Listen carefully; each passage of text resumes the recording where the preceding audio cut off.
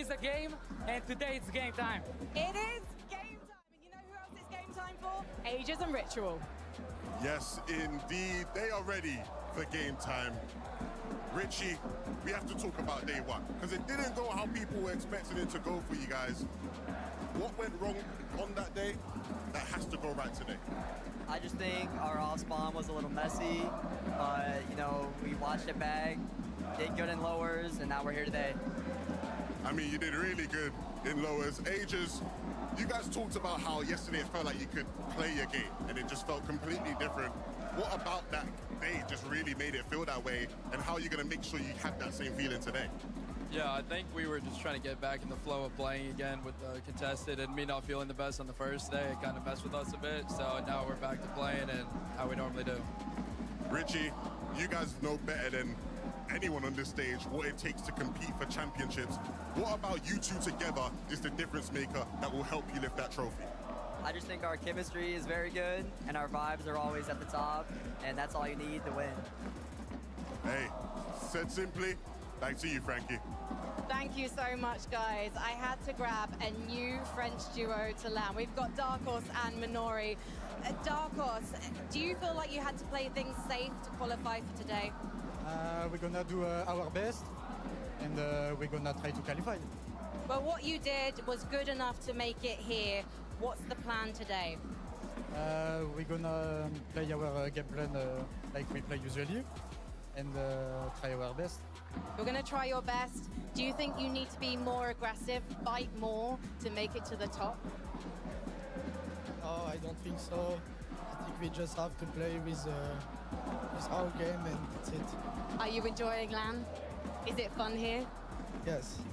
Of course, bien sûr. Yeah, absolutely, it's fun. We're having the best time, and you know what? We need some more duos to join the party.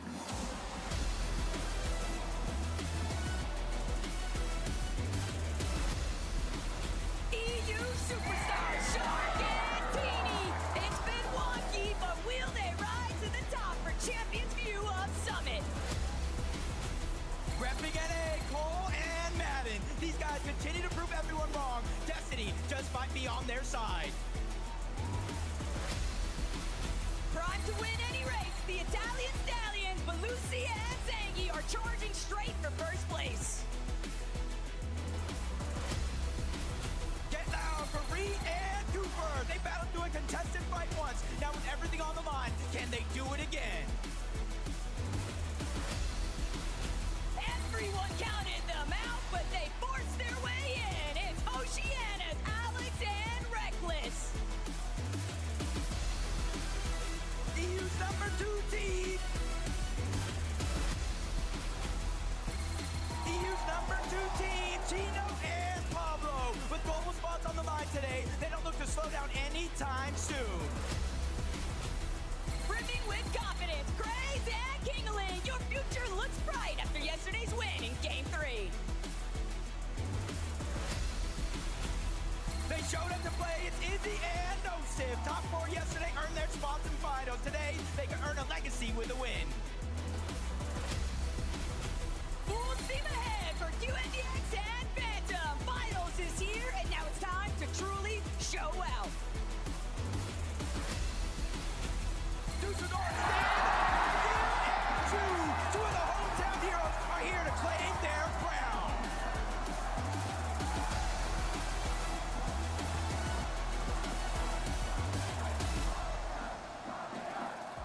QNDX and Phantom are on their way to meet me at their booth. And this is a duo who are literally running to meet me. Phantom, it's okay, conserve your energy, because let's face it, you need it for the win today, right? I do need the energy. I mean, the crowd's amazing. I think we're gonna win at least 2 games today, so let's hope it works. This is your first LAN. What gives you so much confidence? I mean, I've been playing this game for 9 years now, competing for that long. It's the first time I can show the world how good I am, and I'm gonna show it today. I can't wait to see it. I've got to talk to your teammate. QNDX, this is not your first LAN. We first met a few years ago, but how does this LAN compare? I think they're both really, really good. It's so much exciting to compete in front of all of the fans. Let's go! Do you feel like you're a stronger player than when we saw you in 2023? Definitely, way better. They are not ready for this performance. I'm so ready to see the Middle East team standing up this time round, but we've got to head back to North America with Reet and Cooper.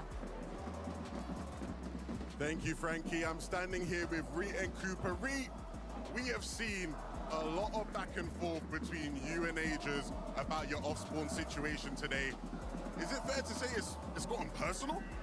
No, I wouldn't say we got that far yet, but we've definitely on the verge. But I think for now, we talked it out. You know, I think things have calmed down a little bit. I think we're thinking with our heads clear. So I think we're both going to do our best and see how it goes. And maybe depending on how the first few games go, things might change. But for now, I think things are good. Sounds like you're ready if things ain't going to plan to heat up the off-spawn a bit more. Maybe. Cooper, again, you know what it feels like to lift up a trophy on a stage like this one. Coming into this day, do you feel similar to how you felt back in 2023 when you lifted the trophy with Miro? Honestly, a little bit. You know, I'm going to this tournament with no expectations, no pressure. I'm just out here to have fun, you know, being contested. It's a lot of a different game, but, you know, I'm looking forward to it. Good luck, boys, off spawn. I really need to hear from Vidil and Judo, Frankie. The crowd was going crazy for them. They are. Düsseldorf say hello to Vidil and Ju. Ju, you tweeted last night. You nearly gave up on this game. Things were not going your way. But now here you are, on LAN, in Championship Sunday, with a crowd chanting your name. What does this moment mean to you? I mean, I can't describe it in one word. It's been amazing support. Dankeschön an alle Deutsche, die hier sind und supporten. Ihr seid die Besten. Dankeschön. And do you think that what you've experienced is a lesson for others to never give up on their dreams? Yeah, that's what I've been told. Like, don't give up on your dreams. You can make it. Like, I was no one. Now I'm playing with Vidil on the main stage. I mean, life is amazing. Thank you. Life must be amazing when you're playing with this man. Vidil, what would you like to say to your fans? Ihr seid die Besten, ich liebe euch. Guckt euch mal an, ihr seid die Besten, ich schwöre. You're lost for words, aren't you? How unbelievable is it to know that so many people want the best for you and they want you to lift that trophy? Bro, I don't know, I'm about to cry. I can't believe this, it's unbelievable. Like, I don't know, like... Take a moment. Thank you for being here, no cap. Like... Take a moment, guys. Get ready. You know you have the crowd on your side, and right now, let's meet our final duos.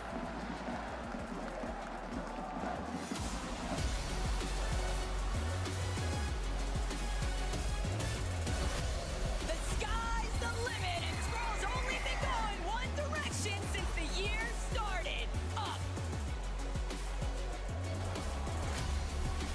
Give it up for Epic Rail and Pump. With 8 FNCS championships combined, this is a dangerous duo you can't count out.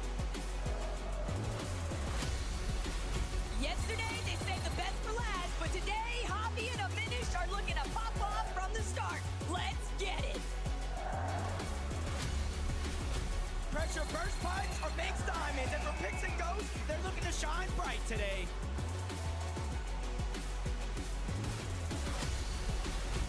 Middle East FNCS champions, they rose to the challenge of qualing in day one.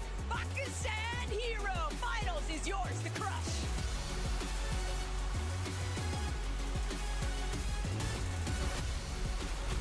The brothers, Peter Pan and Puyo. They've already dominated global land once, and they look to take over this one as well. They overcame the pressure for their seat in today's competition. Golden and Ozone, show us what you've got. Feel the breeze, it's cold and rapid. Winning a game in upper bracket today looked easy. For the lobby to stack, can they do it again? The final stretch is about to begin, and Skyjump and Momsy, they're aiming to bring the trophy back home. The crowd loves O'Reilly. It's not going to be easy, so they look to feed off the energy to win it all.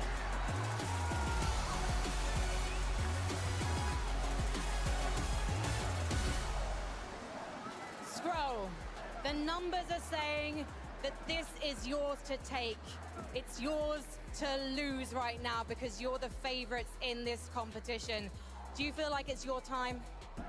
hopefully we practice the whole week, and I think it's gonna be maybe the time.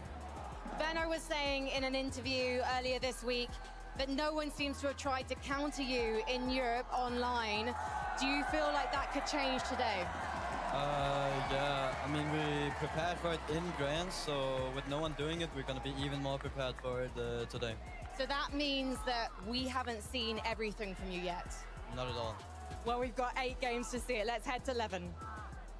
Thank you very much, Frankie. I'm here with Rapid and Cold. You guys have quickly emerged as favorites coming out of NA. Rapid, I was talking to you backstage, and I could see you talking to Pete. It sounded like he was trying to get in your head a little bit, trying to rattle you, throw you off your game. How do you stay cool, calm, and collected? I'm not gonna lie, I just ignore him. Nothing you can say can get to you? No. Cold, earlier this year, when you and Rapid first formed, it wasn't instant, great results. I remember him saying he didn't feel like the chemistry was quite there yet. Here on the stage today, is your chemistry where it needs to be to lift that trophy? Oh, 100%. You guys saw we won the last Div Cup, and we're going to win this summer right here. Every time you step on the stage, everybody's expecting a legendary Cold performance.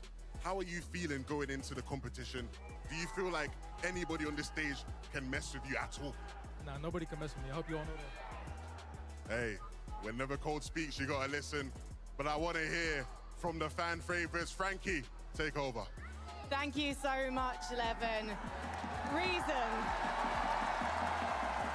What was your reaction when you qualified through the upper bracket for today? I mean, in our opinion, it was pretty expected. We wanted to qual. We knew we had the preparation for it. We were putting in the work, and we just wanted to do it because it's the home stage, Are you prepared to be contested today, though? Yeah, we already practiced a lot, but it is what it is. We'll do what we can, and yeah. And I know that the crowd are going to be on your side. Noah, what's it like to have these guys in your corner? Hey, vielen Dank an alle, die hier sind. Mach mal Lärm!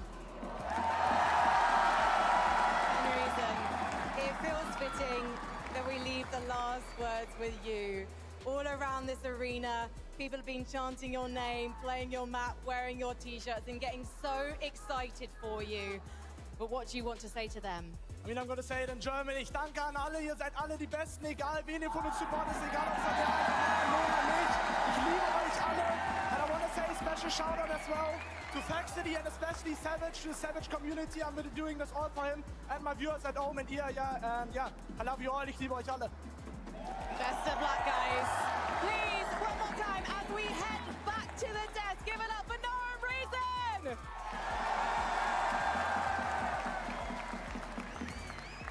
Oh man, it is going to be insane.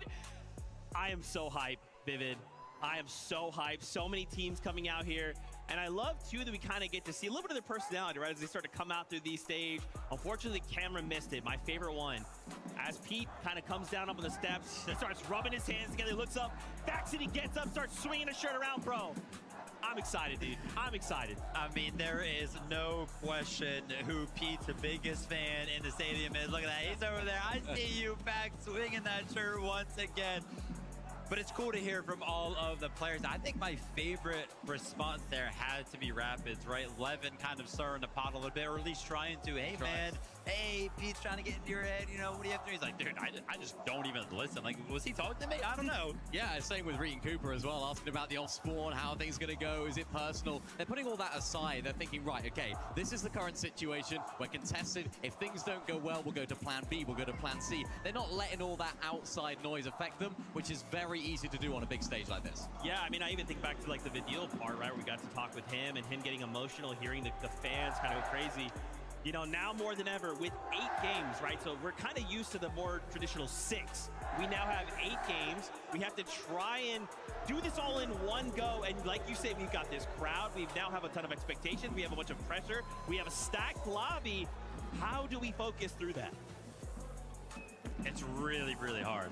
Yeah. It is just super, super hard. Every single player is going to have their own form of kind of reset, right? Something that they kind of resort back to, a thought maybe, some sort of breathing technique. I know a couple of our players were very, very persistent on the idea like, hey, listen, man, I need gum. I need to be chewing gum when I'm up there on the stage. Right? There's all those little things. It's going to be different for every single one of these players, which is why we always talk about the importance of experience, because if you have been up on a stage like this before, you know what works for you.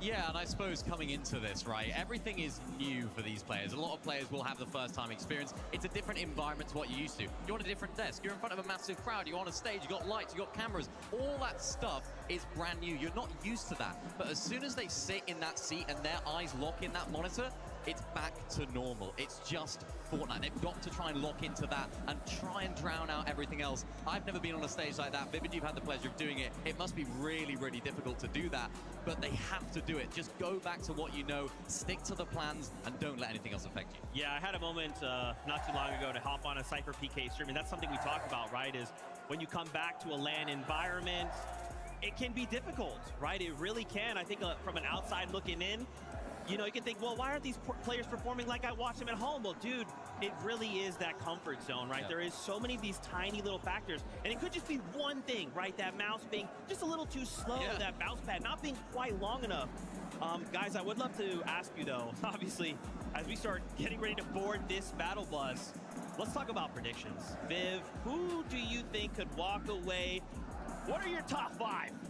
I can't believe you've done this to me, Zeke. First of all, only limited me to 5 teams. I'm sorry! Brother, I could have picked like 10 different duos that I think could possibly come first this weekend. It is seriously impossible, but I had to make a choice. Zeke forced me. So my top 5 for this weekend, who I think is going to place where, first and foremost, it hurt. It hurt not only put an EU team up there in first place, Sky and Scroll. I think they look way too good in Major number 1. I think the game plan that they have coming into the weekend, they talked about it. We know the adjustments that we have to make. We have some backup plans ready. Vico and Malabuka, again, an EU team there in second place. Here's the thing that scares me about Vico and Malabuka, is that we had this giant conversation around Vico being nervous, right? He woke up, he was like, dude, I'm a little bit nervous. Yep. He still played incredibly well day of. If we have Vico, who is an experienced person kind of coming into an environment like this, who is able to fully reset and still play well, I think they have to be a shoo-in for top 5. And then obviously I'm kind of rounding out my predictions with some NA teams, Cold and Rapid, now they're uncontested. Way too good of a team to kind of place outside of the top 5 for me personally. Acorn and Bolts, also best IGL in the world as he's heard. And then I rounded my list out there with Curve and Venom, who a lot of people are kind of discounting. They're like, their strategy's not going to work on a stage like this. But I think Venno, he's always got something planned. You never know what it's going to look like, right? And you're absolutely right. There was so many. It was really difficult, actually, to pick these top 5s that we came up with. And speaking of Vico right there, being nervous coming into it, we saw it on the cameras just a minute ago. What were they doing? They were like dancing. What they were doing. They're still doing it right now. Of course, I spoke to Vico yesterday. He likes to sing a little bit going into it, likes to calm his nerves, try and just get on the same wavelength as his team. But I want to talk about my top 5. A team that didn't feature in yours, Vivid, Shark and Teeny. I did do this before. Before I heard that they might be surprise contested by Epic Well and Pump, but I still think they can still do it. They proved that they can perform off spawn. Vico, Malabuka, too good of a team to not top 3, especially since their situation hasn't really changed too much in terms of contestation. And Sky and Scroll, you have to put them in there. They're going to be in that top 3 for me.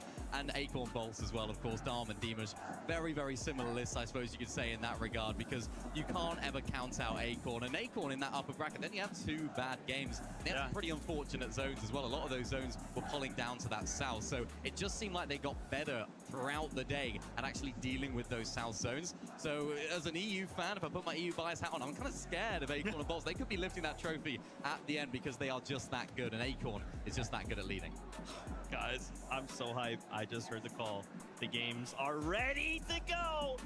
Let's get ready, Fortnite fam. This is the first game of the finals. Jacob PR, the best taco, and Levin 2K. Over to you. This is it, the moment you guys have been waiting all weekend for. Championship Sunday. One team will be crowned the best in the world for this moment. 15 global championship spots and over $1 million in prize money. Yeah, I mean, we're making eye contact right now, but Levin, all of these teams, they're aiming to go straight to the top with you, big fella. And I mean, it's exciting to think about the fact that they've had a couple of days now to prepare, but for some of these duos, the ones coming out of that lower bracket, they are going to have a little bit less time to adjust, but they still got to make it happen. Absolutely, but I think when you look at the way the games played out yesterday, so much to learn. I think there's so many duos who, I think coming into the competition, we might not have even really been expecting much out of them, but they have showed up yesterday. It's about doing it today, though. Yeah, and honestly, coming to this 3-day format, day one, nobody gets eliminated. It kind of leaves you thinking, where's the entertainment going to be? It was entertaining as can be. Any other event we've seen so far. Day two, where 25 teams were sent home. Heartbreaking moment, but again, it was cinema. And now we're here, 8 games instead of 6. And what does that do? What do you think that does to some of these players? I mean, it's a long haul. I think the big difference is we've seen so many tournaments over the years where day one, you get the opportunity to reset, you get to watch some games back, jump into the next day. It's a completely different meta tournament feeling. You only get the halftime break today, Jacob Tackle. I mean, it is not much time to play with. Yeah, and that's part of the difficulties behind it, right? Because typically you'd anticipate having that little bit of extra time for review, maybe a fill-in slot, you know, even some of the other pros willing to help assist. But now you have to question, was it worth me actually helping out some of these other teams? Because what if they decide, hey, my off spawn isn't going well, but I know what makes yours better, so why not challenge it? Yeah, and that kind of makes me wonder, you know, we've seen superstar teams take over games and begin to run away with it. And now with 2 extra games, there's kind of that comeback potential. It's almost that mental stamina a lot of these teams and individual players are going to be forced to really deal with at the end of the day. But I got to maybe ask you guys, we saw some predictions on the desk. I knew it was coming. Got any predictions for us here? I mean, I feel like there's so many amazing teams who their off-spawn situation looks favorable. They look like they could make great runs. I'm going to pick one from each region I'm really looking forward to. The first one from EU, I think Vico and Malabuka are looking good. Sneakily looking good in a way that I think a lot of people now are starting to look and say, that day one performance, Vico said he was nervous, they played with so much ease, and it was so impressive. And then on the NA side of things, Taco, I'm liking Cold and Rapid, man. Cold and Rapid. There's something about the aura about them that just inspires you. It's something about the way they've been playing through 4 fields also. And when you think about a lot of the off-spawn contention that's taking place around them, they're one of the few teams on the outskirts of the map, but they still have an easier path inwards in comparison to those other duos surrounding them. Their surge opportunities are looking much more favorable. I'm right there with you. Cold and Rapid, 100% highlight for me. And now I'm just going to sound like a copycat because Vico and Malabuka would have been the sly underdog team that I'm kind of looking at too for EU, because so many people, I think, just have that dependency on the Peterbot Boyo storyline, them potentially being uncontested now at Squibbly.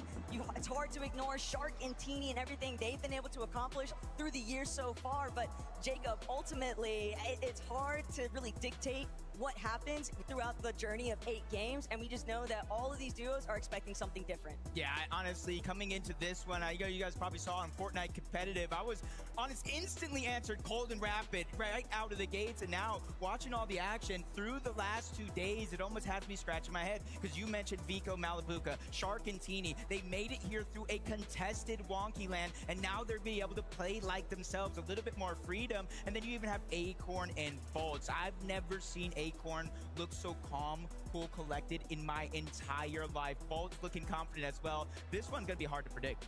Yeah, I mean, Acorn and Bolts, I think the way that you put it, Levin, in that interview was really said best. Everybody seems to just cap these guys. It's always, yeah, they're going to be top 3, but it's going to be the 3rd place. Yeah, they're going to be top 5, but it's going to be the 4th or 5th place. It's never number 1. And all I can think about is reflecting back to even Chapter 5. So many people have always counted Acorn out, but historically speaking, he delivers in the moments that he says that he's going to. And what a day and time it would be to really show the world that they are winners. No better stage to do it on than this one here.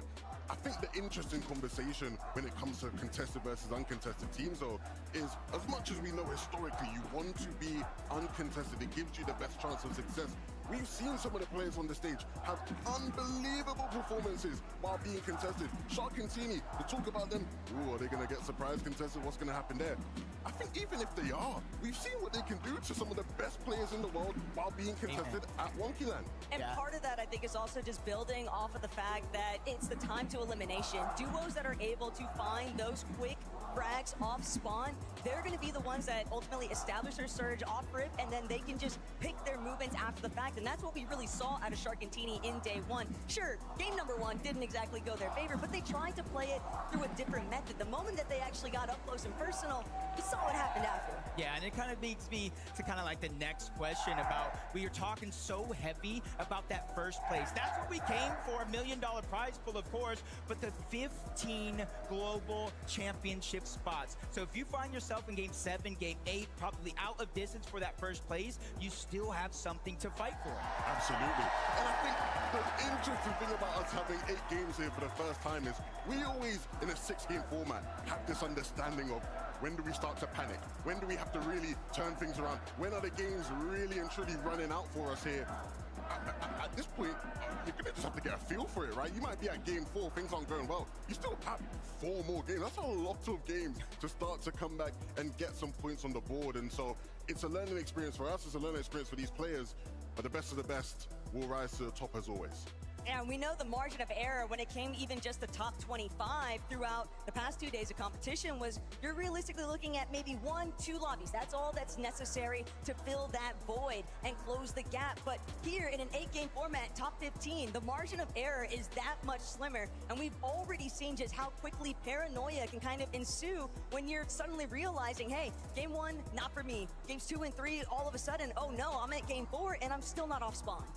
Yeah, and this is going to be kind of one of those things like game 1, you guys are talking about game 2. You know, Chino and Pablo, for example, a triple contested Sandy strip. They didn't necessarily play well in day 1. They fell to the lower bracket, right? Triple contested again at Sandy strip. But they had the 2 bad games in the beginning of the tournament and didn't necessarily go there well, but they were able to pick up the pace. I think as soon as these duos, these players are able to kind of play like themselves, comfortable, almost as if they're at home, that's when they're really going to find the success. And that's why I look at some of our veteran teams, the players that not only have been around Fortnite competitive for so long, but playing in person, playing at these lands, the Invitational, the Global Championship, even the Pro-Am kind of gets you that experience that you need to play on the big stage. Absolutely, and I mean, we always talk about what's happening on the map, in the game. For a lot of these players, this crowd, their energy is going to be vital to success. They're going to need every single person in this building to be as loud as possible. So just to remind our players, people, Dusseldorf, make some noise! I know you guys wanted more than, how are you going to let Levin be louder than all of you? Dusseldorf, make some noise! Let's go alive.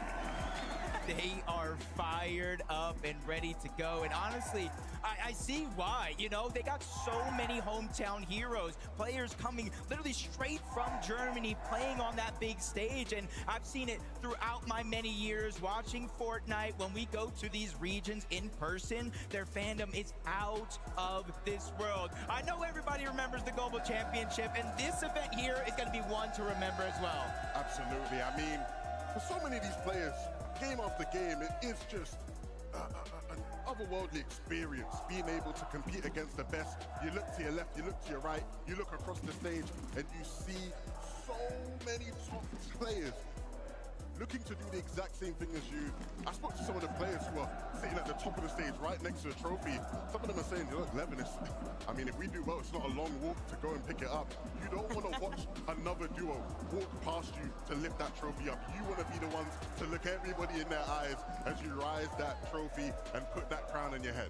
The first one is always so special. And granted, we have numerous Major 1 champions in the building participating in this competition here tonight, but everybody wants that moment of pride, the ultimate celebration, because you're not only confirming the trophy, but you're also establishing your seat for the Global Championship. Yep, and I know we're still getting ready to go. You see the players on the stage, the stands. I even see a mark on the co-string, just letting everybody feel that energy. energy. And that's why I like these in-person events, because everybody can go ahead and type who their favorite player is. You can go ahead and be in those chats. But when you're in here in person, these players hear you screaming their name. They hear you being a part of it all. They hear you showing your passion and giving that energy. And this is that moment you guys have all been waiting for. This is Championship Sunday. 8 games of full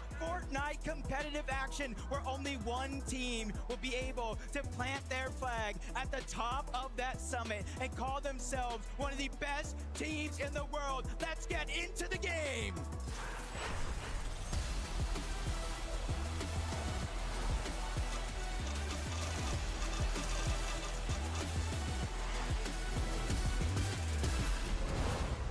You've had your introductions. These players have now had all weekend, and they're finally ready to show us exactly how they plan to get the party started. So many off spawns being considered around the map, but which ones are actually going to build and which ones are going to depart in an instant, we'll get to find out. We're already seeing Riptides. We knew it was going to be uncontested. Focus and Thomas.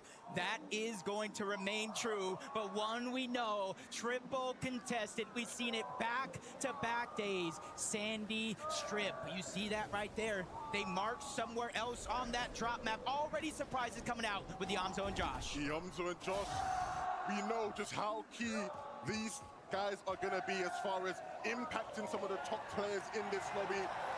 Reason and Noah, looks like they're going to swerve. They don't want the smoke off spawn. They want to give themselves a better chance of having a good first game. And this is part of just trying to win the mental battles. You don't want to be immediately eliminated. If you recognize we got beat to the punch, we're better off just trying to establish ourselves elsewhere. But it's going to be tough working with sticks and stones. We'll see how they come back. Chap Flixie, another team in a heavily contested area of the map. This south section over by New Sanctuary has been very busy all weekend. Yep, we're already seeing a couple eliminations right off of the board, and it looks like Flixie was able to get that 4 spawn. Resigns is the first one that goes down. Flixie already starting off hot here, and he's looking to go back-to-back and wipe them off spawn completely. And a perfect start to the tournament. Quick run to get the momentum going. Not going to be an easy team to go up against, but that is how you play things out of spawn. It's also going to prevent other duos from being able to immediately get that third-party opportunity. But Ritual, Agers, disaster has struck here in Game 1 at Latte Landing. And the issue right now, Ritual has nowhere to go. Reet, Cooper, obviously trying to hunt him down, but you also have to deal with the likes of Rainy and Nalu very close by. And so the opportunities to actually escape this north side position, they're just not there. And this was already a POI where you didn't really need more spanners thrown into the works. It was already a messy situation at times. They seem to come to a cool, but things are heating up. Not just at Latte, here at Battlewood as well. It's up to the young Curve to try and keep his duo alive in this first game. He has to try to clutch up big with no shield already. He lands one shot, but it's not enough. In Game 1, the NA Central champions have just gone down. This is not what they planned for. It's not what they prepared for. We spoke to Benno and he said we just need to, prepare ourselves mentally as best as possible. But no amount of mental preparation can prepare you for a shot like that, Taco. King just came ready here today. Clearly riding off a little bit of momentum even from those matches yesterday. You get that Victory Royale, and what could feel better for the confidence? But Nalu, that's also going to be a big strike here. Ritual's out of this. First and second place in the NA Central Finals this season are down and out in Game 1. And here comes the third party coming in, Reet and Cooper. This is the team we thought would be a part of all these exchanges. A surprise third party from Nalu and Rainy, but they're going to do a lot of the heavy lifting for Reet and Cooper. And I think they know that he's a solo, at least for now, so they're trying to put the pressure down. They're trying to at least get closer and closer to this elimination. It's not just about the points, it's about the Storm Surge as well. Reed's definitely looking to chase this one down, but for Cooper, that's who I really got in the back of my mind. 2023, everyone wants to kind of rule that Grand Championship out from him, but the fact of the matter is, Cooper's here to prove there's a reason why he won back then, and he's still got what it takes. Yeah, and they're going to continue to hunt. We're seeing the effects of Latte Landing. Nalu even when you think you're worrying about the players in the POI who you're trying to fight, there's always potential for someone sitting up on them cliff tops to take shots inside. Thomas and Focus, they're in a scrap here south of Riptides. Yeah, this one's going to be tough. Even if you start off uncontested, doesn't mean it's going to remain that way. Akira and Karama are trying to come over and crash the party, but Focus and Thomas, they got some early game shots. That's going to help their early game surge, give them a little bit of freedom, but you can see that they instantly disengage off. They don't want to fight this unless they absolutely have to. For Thomas, for Focus, it's about the little victories that they're looking to stretch into a mile. For Thomas and Focus, too, they just know how this one tends to play out. Triple contested is just not worth it. Somebody else is always going to come into the mix. So Sky scrambling around. Battlewood Boulevard has just not gone favorably at all for any of our major champions for EU and NA. And it looks like it was Yomzo and Josh that played spoiler. Scroll and Sky, they have played their game so consistently. There's so much footage you can go and watch to anti-scrap them, and it looks like that's exactly what Yomzo and Josh have done. It seems like they're pulling out an old playbook strategy, kind of a teeny strat, dropping everywhere along the map, but Gino and Pablo seems to have left Sandy, but for right reason. It looks like they've taken down both Kanata and Victor V, being one of the only teams standing at Sandy Strip. You can see they already have that elimination onto Victor V, putting Kanata in such a pickle. They slide in, they take him out and send him right back to the lobby. One of those moments where you really want to make sure you don't overheat if you are in Victor V and Kanata's position, but we'll see just how that changes up in game 2. Pollo and Peterbot rather take their time going fishing over at Squibbly Shores. It's been a bit more calm. We've seen so much action kind of hopping around the map, but Pete and Pollo, all they're really after is trying to see what else they can build. And it's going to be a very pivotal game to see where Peterbot's mentality is at. We saw on day 1, game 1, he jumped into a fight too eagerly, got rattled a bit. It was the same story back last year in Lyon at the Global Championships. Will he learn his lesson on the stage here today? Alert from underneath. It doesn't look like it's going to work. That's Kiduo and Werix. They get pushed out. Mini Pio and Fakun, they're going to go ahead and take advantage and take control of all the pieces from underneath, forcing them further and further back into those tunnels, cutting off one of the only exits towards the top side of the map. And that's going to make them make a decision here. Do we want to continue to fight for the spot inside, or do you want to try to travel through one of those tunnels? Camping out the teleporter or the porta potty can lead to some positive eliminations for any other players that might be struggling, looking for an escape from contention elsewhere. But it's still a difficult situation because when you're in the tunnels, other teams are going to know it, and they're going to wait for the moments that you start to leave. Here at Frigid Fortress, you hear the crowd getting wild. Taco said it herself, go big or go home. And honestly, coming into this one, you know, I was like, they could win. I'm not sure if they're my top team to win, but after Vico said it on day 1, I was a little nervous. You saw how he played on day 1. That didn't look like he was nervous. Now they're here in Championship Sunday, uncontested. Let's see what they can do. The key with this duo is we know individually they will have great solo performances. If they can piece things together and bring that synergy, it's going to be a scary sight for the lobby. Well, Kira and Karama, they didn't get what they were after. Trying to see they get some elims onto Focus and Thomas over by Riptide, so they ventured back towards Battlewood Boulevard. And remember, Sky Scroll, that was a duo that helped out Akira and Karama making it here in the first place. So it comes as no surprise that maybe some of those strategies might work against them here today. Absolutely. That is always the risk when you're as successful as Sky and Scroll have been. Teeny looking for success of his own here. Just kind of looking at the mini-map, wondering, where is Shark even at? It's almost like that Peter Box-esque situation where he's lurking by himself. Maybe he's just trying to get damage here. Not a full elimination, but he's going to get an opportunity here as he turns the corner. One shot onto Demus, and that's what you call a little success. You get the damage and you just keep it moving. Finally, we see where Shark was at, on top of the wonky land wheel. No surprise. You absolutely take that exchange. For Demus and Dom, it's a pesky little fly on the wall situation. Shark will be more than chuffed with that 45 tag. But I think it was a great way that Shark and Teeny split the responsibility of approach. You let Teeny do all the sneaking around, and you've got the bird's eye view off that Surge Tower, so you know that you don't have to worry about actually being challenged right away from a third party. Minori and Darkos, though, outskirts of the map. Liam and Jace They had ample opportunity to showcase exactly what kind of fighting capabilities they were able to pull it out in yesterday's competition. But these are some big teams coming into play here on the global stage.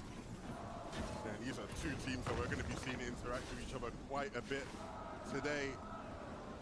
Both of their destinies potentially tied hand in hand. For Liam and Jace in particular, this is going to be the toughest lobby he has ever played in. Hasn't played in a major final over in NA. But there is nothing more major than this summit.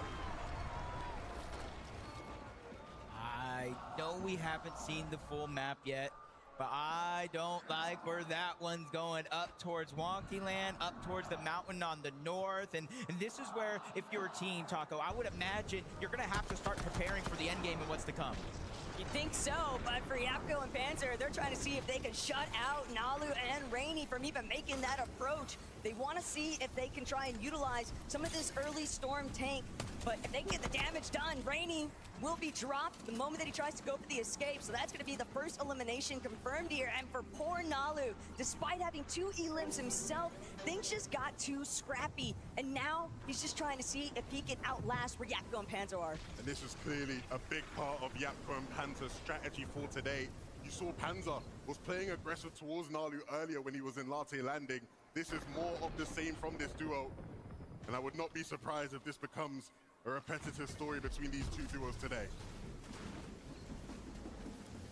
I do like this decision from Yapko and Panzer to disengage. Zone is moving all the way towards the west. You can just stay in front of a lot of the teams. You can turn around and do exactly that, what he's doing.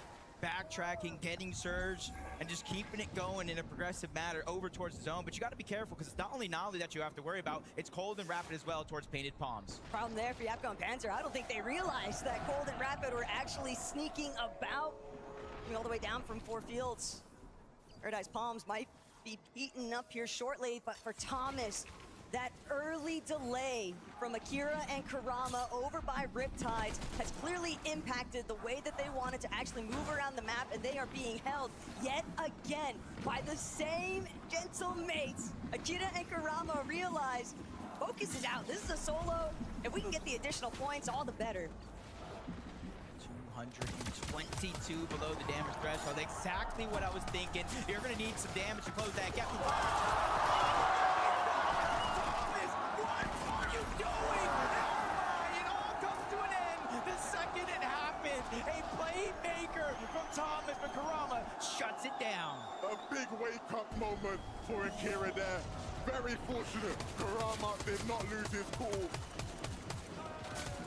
You just have to think that those initial shots from Thomas, they weren't warning shots. He was letting you know he meant business.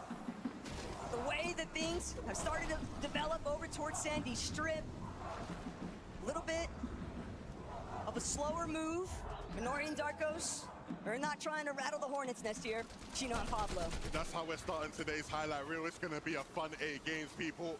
Sky and Stroll looking to begin that journey to recovery. Both players back in the game, both players looking to put themselves in the type of spot we've seen them in so often. Up on surge, good when it comes to their loot, trying to get some heals back, and a late rotation into the safe zone when needed. Yeah, that's got to be a good heads-up play by Sky, not only to get his teammate back, but he able to get eliminations, but they're getting jumped on right now. 400 above. Troll trying to answer the call underneath. He's going ahead and taking a little bit of height advantage, not trying to give up any advantages in a fight like this. They're the only 2 teams this far out of zone. You see the Fizz. They're going to use it to disengage, but Sky turns back, gets one knock, gets the elimination as well. That Siphon is going to keep him alive. I mean, you said they got jumped on. They were the ones doing the jumping. Quickly regained control of that fight, and now sitting in another dominant position. That was all just about the recovery point. We knew that they were going to need some form of a comeback after starting off shaky, and now you get the reboot, you get eliminations to go with it, a pure refresh that's going to allow them to make this dead side rotation later into the zone. Fizz with the shockwave, they realize, hey, we've already stayed a ton of time in the zone, rightfully so. Scry had to get Scroll back into the game, so even though they're above the damage threshold, they want to try to minimize the amount of storm damage they're taking so it doesn't become a factor later on. Ju showing up big time here between himself and Badil. Everybody's been seeing it out of Badil, that's for sure. So many solo clutches, but Ju, you gotta remember, he's willing to throw some shots too. Chino and Pablo. Last we saw them, they were chasing down Kanata and Victor V, the NA West champs. Now we see him 500 above the damage threshold, positioned well inside of the zone. But now Scroll finds himself in a tough spot. Sky is down. He has to try to return the favor, and he's able to take down LB Works. But the pressure is not slowing down. Multiple teams and players firing off in this direction. But the blessing is here, Taco. Scroll drops the slap pizza, and he's healing up inside of the zone. I thought they'd have a chance to do a deeper west side wraparound, but it seems like they try to just cut straight to the center of that next zone. Too much congestion has now led to more problems. And he'll stay alive, Taco, but at what cost? He's lost his teammate, he's lost most of his builds, and he's not working with much as far as the heals go. Scroll is going to have to bring out a solo masterclass if he has any chance of getting serious points on the board here. Cold and Rapid underneath. 96 above the damage threshold. We saw how messy it was at Fort Fields not too long ago. They have to rotate in from the eastern side, and great damage on the Yapko and Panzer. They're immediately answering that Storm Surge question. Problem now, though, is will Yapko and Panzer be able to even answer back, or will they just get lobbied? It's not just Rapid and Cold, it is the entire teams, all of them located on the south side of the map. And Yapko Panzer, they are down and out for the count. Free elimination there for Cold, and he's got to be feeling real nice about it. But now poor Liam, you hear the audio cue of these bodies being eliminated right in front of you, and yet you have to make that same rotate. Fortunate enough that Cold and Rapid, they set their sights on that next zone. A long rotation they will have to make, but one that will be possible, especially if they can find the right timing. These guys ain't gonna worry about that though. Wow. Sitting in a pretty position to just take shots at whoever they please. Get to see the other side of the coin though for what was happening. Yapko Panzer dealing with Vico Malabuka on top of Cold and Rapid. I mean, the ending was practically inevitable. Great shots from Vico Malabuka, and I know that he claimed nerves, but he also said to all of us when we happened to bump into him, I play best when I'm nervous. Uh-oh, as we tune in to the Kings of NA, Peter Pot is down, Pollo's alive, and I'm not sure he's in a position he could even work for the revive. This zone is just eating him alive. The longer and longer he stays back there, he has to shockwave out now. Top 27, no placements in this game have been given, and he's barely above the damage threshold. Pollo spotted out by multiple players towards the backside of zone. He has the farthest journey to go. Can he make it? Pollo is no stranger to making magic happen on this stage. But here in game one, there is still so much top competition standing in between him and a good placement. And Scroll is going to be one of those competitors, even representing as a solo. Reed, Cooper, will he be able to make it to their body loot? No, it's going to shut that one down. Unfortunately for Scroll, we'll have to close off the wall, and we get to even see where Reason and O'Reilly are trying to find some of their success. Cringe getting dropped, not realizing that that layer was already occupied. The Germans are getting comfortable already in game one, and they're not going to stop. You see them moving towards the front side of things. They might even want to try and play hype this game if they really, really are feeling it. Regardless, Reason and Noah are here to play in this endgame. Wow, Scroll on the feed gets another elimination on the O-Zone. This is one great solo run from game one to start to kind of build that confidence. Tiggs at the top of the mountain, Saya, Scary's there as well. Pollo finds himself elevated but taking damage. Everybody's gonna have a rough time traveling through this zone. Drew and Vidal, 84 below. They're feeling the pressure as well. Shockwave's coming out, but Storm Surge is active. They need 127 damage, and they need it now. They can only take about 3 or more ticks, and it's gonna be Ju who makes the play, gets the shot, and gets him above. They can also hope that just one more player goes down, because even at the just above threshold point, they still just don't have enough. These monumental moments where they need to show exactly how far they can take it. But Rapid, Cold, doing a great job controlling a little bit of a less occupied layer, and they're always looking to punish the backside of zone. Yeah, it's going to be interesting to see what approach do Rapid and Cold have to today's games. We saw a surprise hype play from them day one, game one, and now a surprise hype play from Pollo here as a solo. looking to just use this position to potentially find a refresh, someone whose box he can jump into and get a refresh. Reason has gone down and Noah will quickly follow. The lobby is really starting to shake up here. Through the fire and the flames, we carry on because only one can be left standing at the end of the day. Fico, Malibuca, they're climbing up towards high ground as well. As soon as somebody realized that Pollo is a solo, they're going to get the green light to go.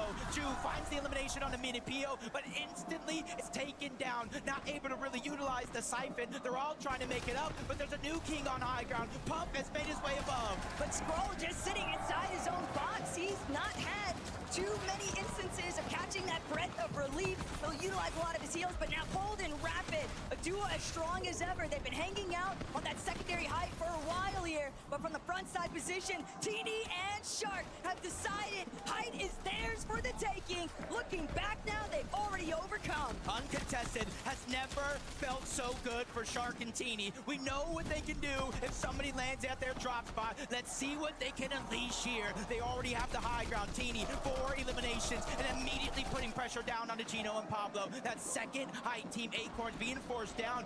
Everybody's being squished closer and closer together. And you can see on the lower side of the table, Dom and Demus, they're trying to establish something that will give Shark and Teeny a run for their money in this game. It's about these two duos and everybody in between who will drop down or fall into this trap. Cold and Rapid, they need to be careful now. The pressure is being applied and they can't handle this player right now. They need to get off of it and Cold will do just that.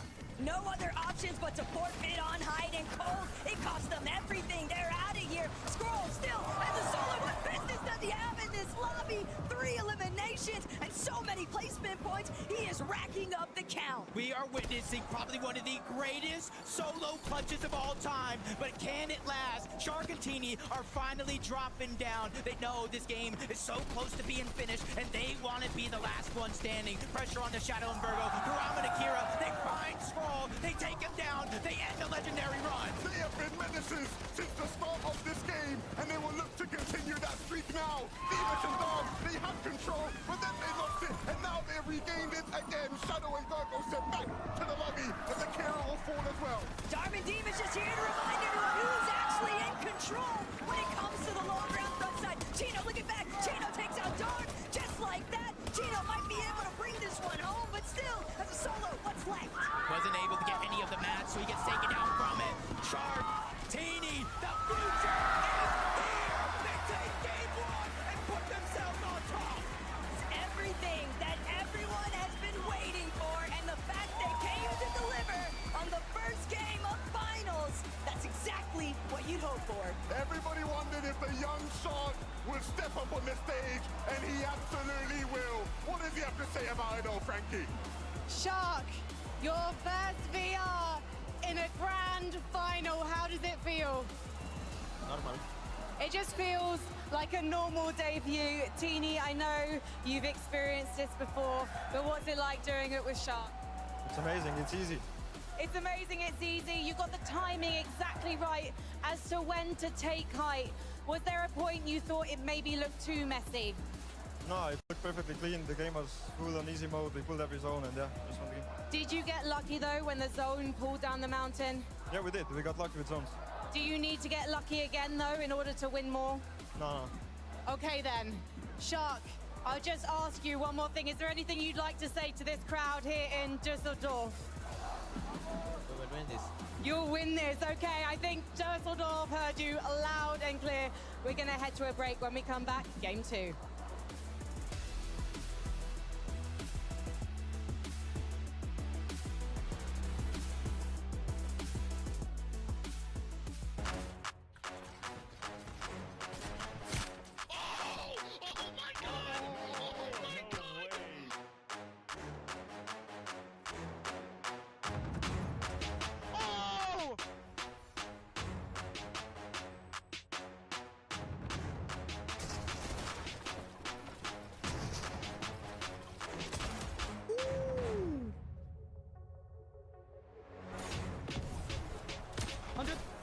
I got here.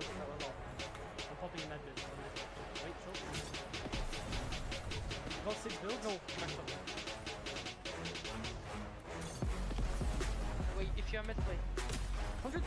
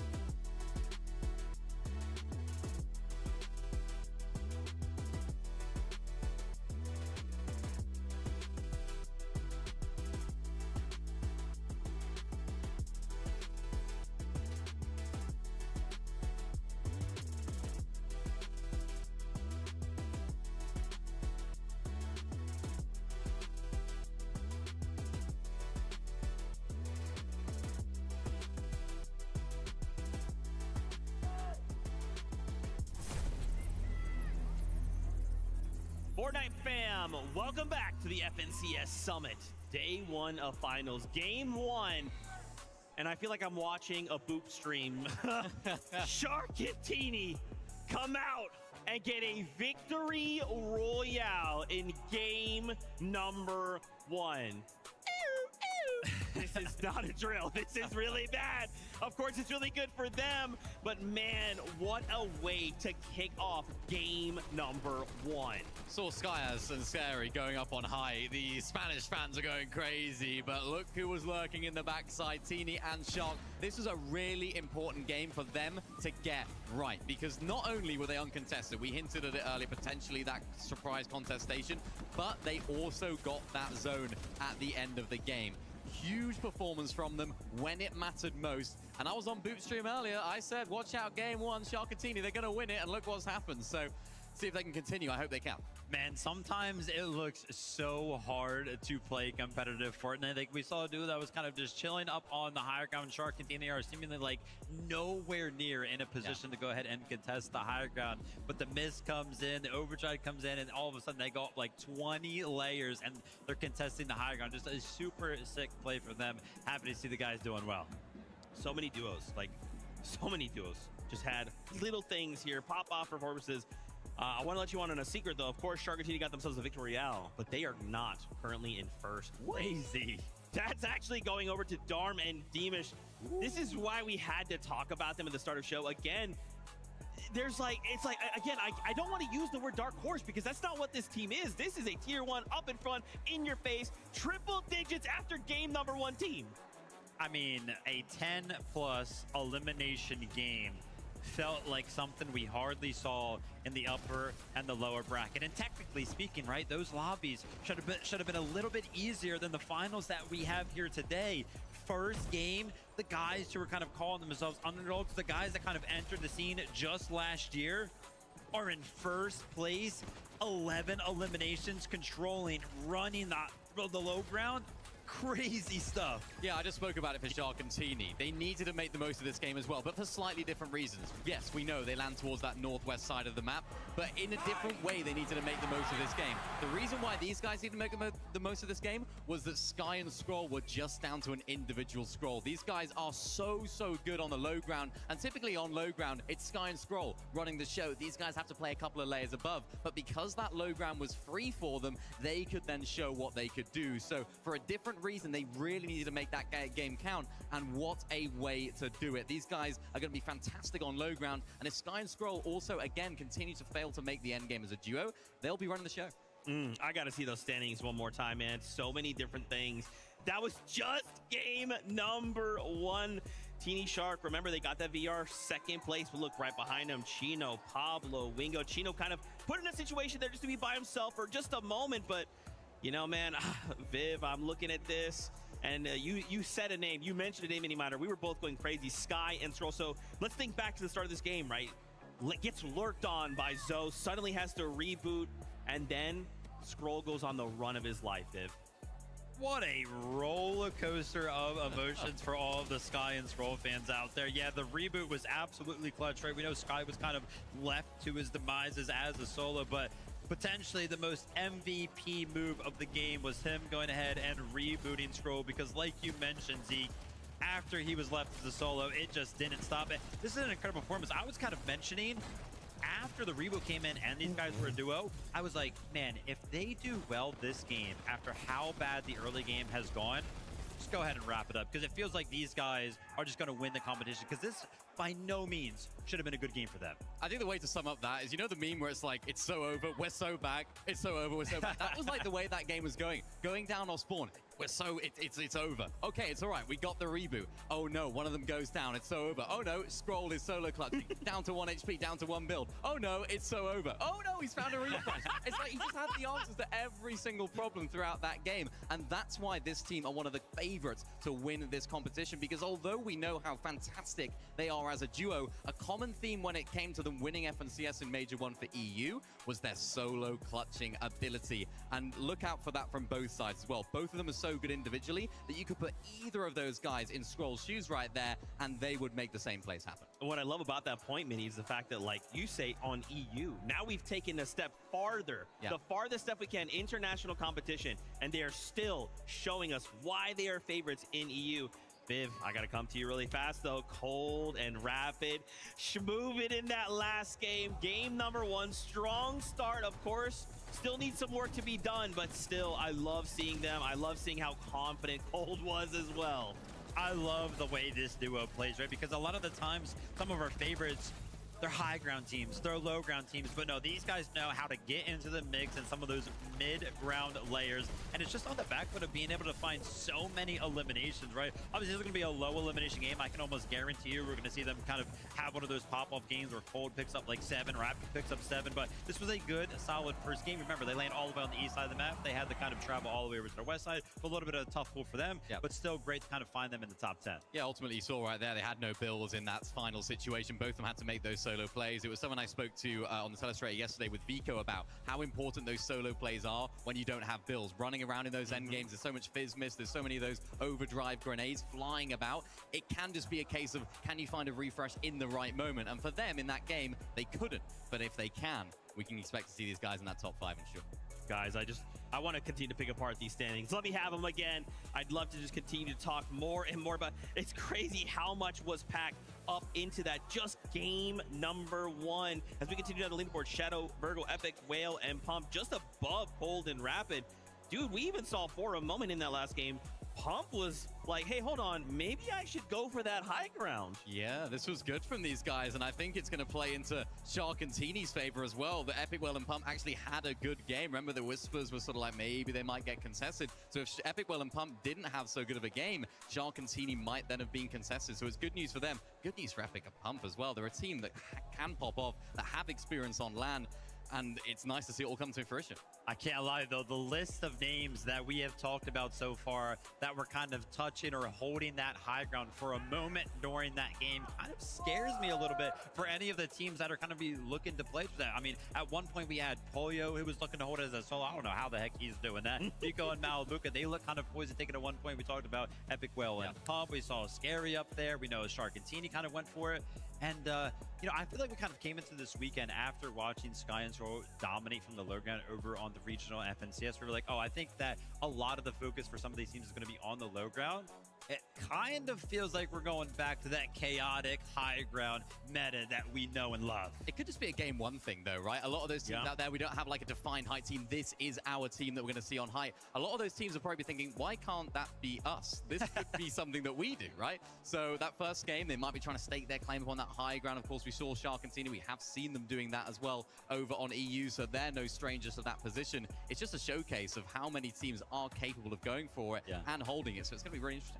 I love to see as well Fukun and Mini Pollo in 9th place representing Asia. We're sitting in the top 10. Let's keep bringing that heat right now. Also, Vico Malabuka, a little bit of slower start, right? Currently in 12th place, but again, I don't want to get too crazy, right? That's just game number 1. Obviously, 8 games is the first time we kind of had like a format like this, but it's a little bit of slower start than maybe we're used to, Mini. Maybe we're used to seeing this. What do you think? Yeah, it's a difficult one for these guys. Again, you know, they probably would have liked to have made the most of this game, considering it was the Northern Pole. So it's like, yeah, they were looking pretty good. They had a good Storm Surge going into this end game. They were picking up a lot of those eliminations. They crucially couldn't pick up those refreshes. Look at those eliminations so far away. And ultimately, this is what we were talking about earlier and yesterday with Vico. No builds. You have to try and make these plays happen. And if it doesn't go in your favor, Vivid, that's when things can start to crumble. Fortnite's so hard, man, because like we turn into these guys POV wise, what was it like in 9th zone? It looked like they were like playing like second height. It looked like they were kind of poised to once again, you know, win that game, but you tune into them just a zone later and they have run out of resources right there. Remember, top 15 is what is going to qualify you to global championship. And I cannot believe I'm saying this because we kind of brought up the point that some of these smaller regional teams struggle to break into the top 15. We're talking about top 10. Looking down here at 11th place, we got Alex and Reckless also kind of joining us in the mix. So happy to see these guys there. Of course, they just about got through in that low bracket. They were that 19th team that qualified on through. And I was speaking to Alex yesterday night in the hotel, and I was saying, you just about made it through. How are you feeling about tomorrow? You've done it so much. And he was like, yeah, we got some strats cooking. We got some things under wraps. We haven't shown all of our cards yet. And he, being the face of OCE, like he likes to talk about, he needs to make these plays happen. And of course, looks like they're working out so far. Yeah, man, that's a strong start. Even in 14th place, right? We saw a little bit of Scary as well as Sayaz. They were kind of starting to compete for that high ground. Didn't quite go their way, but again, that's just game number 1. Even got a little couple moments there with Akira and Karama. Dude, there's just so many names packed up into a single lobby. After game number 1, how are we feeling? Feeling good. I mean, what kind of flies under the radar for this duo specifically a lot of the times, double controller. Kind of rare in Fortnite nowadays, right? It's kind of been difficult, or at least, you know, not so common for controller players to kind of find themselves any success in Fortnite competitive, but we always see those breakthrough performances. Karam and Akira picking up a top 4 that game. Obviously, they're going to be feeling kind of good about that, and I feel good about it too. Remember, they're kind of expected to land all the way to the south side of the map with that zone pulling all the way to the north side. You got to imagine that we can see them do much better than that as well if the zone pulls a little bit easier for them. Also expected to be contested, so I have to keep an eye on whether or not they're actually going to be able to play all 8 of these games out. Yeah, French favorites, these guys. I mean, a lot of the French fans, you can see them on the screen, you can hear them most certainly as well in the crowd. They are a team that a lot of French fans are having their eyes on, and it's going to be interesting to see if they can continue that. Like you mentioned, Vivid, they are looking to be contested. Not quite sure what happened in that off-spawn contest in game 1, but now they're up in the leaderboards. I'm sure we'll have a look at that. And it's good news as well for Shadow and Virgo, who I mentioned at the beginning of the show. True. If these guys of Akira Karama don't do so well down there at the south, we have seen them landing to that South Frigid Fortress as well. So for Shadow and Virgo, opportunity on that stage as well. And I love that rounding out the top 10. Acorn and Bolts, we interviewed him at the start of the show. Confidence like crazy to be in the top 10 after game number 1 is very impressive. Obviously, we still got 7 games to go. Don't get crazy, but there's still a lot of job or work to be done, rather, but I like seeing them in that top 10. Yeah, I would imagine Acorn right now is probably kicking himself because, again, we kind of talked about all of the teams that land up north. They should be loving a zone like that. We know Acorn land just north of Wonky Lane, so it should have been a pretty similar game to kind of like Shark and Team's performance right there for them because they didn't necessarily have to move far at all. So 10th place, again, probably kicking himself for that, but we know Acorn always got something ready. Yeah, especially in Major 1 as well. We've sort of seen historically with Acorn winning Major 1. This Major 3rd place in Major 1 over in NAC, so maybe it's sort of like a little bit of an asterisk. Yeah, we won Major 1 Summit instead. Maybe they were saving it for the Summit, so really great start from those guys. I'm not too concerned if they do get some South zones as well. They have that massive launch pad that's at their drop spot as well, so I'm sure they would have been looking back at how they could use that in the VODs, but this is a team we expect to see in plenty of these episodes. I love that. Can we just double back for a moment? This 8-game format, obviously being in a situation where the first time in possibly a while, possibly ever, we're seeing 8 games. So many players are used to like the 6 games, you know, and even with the 6 games, it's difficult, right? You drop a game, you're like, oh, that much harder to kind of climb up and reach those points. How do these 2, which just sounds so small, just 2 extra games impact the lobby? I actually think it's going to be a time thing more than an actual like quantity of game thing, because there are tournaments that are on all the time. You know, when you're kind of like in an open stage, you are allotted to actually play like 10, 11, 12 games, whatever it may be for that specific tournament. So they know how to kind of play numerous amounts of games. However, those types of tournaments are usually restricted to like 3 hours. And if you think about 6 games over the course of the LAN environment as well, it's usually kind of about 3 hours. I think just the time, right? It's going to be a long time up there on the stage. I actually saw when we were kind of walking back out here to the stage, there were a lot of players already kind of taking quick little breaks as well. So after the first game, man, these guys aren't really feeling too comfortable. They've got to get their minds right. Well, my mind is right, and it's ready for game number 2. So casters, take it away. Thank you so much, Zeke. And honestly, if game 1 was any indication of a type of tournament we are going to see, we are in for a treat. I can already picture the booth watch party getting absolutely ballistic. That guy's just going nonstop.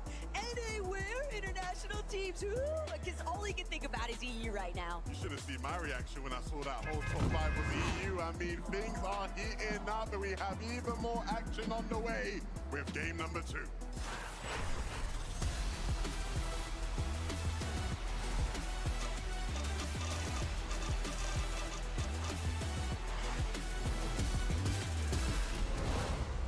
Insane solo clutches, huge elimination games like Garmin Demas just had. We've had a cinematic first game already, and I'm definitely in it for more. In that last game, we kind of saw Cold and Rapid, not necessarily contested, but a good portion of the lobby already rotated on over. They made it evident, though, their intentions are for hype, but we'll have to worry about that at a later moment, because right now, Chap Flixie, they're about to get the party started here at New Sanctuary. Already Flixie getting the first drop spot ready, and he gets that first knock. Down goes Tinka. Now it's a 2v1 situation here. Chap and Flixie, instead of getting full aggressive, trying to find where that last elimination is, they're trying to work together, get some materials, get some heals, because they know the solo is not too far behind as Resign goes down. And for a team who have had plenty of slow starts to tournaments this year, this is a great first 2 games for them as far as the off-spawn situation goes. Quick wipe twice in a row.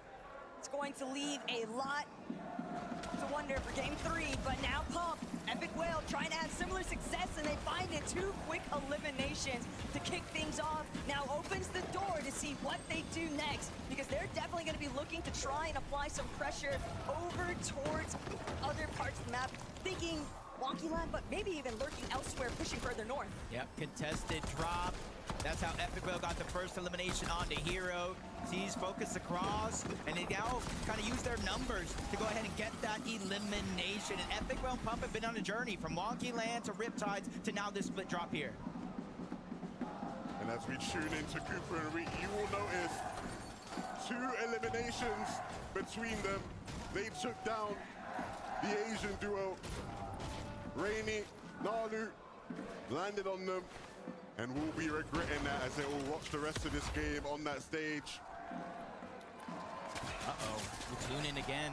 Razan and Noah Riley, not even the best loadout here, looking like they were trying to take the fight. A contested drop means you're not going to get everything right out of the gate. Surviving with 9 HP P. He is blessed here with a second chance at life. But you see, there's two teams directly nearby. We know two teams are north towards Latte, and with so many more towards the west. I'm not sure where Noah and Region are going to get their loot from. He can't afford to even take another tick of damage, and Danikush, Diggs, they were bound to see those white tags being applied, so more pressure definitely still to come as Kazi, Damo, trying to see whether or not they'll have a better story here over by Riptides. Cammy and Hottie jumping into the mix very early on. A little bit of a spoiler even. Their intentions were clearly to mess up Focus and Thomas. Yeah, I mean, it's interesting to see, of course. We've seen these guys fighting in this area all season long. We've seen Focus and Thomas make lurk plays like this all season long, and this might just be a successful one as the fight ensues, as Focus and Thomas come hooking in. They're ready to take control of the fight. Hari not prepared for the damage above. And it might just be Focus and Thomas's fight to win. Hari, no match. Cammy will go down. A great start to the game for Focus and Thomas. That's exactly what Focus and Thomas needed to, but the message had already been sent. The rest of the lobby now, they have it read because Thomas is just finding so many crucial moments very early on. He's got that rhythm going strong. That's one thing you kind of learn over time. Don't poke the bear, you'll awaken the beast. I think Thomas and Focus knows they need a decent game here to go ahead and place towards the top leaderboard. Poyo is down. Peterbot left by himself. 1v2. We've seen the exact opposite in the last game. Poyo was able to kind of clutch up decent placement. 28 points. Peterbot now with the pressure on. One of the greatest of all time. Has to prove why he still is one of the best, but he's getting pressured from all around. 2v1 situation. Dropped down to 65 HP. Even with a full jug and some splashes, he's still outnumbered. And now we will learn which version of Peterbot are we going to see in this competition today. He's already in 17th place after that first game. Not where anybody thought one of the uncontested teams in this game would end up landing. But no, Sif and Izzy, they're going to let the dust settle. They're going to let Peterbot possibly get away as a solo. But how do you give Peterbot this much grace? You have him isolated as a solo. You are strong with your duo, and yet they just don't feel like the juice is worth the squeeze because they recognize Darm and Deemish already on the move. And we always talk in EU about how there seems to be a lack of respect between people, but even here, Izzy and Nosif respecting Peterbot. They know what he can do when you give him enough time and space. Back on over to Battlewood. Kind of saw the ending portions of this fight in game one. Venom and Curve were sent back to the lobby early. Akira and Karama, they used that as a confidence boost to propel themselves for the rest of the game. And I don't think Venom and Curve will get lurked on and make that same mistake too many times. We heard it live from Venom himself just the other day, though. Most of what he intends to do in a finals lobby, he hasn't brought to light yet. Could this be another one of those methods? Only time will tell, but for right now, Curve, Benno, they've had so many of their plans kind of ruined just having to constantly engage with these teams south of the map. A team who doesn't need to do much as far as adaptation goes. They've been successful all season long, playing their game how they want to play it. And with Scrolls, 32 points, 52 points solo clutch, I should say. In that first game, it will give them the much needed boost and momentum they need to continue. Hopefully as a duo, Jacob, but if needed, we know they can do it alone. Yeah, that's going to be the big thing is a lot of players will probably find themselves in a situation where things didn't necessarily go their way, and it's really about how you answer the call, cold and rapid. This time around, unlike last time, Taco, they get the zone pulled on over, which means they have more time to work with. You would think so, but another duo that I wouldn't be surprised to see make their way on over towards this Fort Fields direction, Chino and Pablo. How has that triple contest at Sandy Strip actually broken out? And that's why we see Cold in this Surge Tower, honestly on the lookout, because he's fully aware of the fact that the dust hasn't settled yet over by Sandy. He can see Chino's Surge base in the distance. And the great thing is they won't have to move for much of this game. The zone continues to pull to the east. They are prime position to continue and have another great endgame.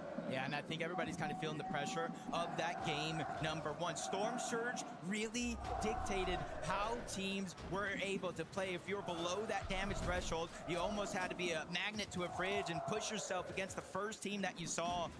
And so now, With one game already under their belt, you're seeing teams kind of play a little bit more passive. 85 alive here in Zone 3. That means it's going to be dangerous when it comes to Surge. And you see Swizzy and Pixie, a duo who many will be hoping to hear plenty from today. Just a moment ago, it looked like they were trying to set up a little lurk play. But this is a team who understands how to play within the congestion. We've seen them do it all throughout the season. Look who's back fighting. A bit of a rematch between Focus, Thomas, Kurama, Akira potentially. Focus, Thomas, though, they'll be happy with how their game started, not desperate for damage in the same way Akira and Kurama might be. Not in the slightest, but they're more than happy to still pay Kurama and Akira a visit just because of the fact that we saw Thomas not happy with the fact that their early rotates in game one, a little bit spoiled by the fact that they were challenged and held over at Riptide. So now Akira, Kurama, ball's in your court, but now they're knowing that Thomas is in front of them. They still have to play catch up. This is a tough situation to be for this guys. Not only do you have to catch up when it comes to damage and surge, you're gonna have to figure out how to get yourself back up to cap mats. They are far off the pathway to having a successful game right now, with Zone continuing to fall far from them. It's an uphill climb. This is a battle I didn't expect to see this early. First and second place, respectively. Shark and Tini going against Storm and Demas. They're taking the fight towards the north side of the map. See damage, shield being taken off, HP. The longer you stay in the zone, the more likely you are to just get one shot knocked. And I think they realize that. Tini making sure to grab the splashes, 12 overall. They just need to get in the same box, and health won't necessarily be a worry. Meanwhile, Shark is still putting down pressure. He's trying not to let Darman Demas do the same thing. He doesn't want to get them healthy enough to fight back, and I think Tini knows it as well. That's why he's putting pressure on both of those walls, trying to break in, and finally getting that elimination on the Darm. It's exactly what they've been trying to stall out for, but we'll even get a chance to review here, see how exactly Darm was even in that position to begin with, and Demas just fully caught off guard. Tini lurking around the rock. He is notorious for these types of plays. He frequently finds those opportunities amongst other teams' loop paths to cut them off and find them when they're in a moment of slippage.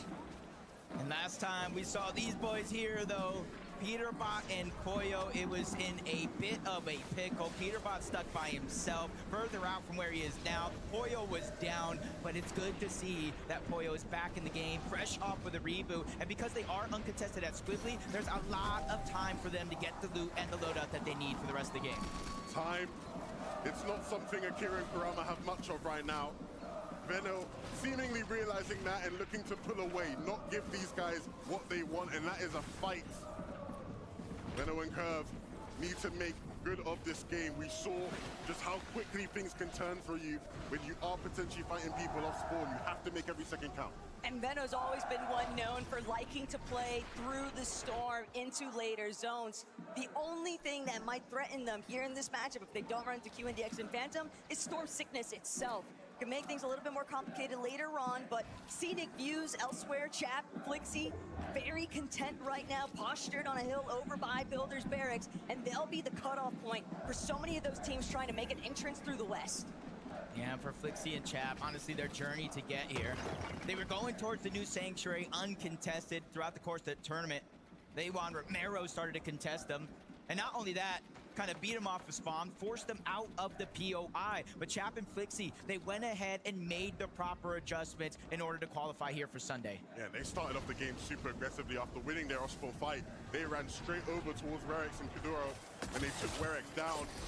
We'll see if that aggression continues throughout the day. It's a tough spot right now, though, for Reason and Noah Riley. It is never a great sight when you're having to depend on these forms of mobility, but still, even entering a little bit after the fact, the main thing is just going to be trying to avoid Chino's line of sight, and that's already been scouted out. Reason trying to hug this cliff face as closely as possible, but Noah Riley, he'll be here trying to stop some face. He's first up, gets an opening shot, but it's just not enough. There's still 3 below on Surge. At least it's a start, but that one is going to set them back just a little bit. Hobby going ahead and firing firing back, letting them know you will not pass, or at least not safely. They're trying to continue to move in, but it's getting rougher and rougher. Sandy Strip, this part of the zone is so stacked that it's going to be hard, even if you get the eliminations to stay alive, but they're being persistent. They know they don't have the heals if Storm Surge activates, but Noah Riley goes down. 2v1 situation, and Reason will follow him back to the lobby.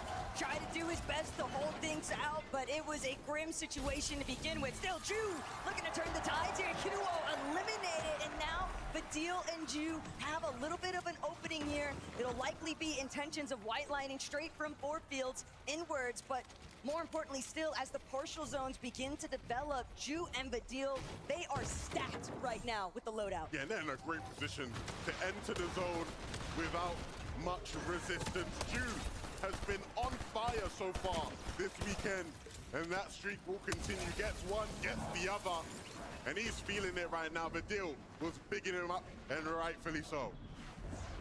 Sometimes you just gotta believe in yourself, believe in your duo. Chino, Pablo taking that rotation away from Sandy Strip, but leaves them overly exposed. Even though they're almost 300 above the damage threshold, they now become Bobby sprayed, focused out. Chino taking a little bit more damage, but they're able to breathe here in this moment. Still 256 above.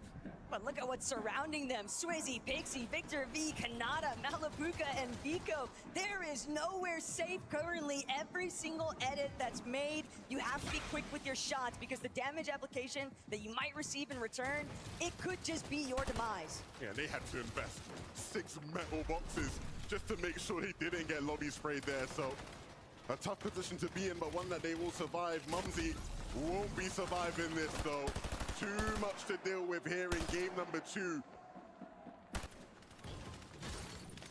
Sometimes being below that damage threshold just could be so daunting. You really have no answer, especially if you don't have heals to keep it going. 47 above though for Acorn and Bolts. Not necessarily a strange position to see him in, especially where the zone has been going, but they need to be careful. Right next door, Peterbot and Poyo, and they are below the damage threshold. That means anybody can get it at this point in time because they need an elimination. Still not enough damage to where one tag wouldn't make the difference, though. That's the best part. Question is, how aggressive do they want to take it? How confident are they feeling in their fighting right now to overcome? I mean, we know these two can turn it to 100 at needs be. And so if things really do start to get dire, I would not expect them to get too passive. Only 5 shots in the shotgun barrel for Poyo.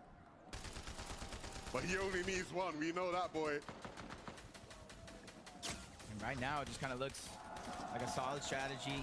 They're close to the zone. They're trying to out-heal it. They're hoping, praying even more teams have to rotate on by, and there goes that first find. Diminished, he's gonna go down. Even if they don't get elimination, they got at least 1 tag, but they're still below 13-2. It's not looking good so far, but they're so patient. They realize they cannot get desperate in a situation like this, because all it takes is 1 moment of weakness to cost you everything. It's just the repercussions of that first engagement. They tried to exchange big blows, but they ended up losing a good chunk of their surge along the way. And when you find yourself net even, it makes every single moment matter even more so because you're just constantly teeter-tottering between the two, above and below. Yeah, look, they're opting to try and out-heal just to keep themselves in the game longer, to maybe extend that window of opportunity for a refresh. And you're seeing Peterbot activating right now. It's Bolts he has his eyes set on, but they won't give it up too easy. You see now the desperation has kicked in, Jacob. They want to get in and fast. Yeah, they realize we can't continue to out-heal this. We'll have nothing left over. Storm Surge hits. Peterbot goes down. Poyo trying to stay alive. He strikes Bolts down. Still below the damage threshold, though. Active Surge. He finds himself above by cleaning up that elimination. Miracles do exist. We told you he only needs 1. And they found it, and now he's got plenty more to work with, but as a solo, it's going to be all the more complicated. Still, you know Acorn can't possibly be happy about that. It looked like they were going to get out scot-free. Instead, it cost them so much along the way. Back-to-back games right now where Poyo's going to have to play this game out as a solo. He played it phenomenally in that last one, but he needs a repeat performance, which might not last too long. Sharkantini waiting in the waters to strike, but he escapes with certainty. But how much distance can he create himself from one of the most dangerous teams in the lobby? This might be one of the worst case scenarios though for Pollo, but his saving grace here is that Sharkantini, they're prioritizing the positioning. They don't need to waste their time on someone who's clearly just way too tattered to actually do something back. Fico Malabuca though, this could be a great opportunity for them to strike first as Victor B left by his lonesome 349 below. He might just be delaying the inevitable here if he doesn't find a pop-off in an instant.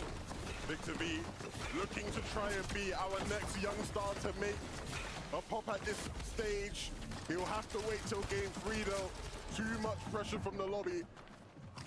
And Ju, we bigged him up earlier this game, but can he back it up with just 9 builds remaining in a very, very steep surge situation? One of the problems that Ju and Badil have encountered along with other teams that are struggling with Surge is that these rotates, you're so much more exposed. There's not much to hide behind from the territory just surrounding Sandy Strip. And with that in mind, teams, they're forced to expend almost all of their materials. They're trying to make these tunnels to find those clear paths, but everyone is just on the lookout, constantly trying to find an opportunity here. And Ju making the approach now, it could be Cold next. Chance is going to go down, Cold and Rapid immediately steamroll that one elimination. They backtrack, trying to get seconds, but it's Tyler who actually steals that one away. You can see the entire lobby coming online here. Even high ground, you got Belusi, you got Zangi, Javi, Aminis trying to make a claim for it. Even Agers and Ritual, they saw what went down in game 1, and they want to be a part of the mix. But this is a sight right now. We're seeing Scroll and Sky paired together. And now, 426 above, the world is their oyster. They're ready to make a move. They've got the mobility off the overdrive grenade. What's next?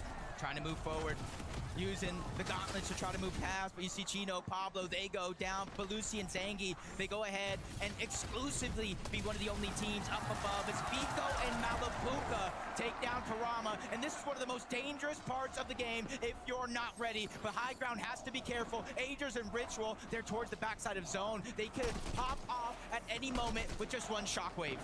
Zangi and Belusi, they have a tough task on their hand holding on to this one. They have to be eagle-eyed as Vico and Malabuca look to potentially make a play in the back. They will just move towards the front side, maybe just waiting for that next zone, that next opportunity. They certainly have the resources to deal with it, and the chop will come out. But all the while on the lower tiers, Shark and Teeny are starting to really find some momentum here. Fico, Malabuca from secondary height, making sure to continue tarping directly below where Belusi and Zangi are at. But they're on the move here and now, straight up towards that front side of zone. They have so many materials, but it's Alex and Reckless that actually look up and try to contest the high ground. They at least get the knock onto Zangi. Belusi has to give it up with only a few materials left, and being a solo, it's his only hope to try to get more points. Oceana came to play today. Alex and Reckless are just causing so much noise here up top, but they're forced to drop. The chop is good to go. Ritual and Agers now with a surprise come up here on height. Jacob called them out. They were waiting in the wings, waiting for that opportunity. And as soon as they sensed some weakness, they went up and took it. But now it's about delivering and closing this game out, as there are still so many duels left in this one, trying to fight for the win. You got Thomas trying to move forward, reunite with Focus, which is a necessity because he has 0 builds left. Even with 7 eliminations, they're falling short in terms of materials in the end game. And eventually, they're getting closer and closer to Sky and Scroll. But it's Shark who goes down. Sky and Scroll will not be denied. They're just taking everything from everyone, but Scroll yet again left as a solo, beaming Ritual up on height, but now he's made his presence known, forced to drop, but he has the builds. He's ready to make a move.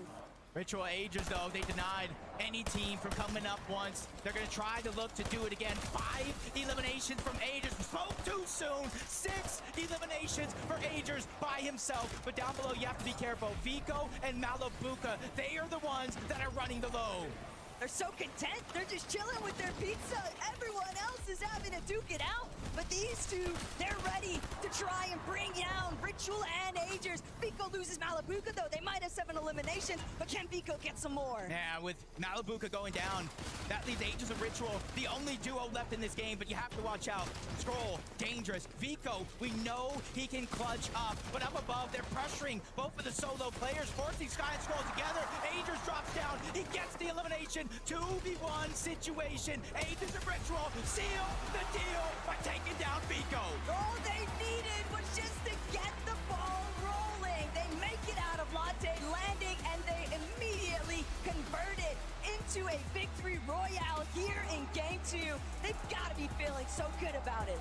Your layer is never too safe.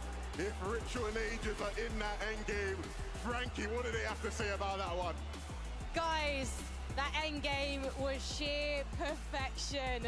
What do you think was the reason you were able to get to such a great end game? I just think we're the best duo, and we were triple con the first game and the second one, so it's the first game we got to play. And now you know how to get off spawn. Ritual, it's interesting seeing you manage to take height cleanly. When we spoke the other day, you said you were more comfortable mid to low ground. Why did height feel right today? Sometimes you got to get outside your comfort zone, and I think that's what we did, and it was the easiest game ever. So the comfort zone is now height? It's everything now. It is everything now. So, you had a problem game 1, triple contested, game 2, flawless. What's game 3 gonna look like now you have a target on your back? We know what to do now. We weren't expecting the triple con because we were practicing against Reed the whole time, so we're ready. All right then, Düsseldorf, please give it up for Ages and Ritual! We'll take a short break when we come back. Game 3.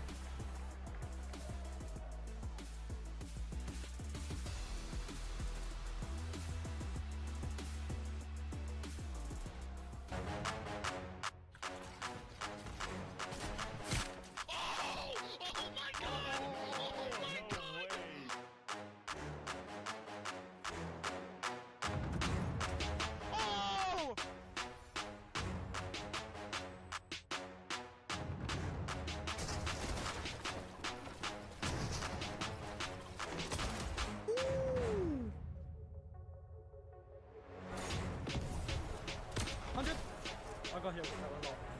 I'm popping in that bit. Wait, short. You got 6 builds? No, max up. Wait, if you're mid, wait. 100! 100! Oh my god! Oh my god! Oh my god!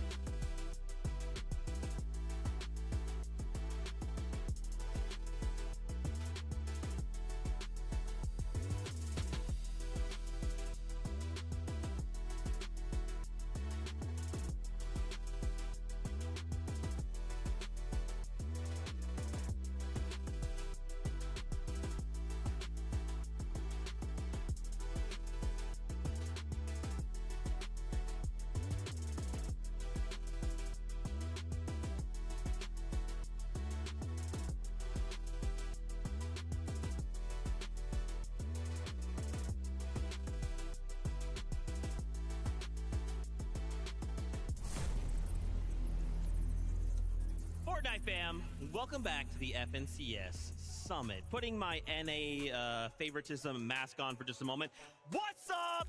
NA on top of game number 2. That's right. Ah! Okay, took it off there. Unbiased Zeke back. I come back. Crazy stuff. Wait for one back on. Ages and yes! Ages and Ritual get up here. Okay, back off. Anyway, sorry about that. Sorry you had to see that. Congratulations to the duo showing up when it matters, right? Finding that momentum, finding what was crazy to the high ground of all things. And I love hearing from Richie himself, like, hey, it is now. High ground is right now. Zeke, I don't need a mask. I feel like the slightest increase in how big my smile is after an NA team wins a game should be telling enough. I mean, incredible game from the boys here, and we were kind of watching this one fizzle out, and it's like, you know, we kind of tune into them. They're on the high ground, they're chilling. Agers, man, ends the game. What was it? 8 eliminations. Ritual over there with 0 as well. Obviously, we know Ritual is good at making those IGL calls. That's what he's known for. Yeah. But Agers having a performance like this, man, incredible to see. Really, really nice to see these guys clutching up, claiming that high ground as well. The way they took height was absolutely perfect. Took it at the right time as well. Something we've sort of spoken about throughout this weekend is the time that you take height is super important. If you take it too early, like we saw with teams like Alex and Reckless, took it a little bit too early, had it taken off of them. But there's a point in these end games where if you have it at the right time, you can ride it out to the end. And especially if you're a team as good as those guys, they are capable of doing it. Triple contested off spawn as well. Like I mentioned in that interview, why Nalu and Rainy was the sort of surprise con from the East. Really, really great job from those guys. Yeah, that's not what you would want to hear, right? On LAN, oh, we're triple contested. Apparently, Agents Ritual, they do not care. We have a listen in from that last game. Let's check it out. Good. I got blasted. Coming over. I'm good. Where? I'm med bombing. Yeah, watch this back wall. It's weak. Okay, Holding it, but be awareness for me. I'm grabbing slices. I'm just holding walls. Give me some hearts. Yeah, delete those. I'm 5-0-1. I'm good mats. I'm good mats. Yeah, hold. holding. You hold. Hold. Got it. Dead. 150. Holding. Hold. Can't get it. Second. What are your I whites? pizza box. You wanna play all height? You wanna go height now? I'm down. Yeah, throw it. Throw this. Right. Jumping in, spraying. Spraying second height. Yeah, spray. Break. Zone. Med bomb. Look at it. Yeah, I'm staring. He's going up. I'm in. Dead. Come on. Baby. Come on. That's what I like to see. What's really interesting too, of course, they had the high ground, but then in that like kind of pivotal moment, they're like, let's just drop low ground. They're expecting us up there. Let's just take the fight to them, catch them off guard, blindside them, ends in a victory royale. Yeah, incredible stuff there. Love to kind of tune into the listen-ins, because something that we can't really pick up when we're just watching them heads up is like, what are all the things that these teams are aware of? You kind of heard that he was calling out head missed, end zone. They could, overdrive up with that. So they were fully aware of that. With that game right there, after a rough game, number 1, Agents and Rituals find themselves flying up the leaderboard, 30 spots to join the top 5. We needed an NA team up there, but yeah, they're going to be 4th place after that one, 105 points. Yeah, really, really great performances, guys. I'm looking at first place right now. The new first place on the leaderboard. Teeny and Sharp. We got to bring it back to EU, all right? That's what I'm here. That's right. These guys started the game really interestingly. They actually lurked on Dharma Dimash, our ex-first place team, and took them out of spawn. Really bold play at the beginning of this tournament. They've only just had 1 game prior to that. So it's like we are playing for the win already. We are trying to take this by force, and that is what they then continue to do for the rest of this end game. Exciting stuff, Vivian. We're only 2 games in, but it starts to feel scary when Miniminer kind of makes the point, hey, listen, Shark and Teeny game number 1. You guys got to make the most out of that. They did. It comes over to Wonky Land. They have a great game. This was nowhere near Wonky Land, man, right? They had to rotate across the map, but they still did very, very well. And that's when it starts to get scary for me, when I start to take a look at how good some of these teams just are at playing Fortnite. And not to mention this change in strategy as well, like you mentioned, early in the game. So they look prepared. I wasn't prepared to see this many teams up in that leaderboard as dominant as EU. We got our one up there, right? But so many high-profile duos as well. Vico and Malabuka themselves. We saw Aegis Ritual climb to 30, but Vico and Malabuka climbing 11 spots. Remember, we kind of talked about their first game, maybe a little bit slower. They said, second game, let's kick it into high gear. Yeah, there's a few really nice things they did in this end game. They were shaping up to take height at one point in that game. They were looking for it later on in this end game, and they were thinking, right, do we go for it, do we not? And there was a moment where they decided, okay, let's not. Let's play out our materials. Malabuka, Vico picking up a lot of those refreshes, and it was around this sort of moment where they thought, yeah, let's just play out the mid ground, play out the low ground layers as well, and it was right here. Vico decided, yeah, let's just try and play out as much as I possibly can, going back into the storm. And then, of course, when Aegis and Ritual came down, they took out Scroll. So he managed to clutch up that second place. And something that I just noticed about Vico, right? A lot of players, when they're walking off for that break, we actually walk by them when we get to the desk. They're very chill, very, very calm. Vico's a lot of fans, of course, chanting his name. He was fired up. He was feeling good, and I hope he carries that into the next game. All right, well, you know what? I'm actually getting word. The next game is ready. So, casters, let's kick it back over to you. Already 2 games down, 6 more to go. This is looking a little bit more like a marathon instead of a straight foot race. You would think so, but with the way that Shark and Teeny are playing, they're looking to eliminate anybody that's coming close. Darm Deemish targeted intentionally. They were in that first place position, but an early departure now means Shark and Teeny might look to take over here in Game 3.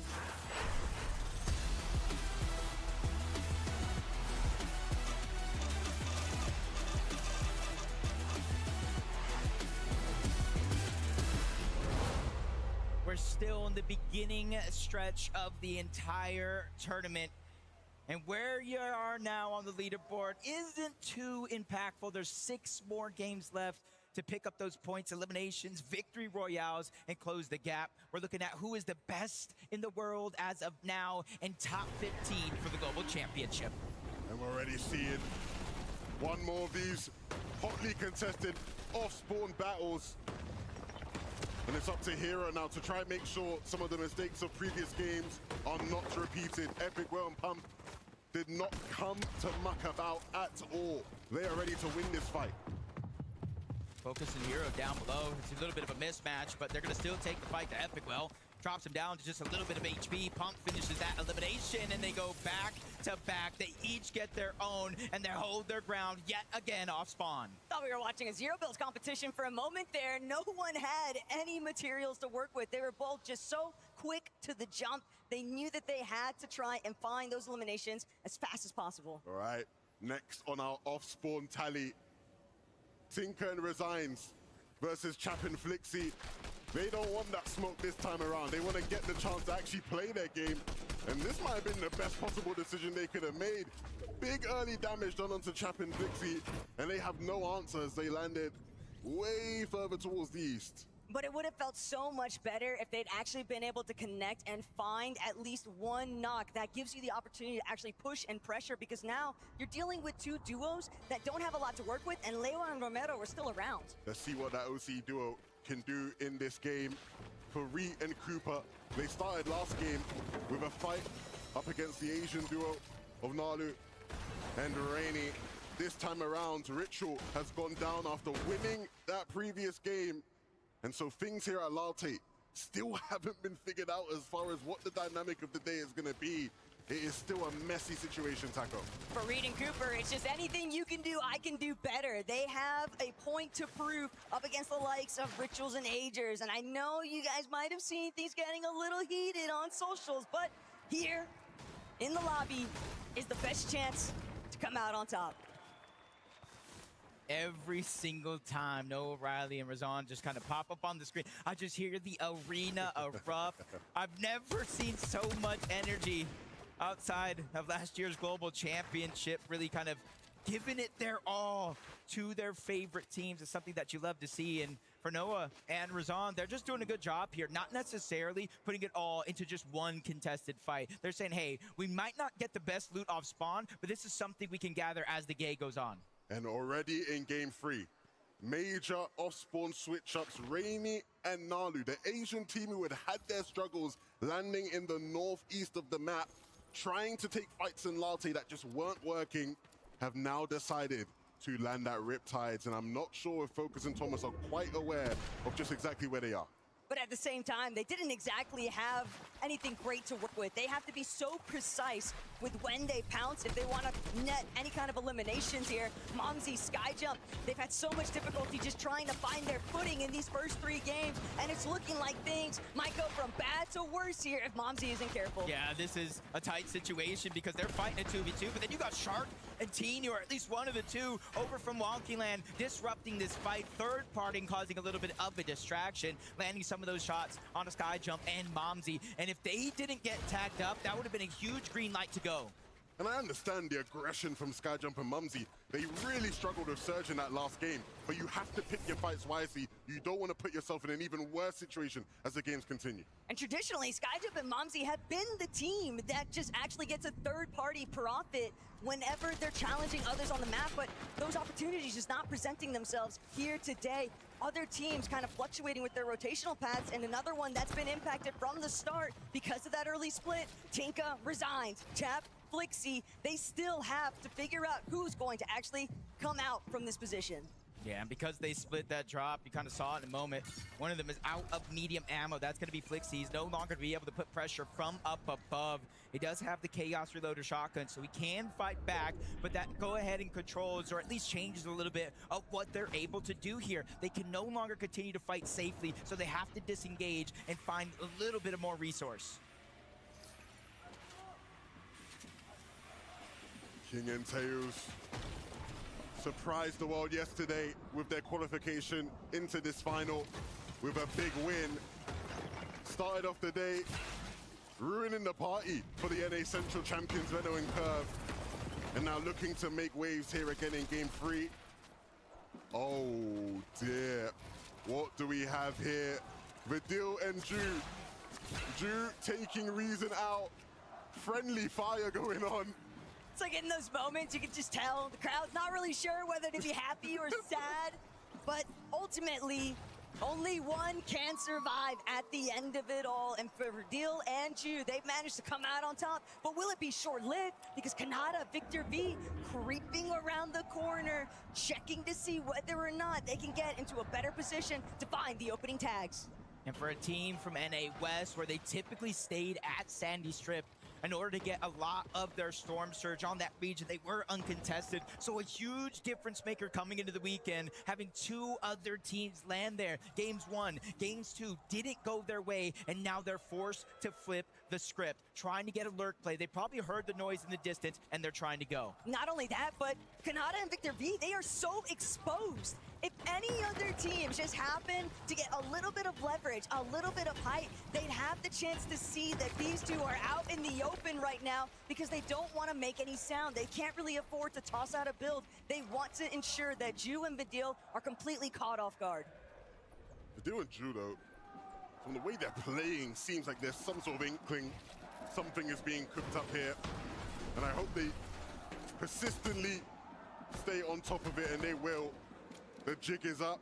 Kanata and Victor V will look to dip as they realize there is no free opportunities here. Curve and Veno, game 1. Didn't necessarily expect to get lurked on the south side of Battlewood Boulevard. Ever since then, I feel like they've been put on notice, Taco. A lot of their tactics have definitely revolved around their fighting potential. Both of these players are able to deliver some big blows and some big clutches, but what? At the same What's time, up, everybody?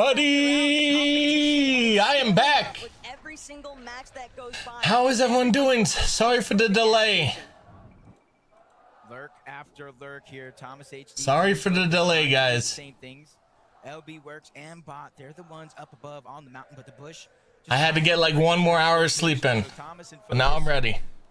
They're gonna have to take what little information they currently have here.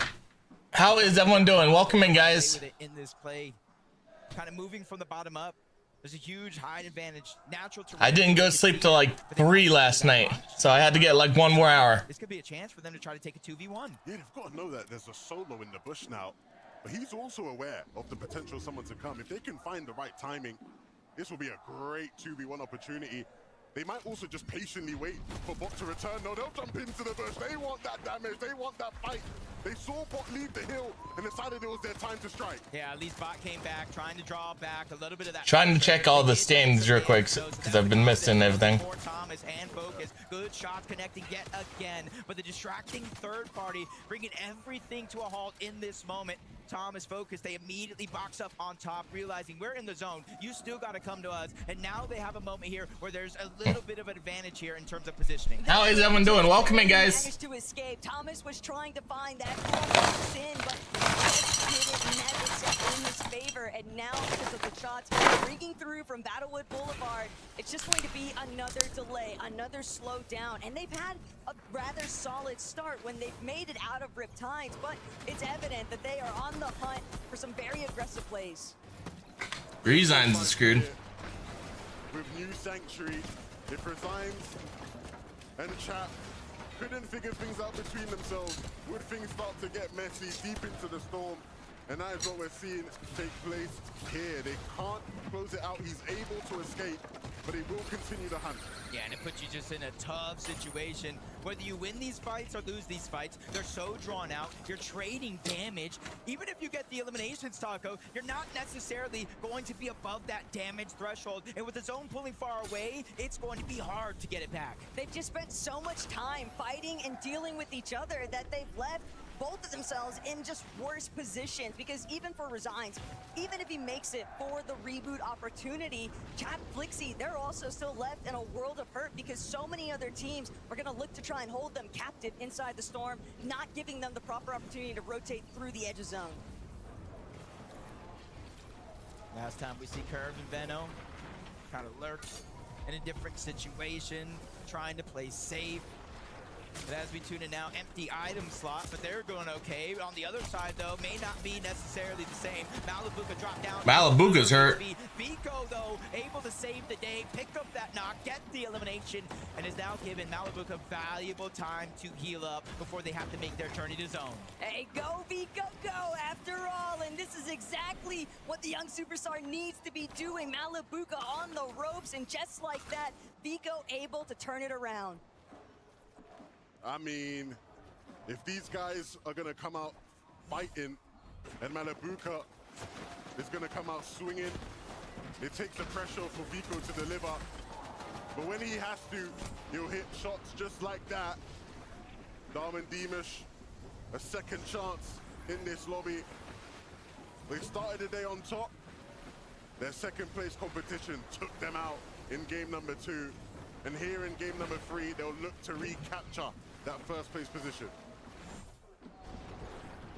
Just pulling it back to where things actually ended up here for Chappin Flixie, and Tyler just caught lacking, had no idea. Wow. There's still a team sitting around New Sanctuary. Yeah, Jace is already down, though. Minus going to be able to certainly clean up that elimination. Siphon can allow him to survive just a little bit longer inside of the zone before he has to pop any HP, and I like what Javi's doing here. Instead of fighting a 1v1, giving him a chance to possibly win, he just converges back onto a Minish. They get into the same box and realize, hey, there's a huge strength in numbers. We're up on the Storm Surge. We didn't take much damage. Let's just take this moment as a win. Practically 5-5-5-2 on their next entrance for that rotate, so we'll see what happens next. But Peterbot Pollo, quiet start. Peterbot and Pollo with a squibbly zone. Very foreign to see these two not with a whole slew of eliminations already built up in their counter, but they have clearly devised a plan and a strategy that revolves very heavily around playing inside of the storm. Zone pulls far, and they're waiting. You can see Pete is in the base waiting for players to rotate past, but unfortunately for Pete, those players aren't going to come in, so there is a good chance we see another game where these guys are down and out of luck when it comes to Surge, desperate to try and jump into somebody's box. Canada and Victor B, we saw their desperation earlier when they were trying to make plays happen. Now the situation has worsened. They have to make something happen right now. This is the only decision they can make, but it's going to be one they're going to regret. Canada goes down. Matt and Nicole were able to get that elimination. And these guys have been the unsung heroes. They qualify out of NA. They make some big plays. They make it from the upper bracket. And now they're shining here in game 3. First elimination, sometimes that's going to be the hardest. But Victor V finds him so down in the depths when it comes to damage. Almost 400 overall. That's almost 2 full eliminations worth of damage. And that's where it gets tough. Because even if you're able to take down Cole, you're at a disadvantage. 2v1. And this one's going to be tough. Victor V can't even afford to stall. The Surge is just going to start ticking away at his HP. And for Matt and Cole, they've already gotten exactly what they were after. Sure, Vic's able to pick up the splashes, but what else could he do with it? They need to be careful on Victor V's side and on the other side with POL and Poyo lurking in the zone behind them. Veno and Curve, what do they have for Resign and Tinker? A great little lurk play. We've seen Veno do that many times over the years. And he did that as well in the NA finals, and Tinker and Resigns clearly weren't prepared for it. We've seen how things fared for one half of that stalled out engagement over by New Sanctuary. Flixie Chap trying to see if they can change their fate though. Opening starts, seems like it begins with Liam. Yeah, 35 below the damage threshold. Looked like Liam was going for the reboot. He gets denied. But you notice they went from barely below the damage threshold, getting that elimination, to barely above. So for Chap and Flixie, when it comes to Storm Surge, they're not safe just yet. Even Agers now winning that game, going and kind of trying to ride that momentum. It gets cut short, 151, and it's active Surge. Just ever since the start, when you're not able to fully survive that off-spawn contention, you're going to be left trying to play for the leftovers. And for Agers and Ritual, it's very obvious that this zone pool has not done them any favors either. They've had to go cross-country, but Agers looking to get fraggy with it. Won't get the shots to connect, though. Cringe and Twi instead come out on top. It was always going to be a difficult game with how things started off for them, even after that impressive win they got. But this duo is not out of it just yet. We will be hearing more from them over the course of this day. But for now, they'll leave it to the rest of the lobby to cook up for us. For Deal and Drew looking to do just that. Drew already starting the game with one elim onto Reason, and they will look to quickly improve on their standings. Just 30 points so far, but plenty more to grab in this one. Yeah, almost 400 above the damage threshold, so they are looking good. No necessity to peek. Curve and Veno, same thing. 5 elims, 900 plus damage. Gets cut short a little bit as they kind of break through the builds, but you see in Veno and Curve persistence here. They see a pile of loot, but instead of just running in, getting greedy, they're playing very, very calculated. This might be where they fare best, though. They want to be in the thick of it because that's where they'll get the best opportunities to shine. Catching players off guard, trying to work their way through those lower layers undetected by the teams that are already boxed up a little bit higher up on height. And speaking of which, Sharktini already trying to get that little bit of leverage because they need to find a solution to being underneath the search threshold. You know how this one goes. 130, 153. Storm Surge begins to activate. Every 7 seconds, Teeny and Shark will be stricken with 25 damage shield or HP, and it does not turn off until there's 40 or less people in the game. Right now, their strategy looks to be to out-heal it, but now Shark is out of heals. Now he's put on a timer that will not last forever. But look who's avoided almost everything along the way. Acorn and Bolts. Teeny has fallen, though. No opportunities to bring this one back. His body being carried away there by Jew and Badil. Shark looking to see if he could try to scramble, pick up the pieces, but as a solo with no HP, what more can he really do? He doesn't look like he has the answers to that question, Taco. With just 1 HP remaining, Shark and Teeny will leave their first place spot up for grabs. So many of our Titans go down early, and you're kind of seeing how Teeny was able to go down. But Deal and Ju just caught him lacking, edit the wall, and get that elimination. Even during all that chaos, we saw Cold and Rapid went down as well. Veno's gonna get knocked. Curve trying to be a hero. One knock's already there, trying to get the second onto Sky, but he gets denied that opportunity. Rightfully so. He goes right back into the box, trying to get the revive onto Veno with his own pushing him in. He can't be the hero he needs, but there's still a knock right in front. Curve trying to save the Siphon for the last moment. Curve needs it to kick in now or never, but he can't afford to see if he can find another shot. Eventually, though, he might be saved just in the nick of time, but when you've got 2 Titans of the lobby, 2 major champions going head-to-head, now's the the time to see who's really on top. And Curve might not have been able to save his teammate, but Sky certainly could. Scroll back in the game and back with a chance to make things happen. Curve with just 17 HP needs to tiptoe his way around, and he will be caught out. And so it's up to him now to get things done. On the front side of the zone, Shadow and Virgo positioning. Pixie looking to do the same. Malabuka, Vico. We've seen how strong they've been so far today. Will this be their opportunity to take first place? They're trying to get that whole side of the zone, but they get cut short, cut off, kind of tagged up all at the same time. Vico's going to go down. A lot of pressure has just been put on Malabuka's shoulders. 132 points. They're so close to the top of the leaderboard, they can taste it as he tries to steal another one away. But that one's going to go to Momsy. The fight comes in. He doesn't hear it. Swizzy and Pixie take him down. Swizzy and Pixie are primed and ready. They are just looking back, spraying down every single one of these teams. All of the players that are just a little bit too late to the punch. And now Pixie, Swizzy, with the damage having been done, they're ready to see whether or not they can make their move towards frontside. If these guys can rise to the occasion today, it would be exactly the type of story you expect out of Swizzy and Pixie. Peterbot playing the storm now as all this madness ensues. To end the deal, they are looking to take this game for their own. They don't care who's in this lobby. They want the high ground, and they will keep it for now. But that is just for now. They have to continue to hold it and apply the pressure below. They're feeling like they're on cloud 9 right now. The entire arena cheering them on, but they draw their attention to Shadow and Virgo, that second height team.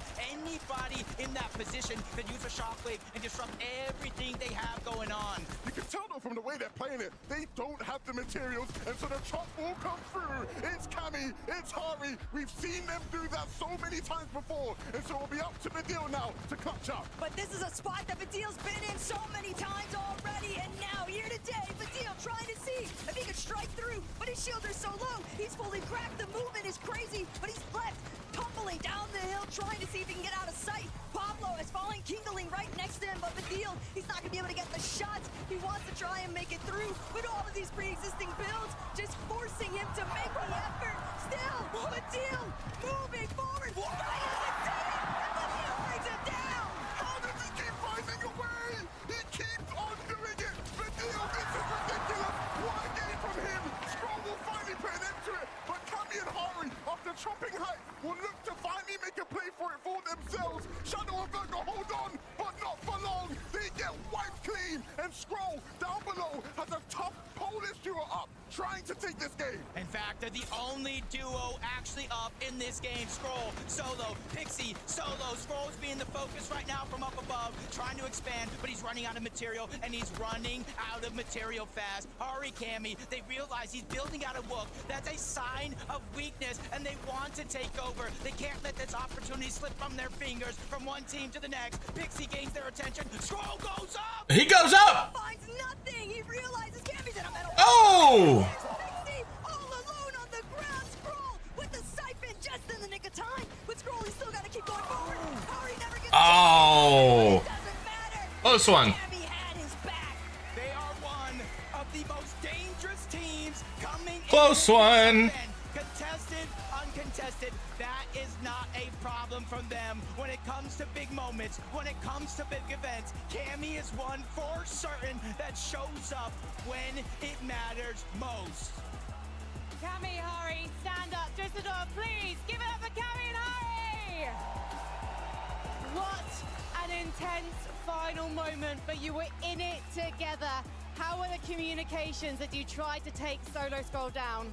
I mean, it was the perfect Wow. game. We just chopped height like 3 times, killed like 4 people because of that, and it was an easy game.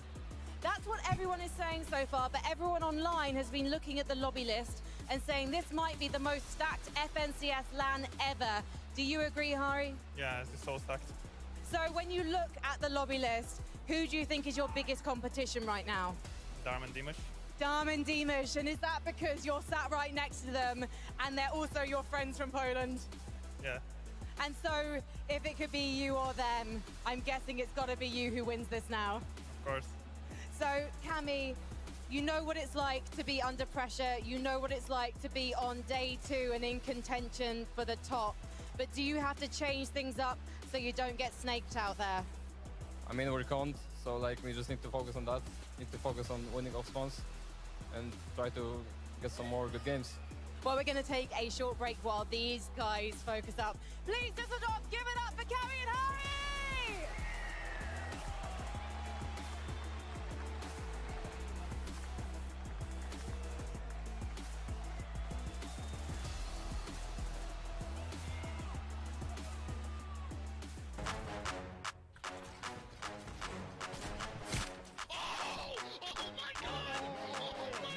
Okay, I'll be right back, guys.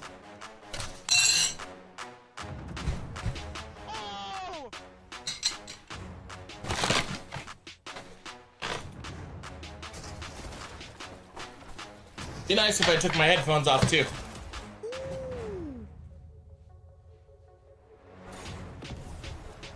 I got here. I'm popping in that bit. Wait, choke. Got 6 build? No, max up. Wait, if you're mid, wait. 100? 100? Oh my god, look! Oh my god! Oh my god!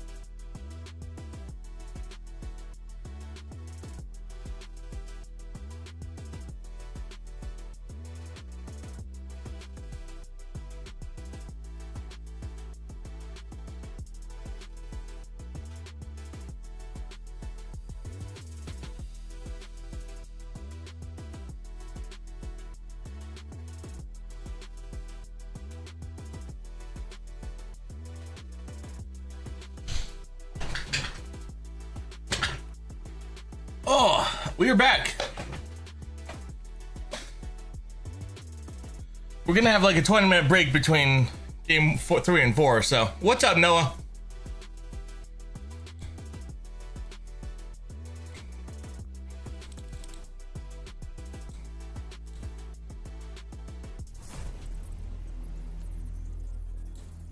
FORTNITE fan, welcome back to the summit once again. We get another victory royale out of game 3, and if I could put my EU bias mask on for one, say, yeah, Hold up. my boy, that's right, Tokata. Oh, Tokata didn't let me. I'm booting up Droid Tycoon so I can play this right now. Literally last match. Yeah, I'm going into Droid Tycoon right now. Sorry, I left the EU bias mask on there for a second. But we're doing FNCS. Bias on whoever wins. I just want everybody to have a great time.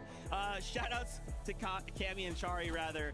What an incredible game. Packed with eliminations, packed with high ground, packed with pushing other duos who are trying to take high from them out of the way. Classic Cammy high take right here. Looking back, chopping it on out, sneaking in the backside of this zone as well. All of that LAN experience that Cammy has paying dividends for him right now. The scroll high take was almost crazy, but they held him off to Carter. And what they did really well here was they took height at, again, the right time at the right way. I love seeing this from Cammy and Hari. Now bumped up that leaderboard. But if I think to specifically how this duo plays, you can go back to the 2022 Invitational where Cammy and Seti ended up winning. Issue is they weren't known for playing very well mechanically, for getting those eliminations, but now Cammy paired up with Hari. I'm seeing much more confidence. I'm seeing them pushing. I'm seeing them play for height, get those eliminations, and you know, it's working incredibly well.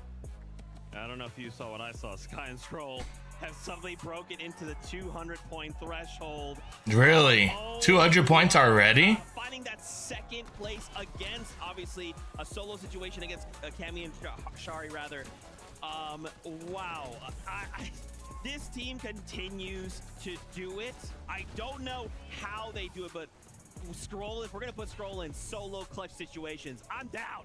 I'm down. Look, I'm down to put either of them in solo clutch situations. Scroll, game 1, got 52 points as a solo. Wow. Once again, clutching it out. But the best part is, Sky is just as capable at solo clutching.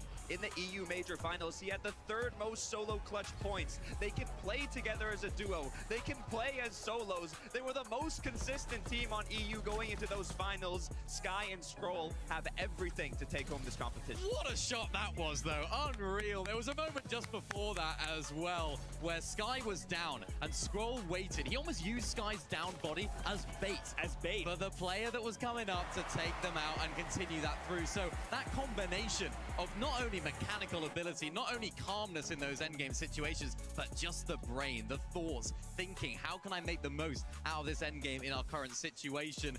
There's a reason why these guys were favorites going into this weekend, and it's looking very, very good for the Sky and Scroll lovers out there. What's crazy, too, using the body as bait, that was actually against the deal, right? The deal. The deal running through as a solo. We could hear the crowd going crazy. Even the deal could begin and finding these eliminations, against such high-profile duos like Sky and Scroll is crazy. Yeah, and it's what Vidil's been doing all season long. He's had this sort of like solo clutching prowess, this sort of second wind, if you like, when it comes to solo clutching, because seemingly, you know, every single tournament that he's playing in, he's having these amazing solo clutches. And on a stage like this, in this sort of format, getting those extra few placement points, getting those extra eliminations to Carter is going to be super valuable for him. 100%. They're bumping themselves up the leaderboards. Remember, Vidil back in 2024, he was the best performing duo, German duo alongside Reason, now paired up with Ju. They have been looking incredibly strong on home turf. I'm excited to see if they can continue that momentum forward in the later matches today. Teeny Sharks, 2nd place, but Chino and Pablo Wingo up 4 places. Mini Minor, this 2nd place. I mean, honestly, Sky and Scroll aren't that far away, but they are trying to make a statement, right? They're like, hey, you're doing good. We're going to stay very close by, though. Yeah, it's where Chino Pablo operate. This is exactly where you want to have them. These endgame situations. How's everyone doing, the guys? How is everyone doing? Going into today, you'd almost write them off. That sort of triple contestation and script. But when they make this endgame situation, No, I want this over here. Mid-ground layers, they are just almost so in sync together. They're playing off each other so well. And this is something that we spoke about to them in an interview. They were sort of saying, yeah, if we make these endgames, Sakata, we're going to have a lot of fun. And that is... I'd rather look over to my side. What's interesting about Pablo and Chino is if you looked at their expectations from 2024, which was duos going into 2025, they were low. They weren't making the major finals. They didn't make global championships. But then they were one of the best trios in 2025. So going into this year, their expectations have been significantly high, and they have not disappointed, performing at the top at the EU Major Finals, and now once again topping the charts on an international stage here at the Major Summit. They are meeting those expectations currently, but we still got more games to play out. I'd love to go back to the standings really quickly, right? I want to see that 2nd page. So keep in mind, we know right now 98 points is where Acorn and Bolts sit, but just below, look at this. Cammy, Shari up 32 places, a single game difference. And look, just right behind Focus, Thomas HD, Akira Kurama, so many names. Guys, this competition is still very much alive. Obviously, we've had a few games, but it'll just take a single game to change everything. Oh, absolutely. Yep. And when Single game. She switched up their drop spot towards more of the northeast side of where they're originally landing. I had a few questions. I was like, is this actually going to be the right move? Is this going to be the play that they want to make, particularly with all that contestation going on around them? And the first 2 games, yeah, it wasn't great, really. They weren't able to show us what we know they can do. two, particularly Cammy, known as the land goat. This is the area in which he is known to operate very well. And for those guys, moving up in the standings after that one game is absolutely crucial. Sorry, guys. In an 8-game format, Caster, it becomes very difficult because you have to continue then to do that. Let me have it like that. You can see it a lot better. Kind of been known to stay ahead and adapt incredibly quickly when there's a new season, when there's new strats, new metas. Cammy is going to be on top of that. I was also looking, Thomas, HD, and Focus close by. They were actually surprise contested in the last match. Now, they ended up having the upper hand. They came out on top there, but there have been a lot of last-minute switch-ups, so I'm definitely starting to feel that pressure. Absolutely, man. And I'd love to tip my hat to Shadow and Virgo. I'm sure Vivid, wherever you are, is probably making some noise. Currently our best performing NA team. They kind of showed up for a bit of that last game, and then Cammy and Shari said, get out. But still, I love seeing this duel, right? They had that crazy call yesterday. Hey, yeah, we'll go ahead and win this next game, and then went on to do so. So I'm excited to see what else they can bring, right? Like, just look down to the second to fourth. The points are still pretty dang close. I feel like once we get into that 8th game, man, it's going to be really, really close. Yeah, I mean, looking at that, Shadow Virgo, you mentioned it right there. Oh yeah, there's 8 games today, isn't there? I forgot. In and around that area, so it's going to be absolutely vital for them to actually continue to develop and have performances like they have been having. We saw it right here. I think it was Virgo that was up on top of high, actually got chopped on down and then took a lot of that fall damage. So this is where their game started to crumble. But it's something that I spoke about yesterday in the lower bracket. If you can just take high, ride it out for a good amount of time, you're still going to get some really nice placement points. And in an 8-game format, it's going to be absolutely vital to keep those games coming in, because if you can stay consistent, it's going to do you well. If anyone's going to take height, it's going to be Virgo and his Shadow. I mean, if we look back at the player lounge, Virgo was winning every single realistic creative match. I mean, mechanically, he has what it takes. But then you look at the predictions, you look at all the co-streamers, you ask online, and they're putting, you know, NA's somewhat last hope per se, Acorn Rituals, you got Cold Rapid. They don't have Shadow and Virgo up there at the top, so I love to see them currently in 4th place, showing what they're truly capable of. Dude, and I gotta see it. I gotta say, Swizzy, I see you. I see you, all right, global champion. I see you sneaking your way just outside that top 5. Pixie right there as well. We are really starting to heat up, right? So many duos are starting to come online. I think they're all thinking the same thing. That trophy, we have to fight for this title. And also, Minnie, we can't forget as well, top 15 auto quals to global championships later on. That's big. Global champion, right? He's trying to prove, hey, I won that for a reason. Yeah, and this is a team that have sort of played against with their backs against the walls for a lot of this year and a lot of this season. And, you know, it's kind of surprising coming out of that global championship where Swizzy ended up winning and Pixie, of course, came second. So I think this kind of like one-day format actually hinders them a little bit, because this is a team that are really good at looking back at what they did wrong and then going ahead and improving based on what everyone else is doing. They'll have that halftime break to go ahead and do that, so expect big things from them in the second half as well, but a really solid start from them there in 6th. Yeah, I don't think anything can stop Swizzy. I mean, tragic end to 2024, came right back in 25, becoming a global champion. Got here a day before his tournament, no sleep, but was unable to make it through. And then in the first match of that lower bracket, all it took was 1 game. They took home the win, qualified themselves to today. And, you know, now hopefully Pixie, Swizzy, they're feeling more well-rested. They're more locked in, ready to go. And I mean, seeing them bumping themselves up this leaderboard, I'm excited to see if that continues. I think it's really funny, too, because, like, if you think about it, game number 1, or day number 1, rather, you got to play 6 games and be the top 25. So he's like, okay, do I play 6 games and then top 25? Or do I just drop down in the lower bracket, win game 1, and then go back to sleep? Sorry, I don't obviously know if that's true, but in my head... Probably not a good idea to do that, but hey. Vidil as well in that last game. Ultimately shut down by Sky and Scroll, right? Kind of being used as bait there, but by himself, I mean, dude, he looks so good right now, Mini Minor. Obviously, eventually kind of had to play this out as a solo, but he looks good. Early height take, the crowd went crazy. Everyone was hyped. They saw them on height. They saw the stars aligning for Dew and Vidil. And this was the moment where it all came crumbling down. But remember, Vidil here going up against arguably the best team in the world, especially in this domain in the low ground situation. Only on 4 HP, absolutely cooking. And this is what I talked about earlier. Scroll, that thinking ahead, 200 IQ play, waiting for Vidil to go ahead and find that finish. I think he did get the points for it though, so that's a really nice solo clutch from him. Yeah, being on home turf, having the crowd cheering your name, roaring for your success. I'm sure it definitely plays a big part, but Fadil is one of those EU legends. He's been around for a very long time. He knows what it takes to Question is, does it make it harder? Are you more nervous? Paired up with the Jew. I'm excited to see them close out today. With a what?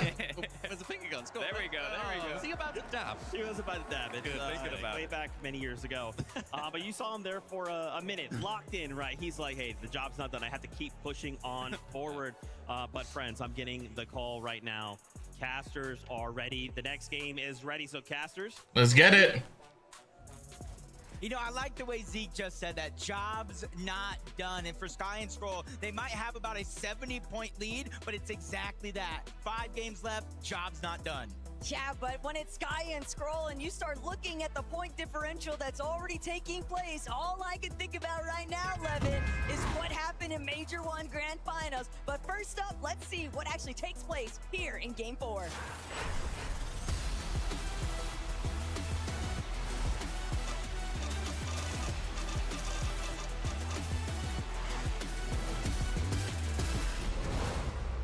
Game 4, the last game before halftime. And Last game before halftime. 167. Where you're at on the leaderboard means so much. If you're going after first, you might have to have a big game here. If you're settling for that top 15, you just need to remain consistent. Thomas, focus. They know they got lurked on at the start of that last game, and they're just being a little bit more aware. No surprises this time around, or for now at least. We have to see what takes place elsewhere. Looks like these guys might get a game uncontested. Epic Well and Pump. Ooh. And it looks like the Middle Eastern duo has decided, oh, well, they don't get landed on, but they do get shot out of the sky, and there will be more shooting out of the sky here as these two duos run it back.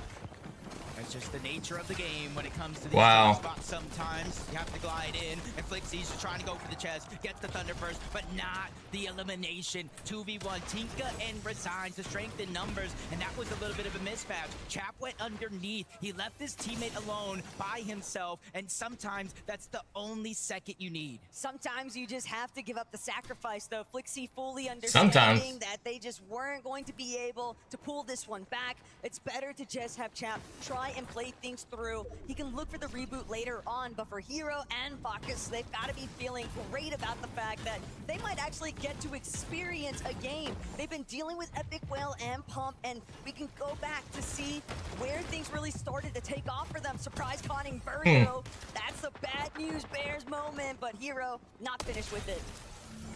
Hero getting both of those eliminations, and honestly, sometimes it takes one switch up of a drop spot. Sorry guys, I'm playing Droid Tycoon too, because there's an event, and you gotta get money during that event. This one triple contested still over towards Sandy's strip. It's Chino and Pablo that find themselves in a close quarters combat situation here.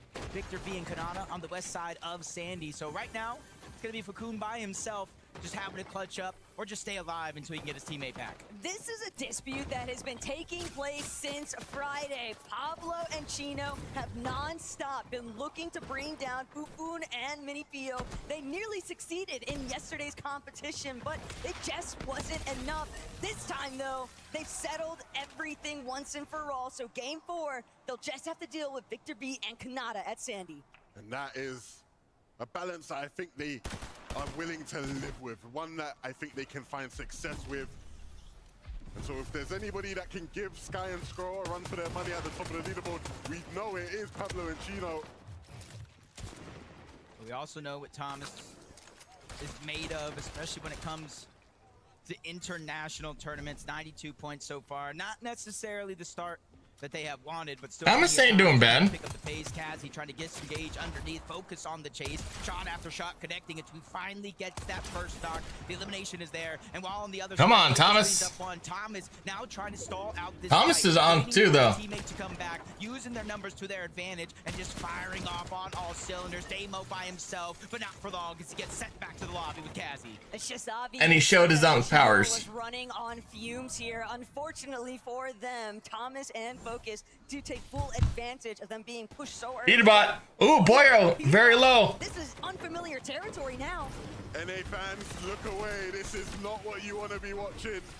Poyo, who's been the more reliable, it feels like today, as far as staying alive in the duo, goes down at the hands of the Frenchies, and so that leaves Pete to fend for himself and keep this duo fighting in this tournament. Yeah, and that's something when you kind of look at the stats of Peterbot and Poyo on day one, you know, kind of leading in damage right there with eliminations, but where they placed on the leaderboard is not where you would think a team like Peterbot and Poyo would place. So it's not necessarily the actual fights and mechanics, it's the overall game plan. So far a tournament to forget for them, but still plenty more to play. Chap has been able to keep himself in the game with a nice little lurk onto King.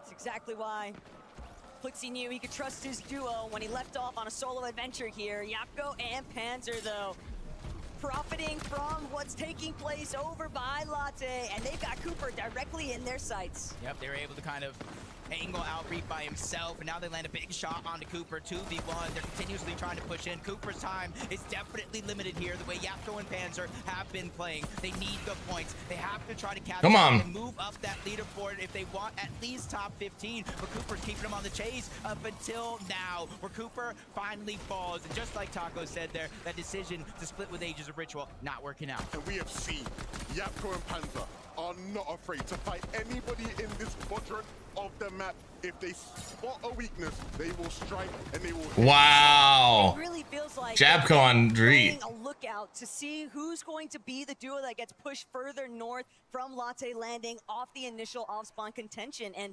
every single time, whether that's been Ritual and Agers or whether that's been Reed and Cooper, you'll see Yapko and Panzer throwing their names into the mix.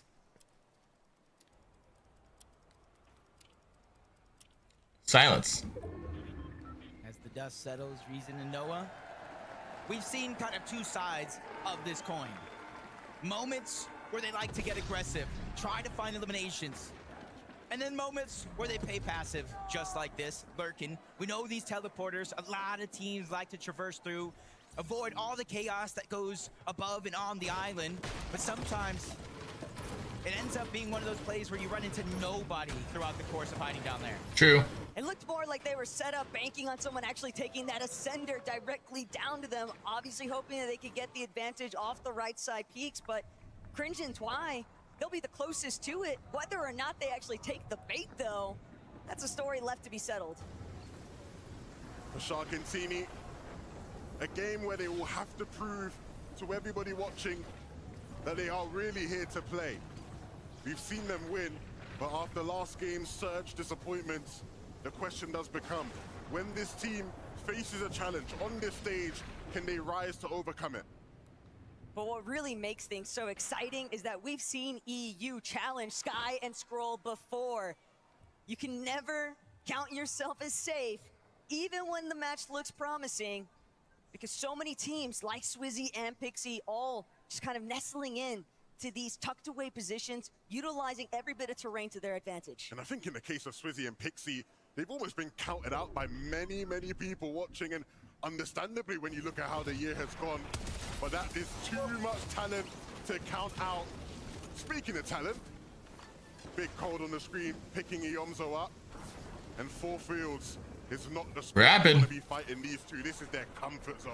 It's also the opposite side of the map from where we anticipated Iyomzo and Josh to even be at. So clearly a little bit of a mix-up already taking place. Yeah, and just unfortunate enough, you kind of saw the no knock. It was straight elimination. Josh probably out of the game already as we tune into Peterbot. Nalu and Rainy, just Come on, Iyomzo needs to be better.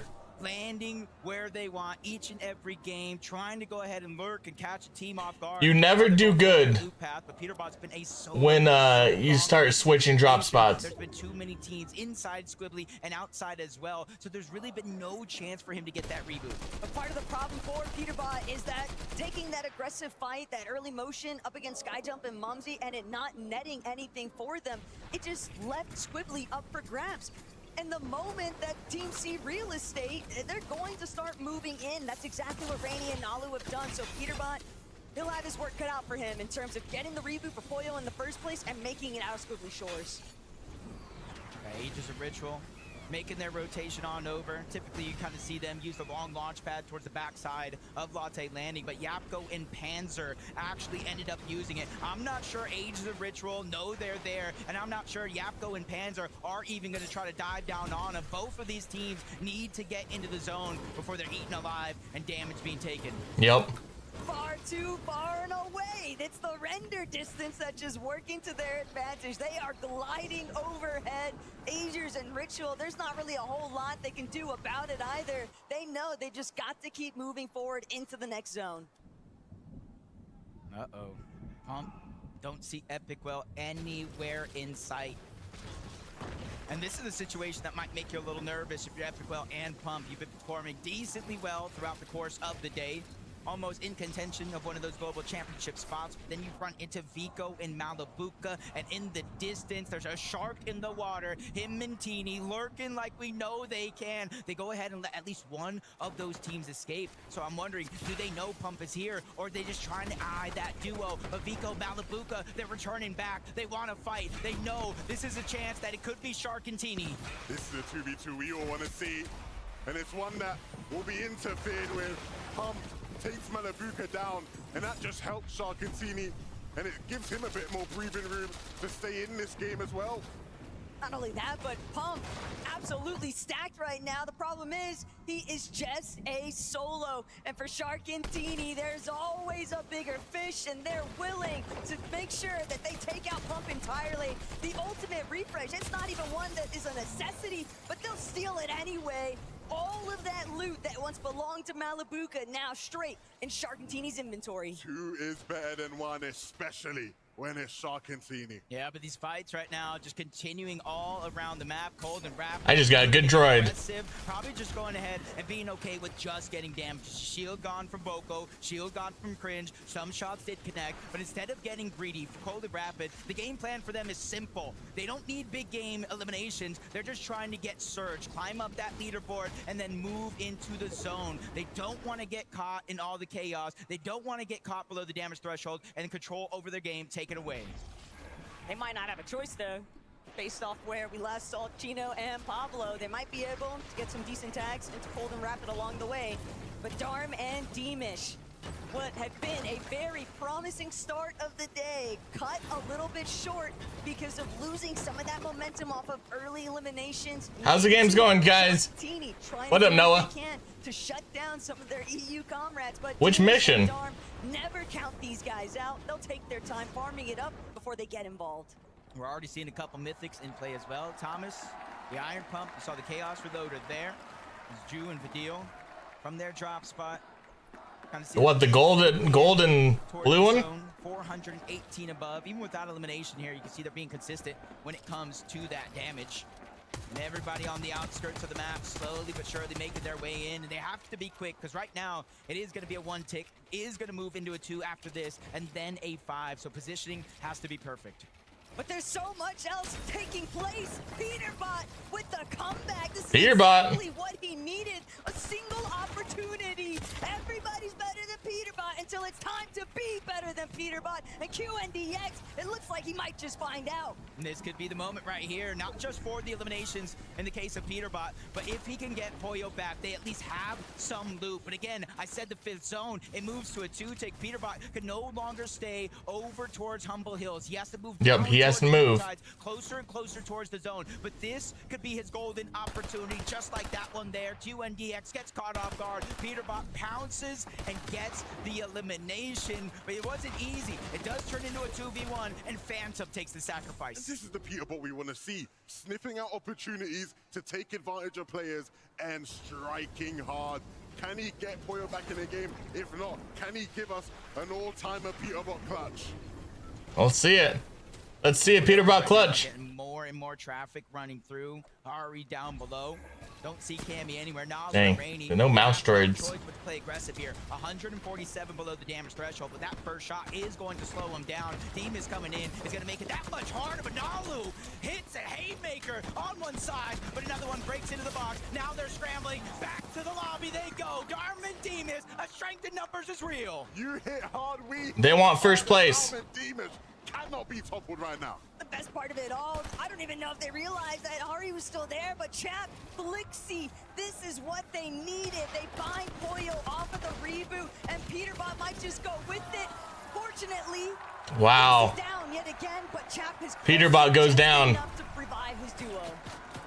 Peterbot goes down. An opportunity here. They are getting chunked out by the zone, but look at the extra heals they were able to get. A mending machine not too far by. That was a huge success for Chap and Flixie in this game. And this is literally what we saw yesterday. Slow start to the day, but slowly but surely ramping up. Doesn't matter though, everything that just took place for Darm and Demish has steadily fizzled away in moments. It seems so promising. You get the refresh, you get the abilities, but they're just so below on Surge. Just took too much damage in the exchange overall from Rainy and Nalu, and it's apparently left its mark. This is going to be a tough rotation to make. Max Pool, it's not going to be any easier for some of the teams in the zone. But for Dom now, as he makes his journey in, still plenty to do. Curve won't be able to stomach it. Dom might for now, and he does have a pathway to rotate in. What happened to Veno though? I mean, it's rare to see Curve all alone in situations like that. Oh. Wow. Vino goes down. Wish we look away right there. I really do. Tough. Shockwave into the front of the zone, truly cost him everything, but sometimes you have no other option. But it doesn't matter how much damage, how many eliminations Darm has been able to get so far. He's still 246 below the damage threshold. That's a lot. Who was really going to be Polish's last standing figure, and it's Darm in the end of it.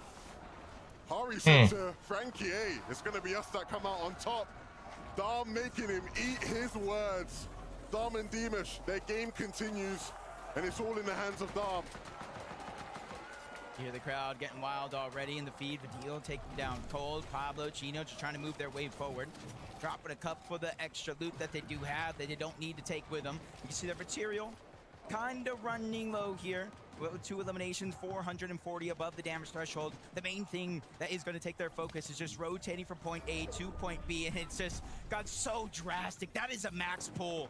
But at the same time, it's one that Chino and Pablo, they're avoiding all of the attention with a nice wrap around the dead side. They know that there's a couple teams trailing just ahead of them, but at the same time, Badil, Ju, looking to get active inside the congestion. The crowd is lighting up with Vidil and Ju on their screens. They want to see more Vidil magic. And with them being so comfortably above Surge, this is looking and shaping up to be another magical performance. I just can't believe that I'm watching Darm cut across the screen right now. How is he still alive? As a solo, he is doing everything in his Pretty power impressive. to fight back in this lobby and try to remain in contention for some serious placement points. Shark is weak, just ahead, but he doesn't have the opportunity to open up. And this is a chance right here. Scroll once again by himself, 131 below the damage threshold. With the gap that they've been able to get in this tournament so far, the entirety of the lobby is looking at them, hoping they go down. But Scroll obviously making plays already from 140 plus down to 87. He doesn't look like he's getting nervous. Ju either. They're immediately getting focused, forced to back up. 171. He just needs to survive this, and that's going to be step one. But it's more than one team. It's more than one player. They're all focusing in his direction. The entire Wow. is staring him down, and he won't No be able to chance. withstand it. But Darm still going. 6 more points have just been collected, and Darm, No chance. even with the search ticking away at his lifeline here,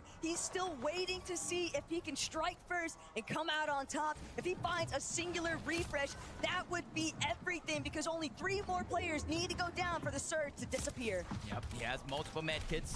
Plenty of time because he didn't get that max pull, but 305, that's a daunting number to look at. So that's why he's just hoping, crossing his fingers, 3 people to go down. Maybe That sucks for him. Luka could get one. Kurama moving across. Lucy's They're cheap now? Mero's gonna get knocked as well. Plenty of eliminations Really? need to be cleaned up So here. we spent money for nothing? Teeny surprise. Shark and him try to converge back into that same box, but they still have to rotate forward. But look at how much space they have. They've claimed so much of the lower layers, and they're looking to continue building it out. But next, they want to take over the front side. Down to bare bones. With just 25 HP, he has to make some sort of play happen. If anybody can do it right now, it's got to be him. Shark now has lost Teeny, and we know he has his eyes set on any Ruddy's weakness. Dom goes down, and Shark now takes over as the solo we will watch, trying to make something happen. Hey, Noah, can you take down Briggs? Could you fully ban him? If you could you fully ban him? Briggs, YD6. Very often that you'll see them starting to really heat up as the lobbies continue to drag on, but for Scroll, as a solo, just trying to hide from underneath. But Focus is spotted out immediately. Thomas and Focus were trying to surprise contest on the high ground, but they'll be sniffed out immediately. Still, Focus and Thomas managed to make their way up, but they don't have the materials to hold this. Vico, all alone. We've seen him here before. He'll take one with him. He's leaving with something. But the lobby will continue. Thomas and Focus looking to announce themselves now to the world as they sit up on height. I love this play out of them. They want to catch up, but they don't want to wait until it's already over. Swizzy Pixie, same thing could be said for them. 108 points and counting. 2 eliminations. They have Tails, they have Slurp, they have everything that they need, but Scroll is still outlasting everyone. Wow. Thomas HG on top, though. Look at that. Thomas HG is on top. And how can he be stopped?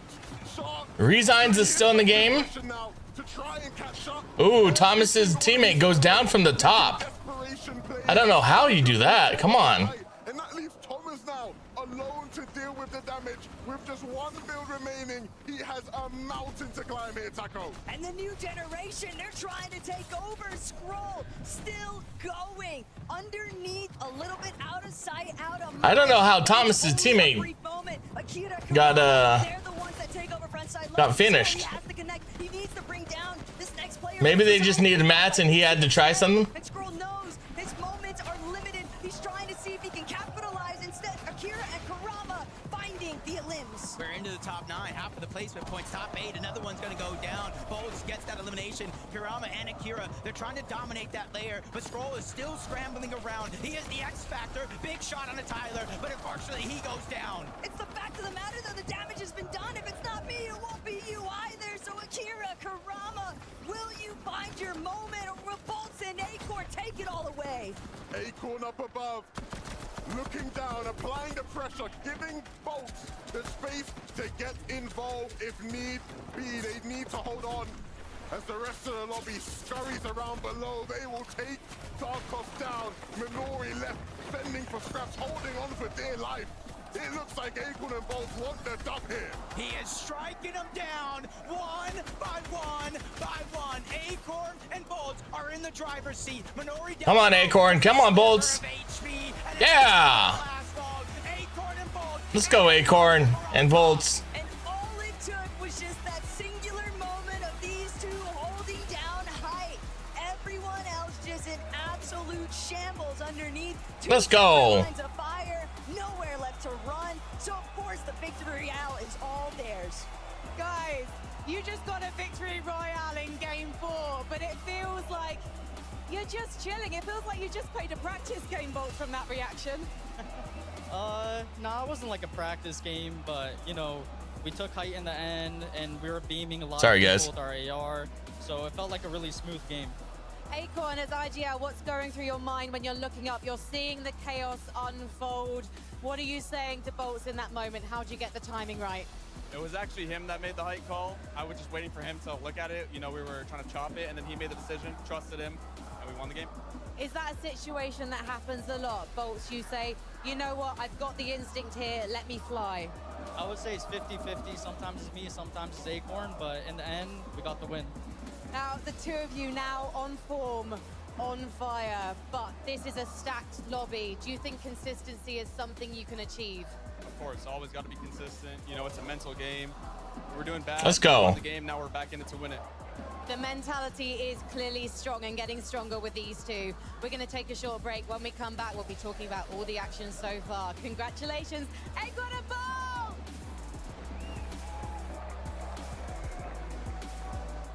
Let's go. Acorn and Bolts.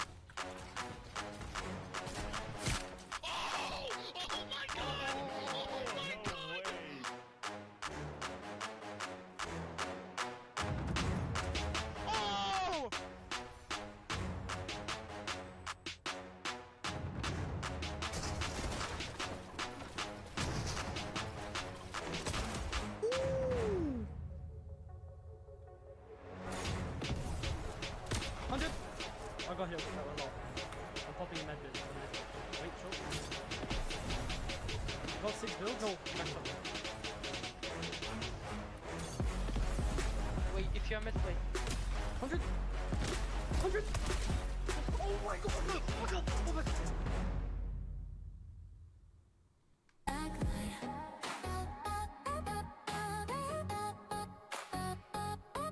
Oh! This is definitely copyrighted music. We're gonna talk over this. Oh yeah! Up, up, up, up, up. Da da da da da da da da da da do do do da do da do da do do.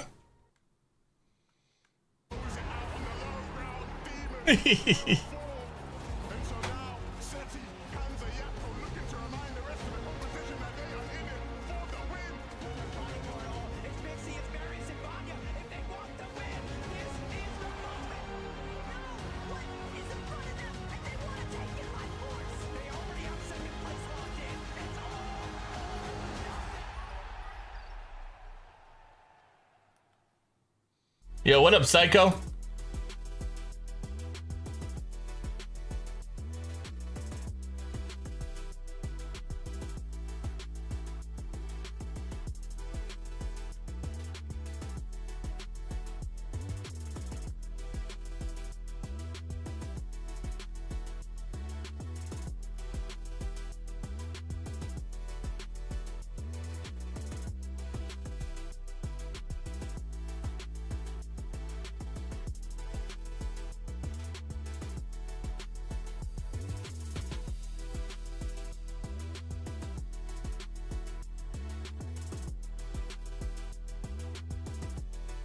Yeah, yeah, yeah.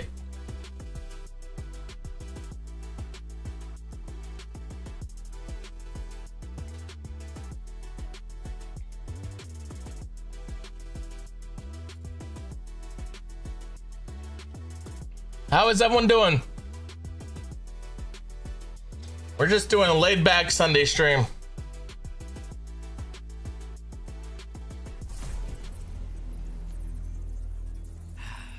FORTNITE fam, welcome back to the Wow, there's no one there. I'm gonna put my This is a finals, and look how many people aren't there. They better be getting drinks or something during halftime.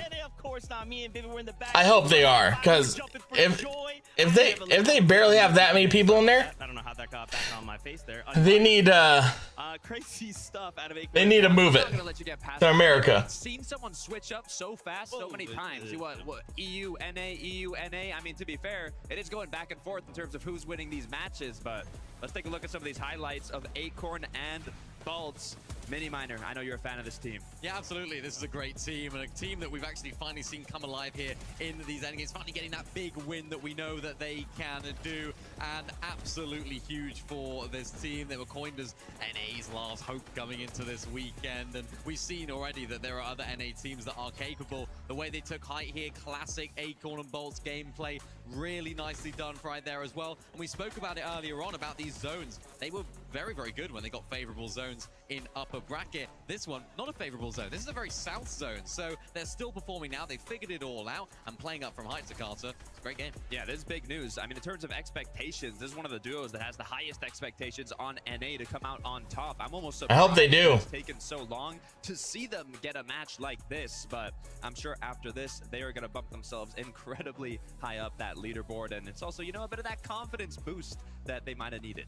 I don't know if Acorn could have more confidence. He came out with confidence at the top. I think I just went 4 for 4 on money on Android Tycoon. Let's go. Be ready.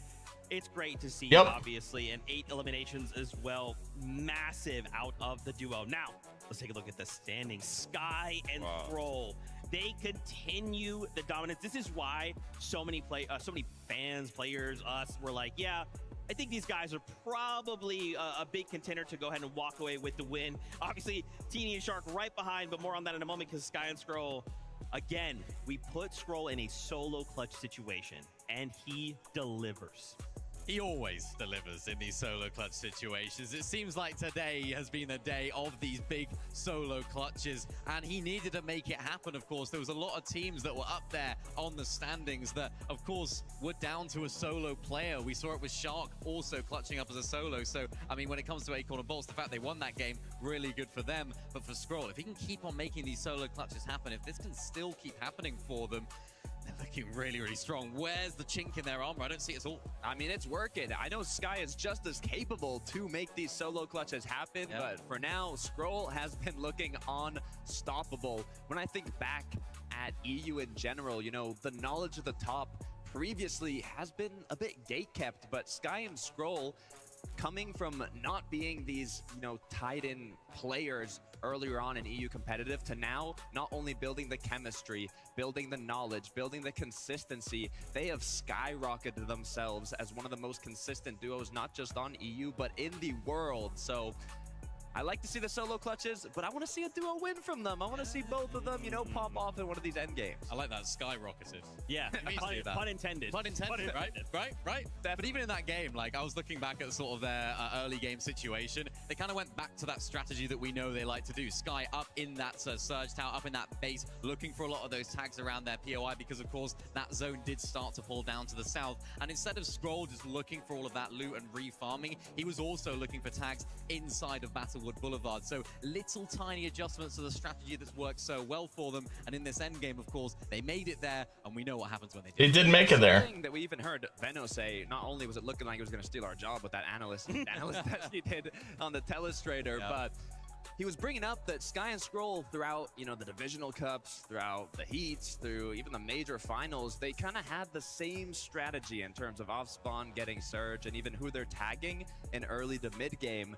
Now, the question was, are they going to kind of get contested? Are people going to try and counter that strategy? It didn't happen. How is everyone doing, guys? Benno was saying, and it almost This FNCS is pretty good, isn't it?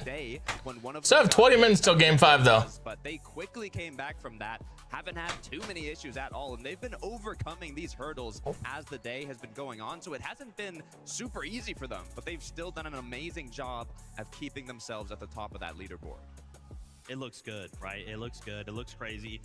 Obviously, this being the halfway point, again, I'm just going to keep saying it, job's not done, right? We still have things that we need to do. Wanted to highlight here, of course, Akira Karama had a bit of a moment from them in this last game. So 8th place, up 5 places, right? So again, it's just going to take one game to try and rise up the standings, you know, as we start to kind of hit that halfway point, though, boys. I'm sure these players are all kind of starting to think the same thing. If I'm up in that top 10, okay, we just got to stay the course. Yep. Maybe we could play for first, or we're playing for those 15 qual spots. If we're outside, The 15 qual spots is the main focus for people, which thankfully is one extra game. because they want to get the top dog of tournament. This is something that's really unique to this sort of like LAN format. We're not used to seeing this. It's usually like win, and that's like the main thing that you're playing for. But here, you're playing for that top 15. And for Akira and Karama, it's really nice to see them actually performing at this level on this stage, because they're a team that have so much potential. They've been showing it in moments, little individual games, little instances where, yes, individual tournaments, they've been incredible. but just overall, we haven't seen that massive dominating performance from them. So for them, that can kind of play into their favor this weekend and today, I should say, because they can just play their end games as they have been. They don't need to set the world on fire. They don't need to try and necessarily win the entire thing, which of course they will. Yep. And you're not going to not want to win it, but it gets to a point where you think, right, let's just try and solidify that top 15. And they're a really, really good team at doing that, consistently making those end games. Yeah, I'm liking how it's looking for them. I mean, this is the in-person event that we've had with the most controller players, and there's only 3 duos that are both controller players playing together. One of them is Kira and Kararma. Controller players! So far, let's go! Fans, M8 fans are incredibly happy to see their performance, especially in that last game, getting closer and closer to the top. Controller players! Absolutely, bro. Now, of course, it being the halfway point, we've let the players kind of take a deep breath, head back on over. They have a little bit of a break here. They'll be looking to readjust, look at things, whatever they need to do, right? Because with 4 games left to go, we'll have to keep this fight going. Now, Thomas HD as well, for that moment, saw him on height, and dude, my eyes lit up. I thought they were going to do some...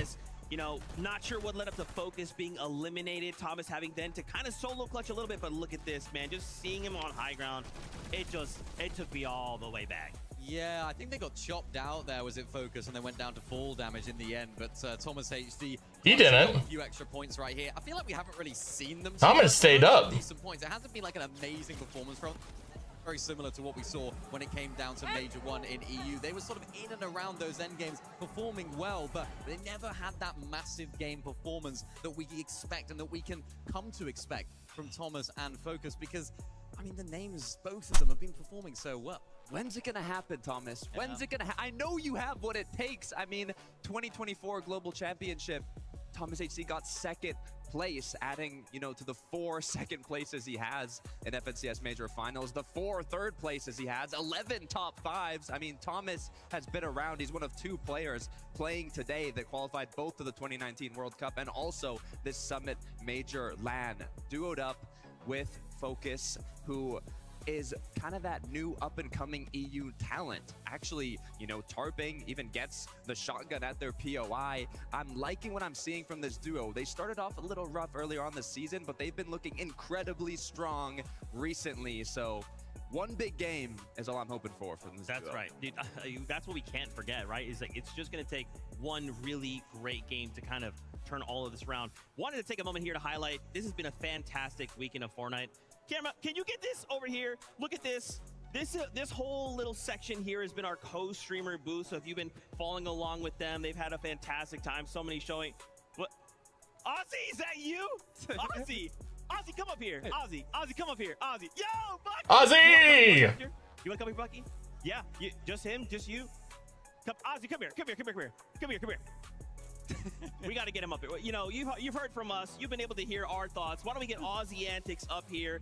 Fan favorite. He's so cool, so handsome, so tall. Ozzy! Come on. Don't be shy, Ozzy. Don't be shy. Everyone's here to see just you. No one's here to see anybody else, just you.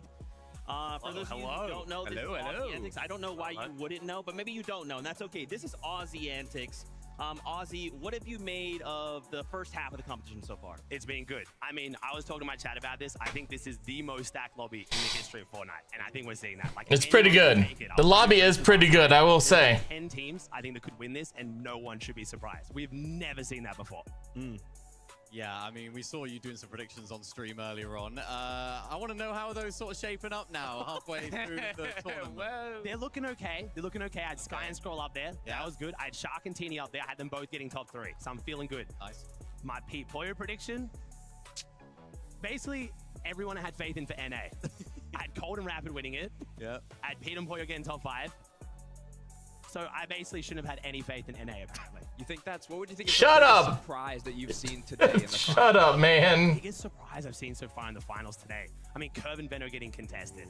I did not see that coming. That was crazy. And I mean, they're handling it pretty well. Outside of that, I think Shadow and Virgo were looking incredible. Again, they're kind of always a dark horse when everyone talks about them, until they also got contested. Yeah, that's tough, right? Going back to Curve and Benno, right? How do you think, how would you even imagine you have a plan, you come in and then 15 minutes before you're like, hey, guess what? I honestly thought it was like the usual bait and switch we see. Like, Yeah. you guys know, you've competed in the past. You hit the little, oh, I need 2 for off spawn. Oh, I'm surprised contest. And if people don't do it, I thought Veno was doing that. I was so sure. And I was like, he's just saying that because he's on the microphone. He's in the player room. No one will contest him. And that's where his contest. I mean, it's hard, and you got to feel for Curve as well. Yeah. This is his first ever LAN. He just won FNCS, doing incredible, but I think they can bring it back. We know Veno's a day 2 player. Doesn't have a day 2, but he did just have the break. He got the second half. He can prepare now. That's my hope. I mean, it's been pretty impressive, right? A lot of these sort of newer comer players too. Lands, Curve, of course, Shark. We saw having a great performance so far today. Solo clutching as well. You would have watched a lot of these up-and-coming Fortnite players. How is everyone doing, guys? These sort of players that are just new to the stage here. I mean, Sky and Scroll has been like the duo that I've been like. They're like my duo. I've been gassing them up for so long now. I actually predicted them slightly lower because I was worried about Veno. Outside of that, we all watched the EU Grands. Like, they looked incredible. But honestly, I'm super proud. And even Shark as well. I think the thing I'm most proud of Shark is I've seen him in the player room, got to hang out with him. Lovely kid. He's so humble as well. Like, he's had so much expectation coming into this, and he hasn't got an ego about it. He's just stayed humble, respectful. Even when I was trying to be like, you know, you versus Clicks, like, how you feeling about that? Hitting Qual, didn't want to smack talk. He was just like, I've got a job to do. Yeah. That's good. I like that. I like that. Yeah, it's nice. Last question for you, obviously, before we start to let you go. What has your chat been saying? I've been saying, what are you hearing? What you hearing? I mean, they're having a good time. They're enjoying it a lot. I had a little like teaser announcement. I don't know if I'm allowed to like tease the announcement I teased on stream. They're still trying to guess what that is. We got a little like something coming up. They've been loving it. Honestly, they love the show. My chat, I think, also very just locked in on competitive. This is, again, the best lobby we've seen in such a long time. It's sad we don't have His chat. Netflix and Savage here, but you get to see the He's just pretty. I like his chat. format. They're as hyped as I am. Let's be real. Bro, well, thank you so much. Before we let you go, obviously, you've got your stream going on right now. You've got Bucky. You had Savage. You're up there as well. Yep. FORTNITE fan, if you want another perspective, this is where to go. Anything you'd love to say to the fans out there? Anything you want to say? I mean, fans, thank you so much for giving me the dream job. As always, it's incredible. I get to call this a career. I traveled all the way from Australia for this. I wouldn't do anything else. But also, I want to give a shout out to the other co-streamers. They've all been phenomenal this week. We've had so many people together. Boob's been killing it. Fax has been killing it. Leo and Ma, like the collaborative effort from all the content creators to bring the most out of this list has been amazing. Okay. So please check them out as well. It's been incredible. Ozzy, thank you so much, bro. We are so excited that you were. Thank you. Know this guy in forever. Thank you, gentlemen. I appreciate it. For sure. Take that. Yeah, go ahead and drop it right there. Don't worry about it. We'll take care of it. He's got a screen to go. He's got to go back. Ozzy Antics, everybody. Thank you again to Ozzy. Frankie is a Ozzy! Her and see how things are going. Thank you so much. I had to ask Sky and Scroll what it's been like for them so far. They're currently #1 on the leaderboard. But Sky, game 1 started with you having to reboot Scroll. Talk me through what happened. I mean, Scroll got camped on in a bush. It was a bad mistake. We should have been prepared, and yeah, it won't happen again. Went on to reboot, and then I died to storm sickness, but Scroll clutched up the game. And this is the thing, you guys have pivoted so well, because after that first game, we haven't seen that happen again. But what we have seen, Scroll, is you continuing to clutch, notably a 2nd place finish. You were on your own for multiple zones. How are you able to focus and have such awareness of everything around you when you're on your own? I mean, every time I'm in the end game, I'm just full locked in, and I just enjoy playing on stage. You enjoy just having to go full throttle and save yourself for your teammate, Sky. When you are on your own, though, are the two of you still communicating? How does that work? Can you say again? When you're on your own, is Sky giving you any input? He's giving me all the input I need. Yeah. And so for you now, we've got this halftime reset. How do you reset? We have some resets that always Poppy introduced us to, and we're gonna look through the games and kind of try and expect what the other people around us are gonna do for the last 4, and yeah, just prepare. And I did notice you on stage between games. You had your eyes closed, you were having that zen moment, and I think I should let you have another one of those now, so let's head back to the desk. Thank you so much, Frankie. Love to see Sky and Scroll there. You know, it's tough. The competition is tough. It's not like Sky was just like, hey, Scroll, take over. Go ahead and go wild. It's like, hey, man, something's happening. Other duels are making moves, and Scroll is put in this situation. But when you can have a teammate like Scroll, who it's like, hey, everything's fine. I believe in you. Just go. And he does is sick. Yeah, this is a duo that have played together for so long. You have to have that trust in your teammate, and that's something that they built up so often. When their teammate is solo clutching like that, it makes it so much easier when you just know you can trust him. If there's a teammate up here that, you know, I mean, okay, let's just enjoy this. 136 Wow. points. Wow, that's crazy. We could actually add Pixie, add BOT, and that would still be less points than how much Scroll has solo clutched today. I mean, we knew both Sky and Scroll were capable of this, but doing it on an international stage, Ozzy said it himself, the most stacked lobby we've probably ever seen in Fortnite competitive. I mean, words can't even describe how impressive that is. Yeah, and I really liked it in that interview right there. Actually, Sky's first answer to Frankie's question. That's crazy. In of course, their first game, he went down, he had that bush, they got lurked on, they got keyed. His approach to it, his reaction can very easily be like, oh, we got really unlucky, that wasn't our game. Like, you know, they can get really angry about it. But the way that he conducts himself, the way that this duo have been so good at, is just actually learning from those mistakes. And I think that's a key element to the fact that they have stuck together for so long, because so often in Fortnite, you think, oh, something didn't go well, switch out the duo, we'll try again next time, and just kind of brush over the mistake. And not Sometimes you need to switch out the duos, sometimes you aren't. You don't need to. Into his mindset, it's like, yeah, it just depends if there's good team chemistry or not. It's not going to happen again, and that's the way that their mindset carries them through, and that's why they've been able to stay together so long and find all of their success. Beautifully done. Let's take a look at those standings. I gotta look at them, and this is like, we have to continue to dissect as much as we can, especially when we have just a moment to breathe. Scroll's leading the games. Up the 7 places we did talk about them. Scroll, Teeny, Acorn. Come on, Acorn. Come on. And Swizzy up 2 boys. Scroll is pretty high though. In there, right? Yeah, it's not 268 points, but we're staying pretty dang close. If Sky and Scroll were to make a mistake of any kind, you could see someone like a Swizzy and Pixie jumping up. Yeah, it's amazing to see. I think the best way to describe this duo as sort of a sleeping giant in the phrase of EU, because these guys haven't been putting up necessarily the amazing performances that we know that they can do. But when they get on that stage, when they get in this environment, when they're getting into this latter half of competition, they can go away and VOD review.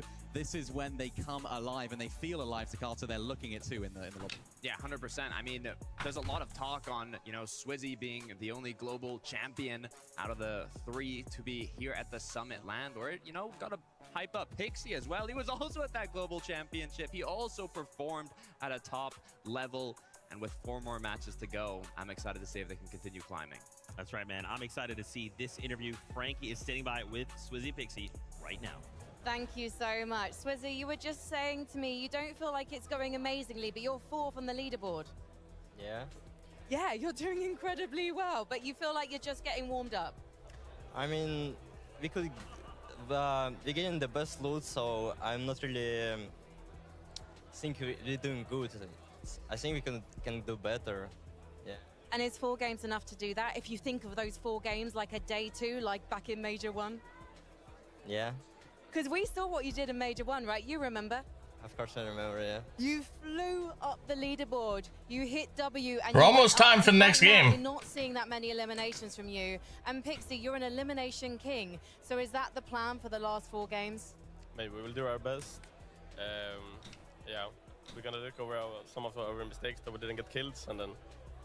Well, you are uncontested though, Pixie. Do you think that's almost an issue for you? I mean, I think it's fine both ways. So where are you gonna get those eliminations from? Who are you hunting down, boys? Just on anyone who we can. You're just gonna go for a stroll through the map, Pixie, and just anyone you find, they're out of the lobby. Yeah. Yes. I love to hear it. 4 more games to go. As I said, boys, it's day 2. Let's head back to the desk. Look, I believe, right? This is Swizzy and Pixie, you know what I'm saying? Again, we've already discussed the length. It only takes 1 really good game. Now, something, you know what, I'm gonna say Levin. I'm gonna steal it from Levin. All right. Swizzy and Pixie, they tend to heat up better on the 2nd day. We don't really have 2nd day, and obviously contextually, quite a bit of pressure on the duo, but we do have the 4 games. So what do we need from them to go ahead and bounce back? More of the same, really. I mean, we saw it from Pixie, from Swizzy in that interview right there. He was like, yeah, we're getting really good loot. We're in a good position on the leaderboard. So he was like, yep, we're in 4th. But there's still got so much to give. There's still so much left in the tank, it feels like, with this duo. And that's been the way that the narrative has been for them throughout this entire season. They're so good. They have so much skill. They have so much on paper capabilities. But when it comes down to in the game, they're just falling short slightly. Luckily for them, because 7 minutes, guys. 7 minutes remaining. Top 15. Yeah, exactly. Because if you do get top 15, you qualify yourself to the global championships. You heard when Swizzy was talking, he said, you know, we're not doing good enough because, you know, a player like Swizzy, a player like Pixie, they want to get first place. They want to win this Summit LAN, but it's not just the $250,000 you get for first place. It's not only that beautiful trophy with a crown you can detach and put on. It's also that golden ticket to the global championship if you get top 15 on that leaderboard. Yeah, I almost wonder how many duos, you know, because again, I think another layer we maybe don't talk about a lot is the experience, right? Being able to show up in this environment and get a taste of globals, right? The pressure at globals is going to be double, triple as intense, right? Sorry guys, give me 1 second. Just say, like, we may not even need to strike for first. Let's just make sure we secure a spot and continue to earn the experience. When we show up there, it won't be as hot under these lights. Yeah, it's like getting that experience, getting those reps in earlier on in the season, earlier on in the year. It's like this is something that they're not necessarily used to. And for Swizzy and Pixie in particular, they sort of go against the grain, if you like, with how EU went this entire major. It was sort of like a lot of the newcomer players coming on through, whereas these guys are sort of just veteran players that have been at that top level, combining up and performing well here on LAN. So if they can qualify through into that top 15, expecting big things from the globals as well. That's what I love so much about this Major 1 Summit LAN. I mean, we're at the start of the year. We're just getting started. We finished Major 1. We still have a whole year of Fortnite competitive ahead of us. Global championships at the end of the year. Even a solo competition hidden in there. So it is going to be a lot of fun. I don't know. Solo comp. Don't ask me. But what I do know is we asked the players about GC and what they have to look forward to. Check this out. Everyone wants to qualify the Global. It's the FORTNITE event of the years, like every time. It's very important to get top 15 because you secure your LAN spot for the end of the year. Yep. Perfect. Already having the spot secured takes a little bit of pressure off from Major 2 and Major 3. Performing well is gonna change everything. You'll have an easier way of being uncontested, so it's like a snowball effect throughout the whole year. I like the APM format. It gives people less of a chance to overview in between the tournament. Even if you're 30th place, if you drop like a 10 elimination win, I mean, it's so good because anyone could qual. It's really just play your game and see who ends on top. Yeah, that was Clicks. He ain't making it. 15, I'm not gonna lie. At the end of the day, that's what we're playing for. It's funny, they didn't show Clicks' face when he said that. Because he ain't in it right now. He ain't even competing for it. He has to compete for it the hard way. I think some teams might hide strats and Alex? the low bracket to save them for the finals. In 6 games, you don't have that time to adapt, but for 8, so many things can change. I'm underestimated as a Middle East pro, so this LAN for me is very important. Hope I can show everyone NATO. The global spot is so important. It could change the whole year. The atmosphere here, there's so much hype. It's all I've dreamed of, to win Grands, win Globals. I'm 100% sure we're qualifying for the global championship. It's like once in a lifetime thing. We're the best duo by far. I'm confident to pull to finals. I'm very good under the pressure. I just want to perform well and hope this is the one.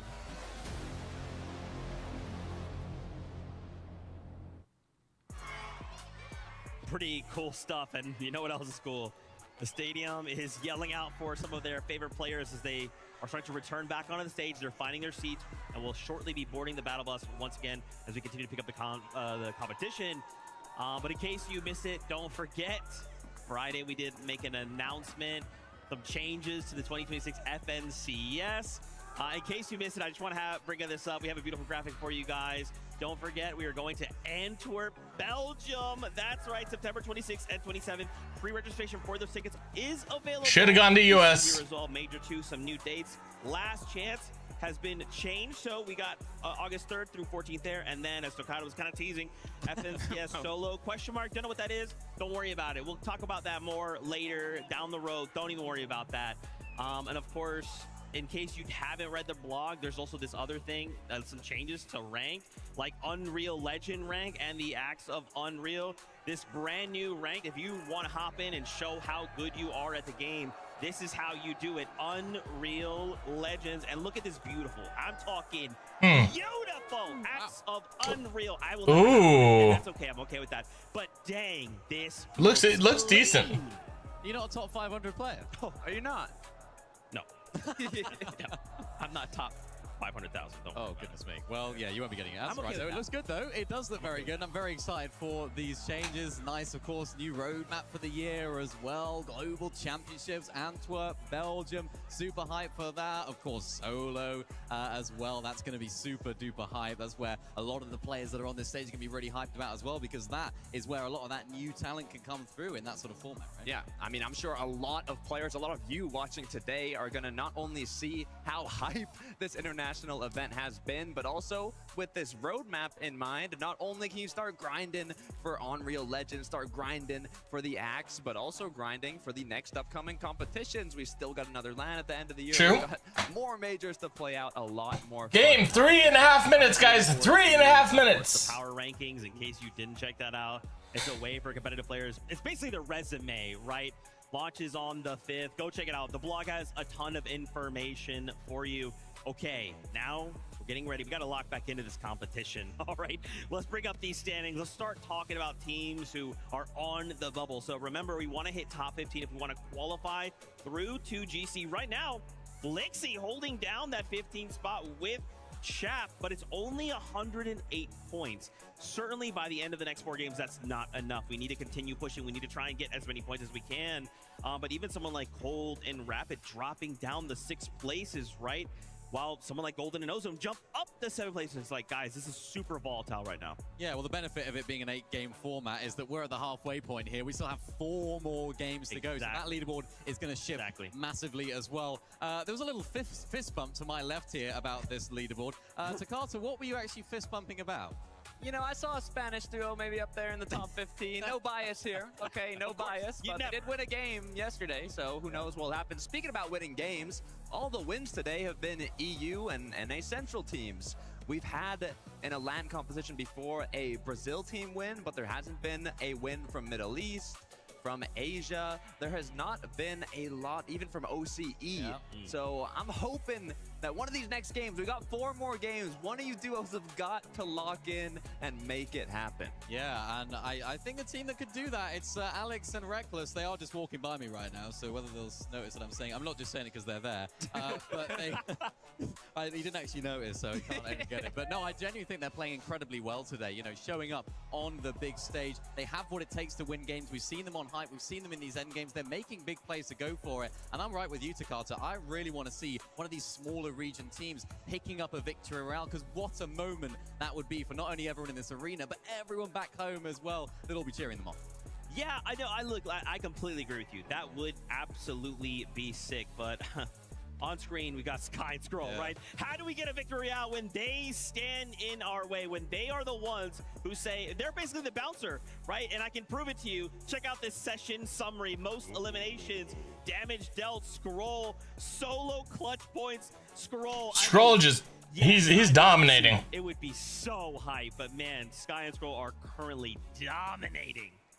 I love it. I mean, to add on to what you were saying earlier, Minnie, is how they reacted to when Frankie was speaking to them. They had some issues in game 1. They got picked off by being surprised when they went into a bush, but like Venno was saying when he was breaking down kind of the strats of North Boulevard, they haven't really been countered much in major finals, in heats, in Div Cups. They're finally getting countered, but the best thing is, doesn't even matter. They're moving forward through these counters. They're adapting in real time, and they've just had a little halftime session to VOD review, study, lock back in, and by the way it's looking, I mean, they're looking to hold on to that #1 spot. And the funny thing about Scroll is that he was, well, his name is Scroll because he used to use scroll wheel binds for his builds. And it was always a bit of a meme. It's like Scroll doesn't build because it's so difficult for him to scroll through all the builds. He was a top tier player when he was on those scroll wheel bind for actually scrolling through his builds.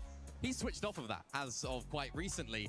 It just makes me wonder, what if he made that switch sooner, right? Like, what if he actually made that switch sooner? We are seeing prime Scroll gameplay this weekend already. Unbelievable stuff. And them together as a duo, not just Scroll, Sky by his side as well, having someone that you played with for so long. Whoa! You have the freedom to do what you do best. Why do we get flashbangs? I mean, I love to see young talent like Shark and Teeny play as well as they are. I mean, favorites coming in to today. I was wondering, is the pressure going to get to them? The practice matches before this event even started, it was not going their way. I don't think they even won a single off spawn, but they quickly locked in when it mattered the most. I mean, Shark is a player that just in 2026, he has more earnings than 24 and 25 combined. How quickly he's been able to jump to the top alongside Teeny. I think the first time they even took Storm Surge damage throughout this whole tournament was game 3 today. So they're playing incredibly well, currently in second place, looking to see if they can push to the first. Crazy stuff, man. So many of these duos, their sudden rise to stardom, right? Like, how will that impact them? And if we can walk away with, even someone like Shark and Teeny suddenly showing up, getting themselves a win, that's going to be a crazy boost out to the confidence.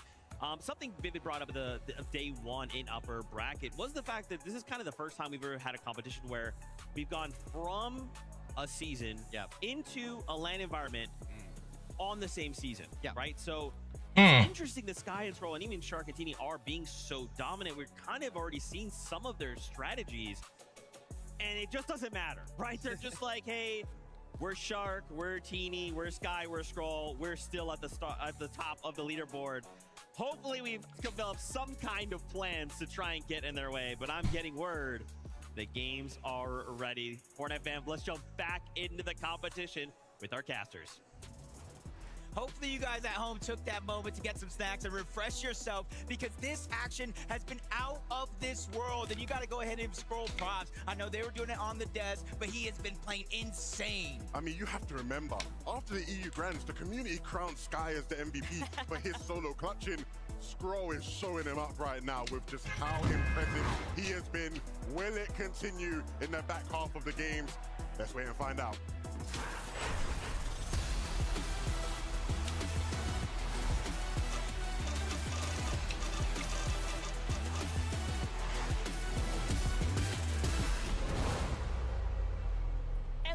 Here we go, game time. Okay. Game number 5 out of 8. Series champion for a reason, but the fact of the matter is he is just looking like a different beast entirely in today's lobbies. But who's going to be the team to step up and try to shut them down? The scariest thing about Sky and Scroll is with how good Scroll is currently playing, we all know Sky can do the same thing too. So the second he, takes a beat, maybe he decides after the halftime break, I'm gonna chill a bit. You can never be too safe, Jacob, when either of these two are up in this lobby. Can they remain consistent throughout 8 games, though? But back on over to the fight, we know what happened at time and time again. Flixie, he's able to get the first drop. There goes the knock. Third party's coming Wow. out of nowhere. Flixie going down. Get eliminated. And it's right there, a shot to the heart for Chap. And Shot to the heart. The drop was It's too late. Pete resigns and Tinka full out, but Werix and Kiruo, they've got a whole new strategy cooking, and it's worked against Chap Flixie entirely. Wow, Reason goes down. Favorite fallen here as Reason will meet his demise. A very, very tough situation to be in early. But after that break between game 4 and the one you're at now, they had plenty of time to rework their strategy. But it's just so crazy to think. Everyone knew, everyone's been strategizing, everyone's been planning for the countermeasures. But the fact of the matter is, when it's so on the fly, when it's happening in the same day, it's so much more difficult to be able to actually meet every single one of those expectations. You're just constantly guessing and checking.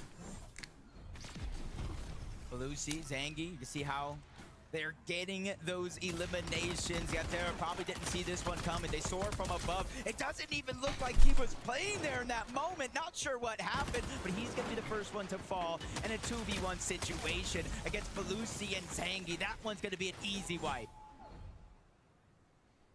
Back over to Latte. It was incredibly messy in the first 4 games of the day. After people have had a moment to chill in halftime, it looks a bit more quiet here in game number 5. And hopefully for NA fans, that works in favor of Ritual H's and Reet and Cooper and gives them the best chance of rising in the standings. After a certain point, You just have to chalk it up to where is the line going to be drawn in the sand. And for Agers and Ritual, they realize that they're going to need a little bit more if they want to try and overcome for top 15. And how many times have we seen Pablo and Chino do this? Liam didn't see it coming. Give that guy a map. Pablo and Chino are on their way, and it looks like Shark and Teamy are looking to replicate that as well. Yeah, they heard the noise that was going down over here. Skyjump and Momsy had just finished a fight. And that's been a thing about Shark and Teeny. They've been playing well, but they have some struggles when it comes to Storm Surge. So you're seeing them and a few other teams to start this game already switching things up to try to fix what wasn't working. There's a lot of VOD footage out there on Momsy and Skyjump hanging out in the forest. So for somebody like Teeny, it is not shocking to think that they would have come up with the formula to try and take those two out. Speaking of formulas, hopefully Pete and Poyo have been cooking something up. Two of their biggest names. We saw at the last Duo LAN just how impressive they were. And though we are far removed from that, we know they still have the ability with this type of loot in hand, both of them with gold shotguns. If they do have to force a fight, Jacob, you've got to think it's in their favor. Yeah, right now you can kind of see that they were able to loot up very, very quickly. They got those legendary fishing spots, the Midas floppers, so getting a strong loadout was going to be easy, but Venno falls again. Teus and King BR, they've been on a roll on this side of the map, and now Curve with his back up against the wall once more. Curve, the young superstar on NA Central, getting a chance of a lifetime playing with Venno. They won the NA FNCS, but this weekend, particularly Championship Sunday, I gotta wonder where it all went wrong. Look, the Brazilian fans might be outnumbered here in Germany, but we just heard them getting plenty rowdy for what just took place on our screens. But now it's all about Peterbot and Poyo. Can they overcome? They're looking to see if they can strike first elimination here at Humble Hills. Putting pressure down. That's exactly what they do best. But you see how they're approaching this fight differently, Levin? They're not just bulldozing into the box. They made one too many mistakes at the first half of the day, so even them are taking a different approach to the game. Yeah, I'd even argue they don't look as comfortable right now, trying to find the opening. Nosif and Izzy, though, not giving them that room, not giving them any sort of opportunity. No mistakes made, and so Pete and Poyo do the right thing. They back off. And they're just going to have to try run it back another time with another duo. These guys will not be an easy fish. It makes sense. You don't want to keep trying to force blocks where they won't fit, and you don't want to overextend your welcome. Pete, Poyo, better off faring, trying to maybe switch up, maybe push further into the forest direction, even a little bit north of where Squibbly is at. See if Skyjump and Mumsy could be victimized there. Well, be careful if you go over there, though. That's where Shark and Teeny lurk around. And they are not a team you want to fight if you're not at your 100% best. Swizzy, Pixie, they've started to heat up this weekend, and Twy is feeling the effects of that. Can this duo be the surprise team that pushes Sky and Scroll, maybe one of the other duos up there till the very end? There is just so many duos, though. You look at 268 points on a leaderboard at the halfway mark, and if you are not in that 100-point threshold range, it's very difficult to start thinking about realistically overtaking them. Instead, it shifts. Focus is top 15, and for Pixie and Swizzy, they're still within that strike. I'll be right back, guys. Be right back. That they're looking for every opportunity to rack up elimination points because the placements are soon to follow. That's the thing we know for sure, especially for a team like Swizzy and Pixie. When they turn it on, they can pick up those eliminations when it matters, but they're being very, very precise about how they want to approach the situation. They know Sides and Scary are holding down that mending machine, so instead of fighting it, they're just going to take their damage and leave. Karama, Akira, rotating through. Again, and not a lot of our teams that kind of would usually stick towards the south side of the map are kind of making quick and early rotations, trying to get into the zone. With the way these Storm Surge changes this year, you're seeing how it affects the gameplay and the differences from Globals until now. This has sort of been the name of the game, though, for Akira and Karama all day. They've just kind of been testing the waters, gauging whether or not some of these surprise opportunities actually pan out in their favor. But for all these other duos, ones like Vico and Malabuka, we know what they are capable of. We're just waiting for that highlight showing. The toughest thing, and you can ask Pablo and Chino about this, the toughest thing about being in a battle against Sky and Scroll is they don't slow down, they don't misstep. To overcome them, you're gonna have quite the game. Vico Malabuka are capable of it, but they still have plenty of other top competitors in between them and that first place slot. It's gonna have to be a ramp up in momentum. Focus and Hero, they were the ones kind of lurking over on this side of the map. You see why. Drained out of all of their extra heals. You got to think Tiggs and Daddy Kush in the same spot. No extra HP, down to the gold. So they're going to go ahead and try to take control of this vending machine. Yapko and Panzer are on top of that hill as well, not too far out. So 3 teams around Painted Palms, all still having to rotate in. Neither one of them wanting to give up an inch because they know their opposition could take a mile. But you still have to remember, this is Yapko and Panzer's home base. Bacchus and Hero, they were originally contesting Epic Whale and Pump. We all saw that that was not bearing in their favor, not even the slightest, so they wanted to shift the plan. They're trying to find new opportunities, but that's thrown so many issues, not just for Yapko and Panzer, who now have a lot of their coverage left to try and reclaim, but Vico Malabuka, they're now taking more surge tags from Epic Whale and Pump, who are feeling a little bit more bold being uncontested. QNDX and Phantom just trying to rotate through the south side of Battlewood Boulevard, but this is where you can see a little bit of the difficulties. They're still taking damage all along the way. Yeah, seeing these guys landing south of Battlewood definitely was always going to be a difficult day to be had. Even with Benno Curve fighting King and Tails, it was always going to be rough. Shadow and Virgo right now doing everything in their power to keep NA still in this battle for first.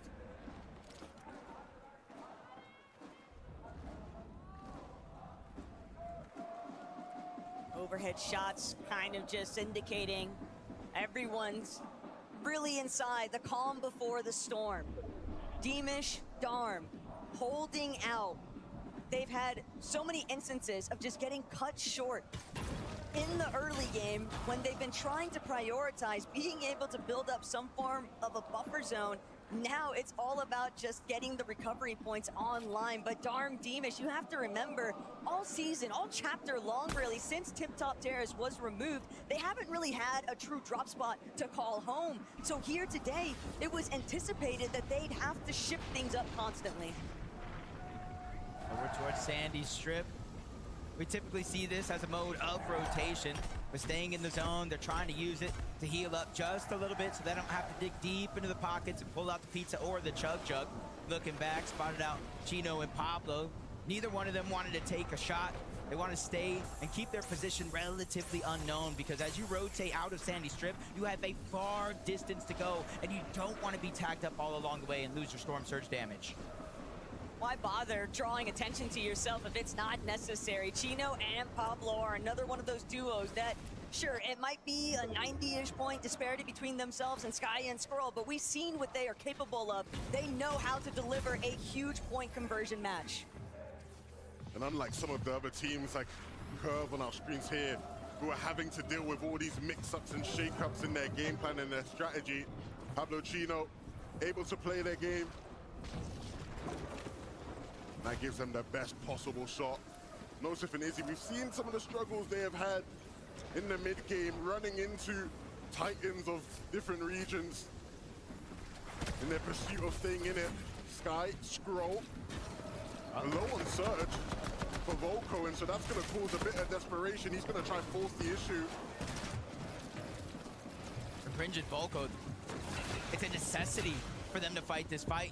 There's not too many targets around the actual spot where they're at now. They're 115 below. They're not taking damage from Storm Surge yet, but they will if they don't get what they need. Nice shot by Volko. That's going to get them 23 above the damage threshold. Pulling Sky and Skrull down that leaderboard along with them, but he answers the call again. Skrull will not be denied in this tournament. Picks up the Elim. Siphon keeping him healthy, which is huge. Just when you thought Cringe and Volko maybe had the upper hand on the Danes, Skrull reminding everyone why today he is the best player in the world.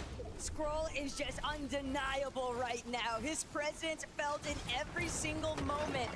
any opportunity that Cringe and Volko might have had completely disappearing right in front of their eyes. The Sky Scroll now with another freebie refresh. It wasn't even a necessity. They are 5-5-5 heading towards the next zone, and they have the luxury of taking their sweet time. A dead side approach is likely in the works. And just like that, Sky and Scroll back to playing out their regular game, the one we have seen them do all season long. Rico Malabuka, in typical fashion, things looking a bit messy here, but they thrive in the chaos. Yapko Panzer, a duo that they are very familiar with. Well, they won't want to be fighting against these guys just now, so quick little loot up. Not even a necessity to have to fight that when you see they're above the damage threshold and over 400. You're seeing how they got so far above the damage threshold. Shockwave from above. The surprise attack. They didn't see it coming. They just fully punished Bacchus and Hero for facing the wrong direction. They were boxed up. They had that flow-bearing Miss Grenade going. You know the visual obscurity is going to be a problem. You've got to make sure that you are keeping at least one member looking the other way. They set the screen on themselves, and Rico Malabuka jumped on the opportunity. That is what great playmakers do, and that's exactly what Malabuka and Rico have been in the EU for years, showing it on the stage now. It's one of the best teams, as it seems, controlling their serves. They haven't been ticked once the entire tournament, which is impressive, which goes to show that they're constantly staying above that damage threshold, planning each rotation perfectly, so not only they can go ahead and accumulate those numbers, but not take damage back themselves. I can't help but notice the direction that this zone is pulling. This is Vika Malabuka's backyard, but also a duo like Chino and Pablo. They have made a great approach far north of everyone else. They'll have the highest point of elevation. They've just got to make sure they keep their heads on a swivel. They don't want to get caught out by any teams looking to sneak up behind them. Not the spot you want to be in if you're Vidil and Ju below the damage threshold. And the thing is, Lewan Romero, they don't hear that Vidil and Ju are below that damage threshold until their shields crack. But they know aggression when they see them. Vidil know it. They're just trying to climb on top of the Frigid Fortress building. They're not necessarily trying to take a risky 50-50 fight. They're just trying to elevate themselves so they could shoot off into the distance. But off into the distance, it was Chino and Pablo. The way that they had made their approach into Frigid Fortress's peak elevation is the primary reason why Vidil and Ju are having to expend practically all of their hard material now. Pablo, Chino, they recognize the fact this is likely a team that's rather weak. They have to spend opportunities to heal, so they won't be able to light us up, and they get a free rotate to front side. And you talked about wanting to build up to not take a risk. It might have been riskier to do just that. Their biggest opportunity to get damage, Pablo and Chino flew by, and they were not ready to get any tags whatsoever. Now you're seeing just how hard it is for them to find any sort of damage. Everybody boxed up, nobody in a rush to move out of their box. Except for them, and they go down. Sometimes you're just left with no other options when you're that below the damage threshold. But for Acorn and Bolts, they get the zone not too far off where they landed. It gets even closer as it's going over towards the northwest, not too far away from wherever he's at now. And they also get the pull. So for Acorn and Bolts, the main thing on their mind is not going down or making any bad peaks. One reoccurring trend throughout today, though, is that whoever won the last lobby has had a rather difficult time in the very next. But for Acorn and Bolts, they are looking to escape that narrative. Sharktini, on the other hand, they've got a whole different slew of problems here. 212 below. Shark having to use everything just to try and out-heal some of these surge takes. 14 players that still need to go down. They'll have to force the issue. Yeah, there's even another team spraying on that box, looking behind. They know where they got to go. They know where the zone's going to lead. Swizzy, Pixie, they're going to open that one up and land even more damage onto Teeny, making his life that much harder in this situation. 232. It's now or never. Greek Cooper on the other side. Shark takes a big shot. Storm Surge still taking him down. 20 HP. Only a couple of seconds before he is struck it out of the lobby completely. Shark's gonna fall. Now Teeny with his back up against the wall. A necessary sacrifice. As Shark goes down, he lands a shot and he gets up above the damage threshold. Most people might be scared to see TD in this kind of solo position, but you have to remember, TD's been throwing out his own punches, even at 5 eliminations, if I'm not mistaken, in that secondary lobby, so he's been popping off. And I mean, you can look at all the little things that they could have done differently in that moment to keep Shark potentially in the game, but the mistakes were made way before this point in the game, and it's just up for Teamy now to just keep himself ticking for that much longer. Eventually, he will crack, and that is the end of that for our second place team in this game. And so an opportunity for Sky and Skrull to continue to improve their lead. But what do Chino and Pablo have to say about that? Wow. A flashback right now. Peterbot and Pollo literally flying under the radar. They have that one elimination, 280 damage above, and they are starting to heat up. Sayas is going to go down. Ages of Ritual taking a lot of the focus, but they're constantly changing targets. They don't want to let anybody breathe. That's at the back of the zone. Now Pump is feeling the pain. No eliminations yet, but for Peterbot and Pollo, they handled their surge. There's one spot you never want to see. It's Pete ahead of the rest of the lobby because he just goes into target practice mode. A lot of damage applied, but they still need refreshes. They need to make it to the bodies because they need to build up more materials, a better loadout. Swizzy, on the other hand, he's already got it. He is set and perched on the high ground. Pixie directly next to him. Who's going to be the first, though, to bring an elimination in? If you know anything about these two players, this is where they like to be. We have seen them on this stage and in EU make waves from above, but this is not over when you have Acorn and Folks looking to try and make the back-to-back happen. Still so many strong players, so many strong duos left alive in this one. It is not an easy high hold for Swizzy Pixie. But this is the best chance. Agers and Ritual, they are pouncing on the leading challengers here today. And that elimination onto Skrull. Sky, what are you left to do? Yeah, you foreshadowed it yourself. He was the one doing a decent amount of the solo clutches. Now with no build, can't take a singular tick of the zone. He's gonna fall. An opportunity has just opened up for the rest of the lobby. But Swizzy and Pixie, they're trying to control it all. Agers is out of here. Pixie knows that Peterbot's right behind him, and Swizzy has fallen. Pollo's taking him out. The Mythic Reloader, could it be the difference maker? Peterbot's waiting to see who dares challenge him next. It was only a matter of time until Peterbot and Pollo reminded the world why they are so feared in NA. This is time to make their game happen. Vico and Matabuka down below, still gonna make it happen. If they can keep it up, they might just take height off of them.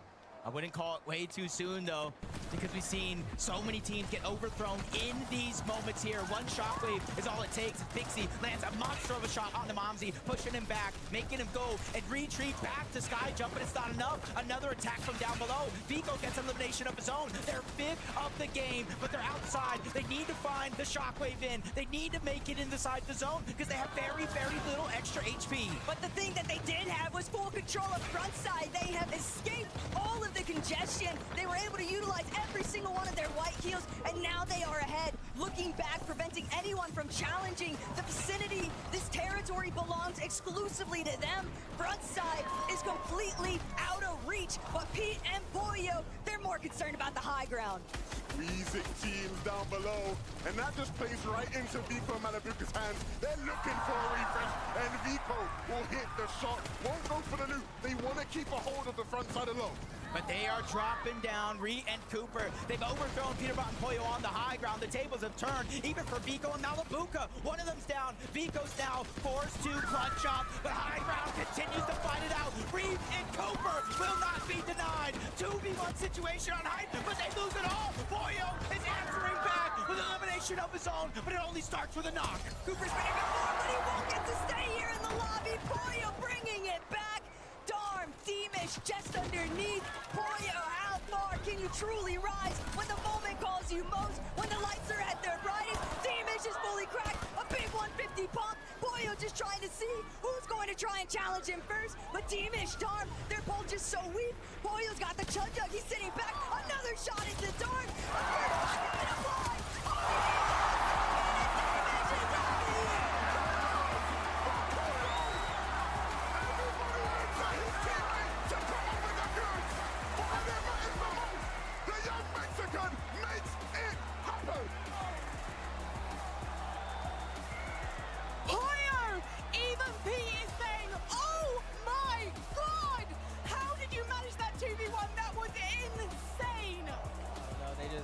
had no mats, so I was just able to make them there. It was a 2v1 situation.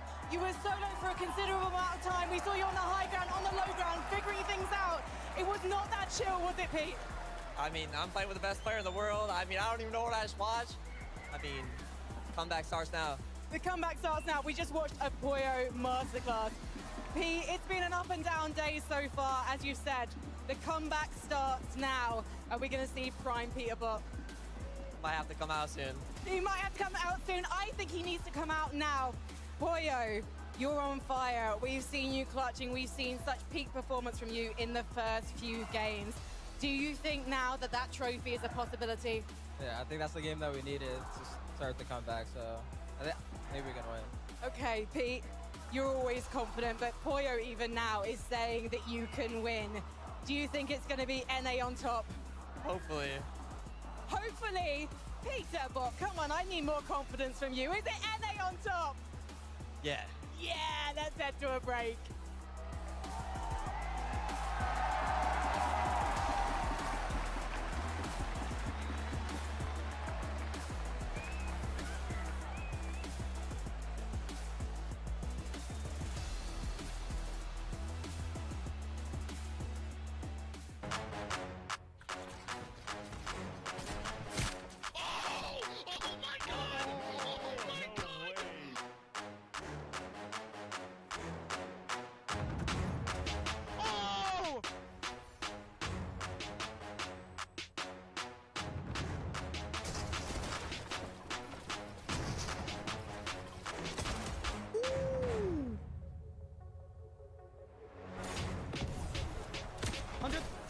I got hit with that one lot. I'm popping a med bit. Wait, short. Got 6 build? No, back up. Wait, if you're mid, wait. 100! 100! Oh my god! Oh my god! Oh my god!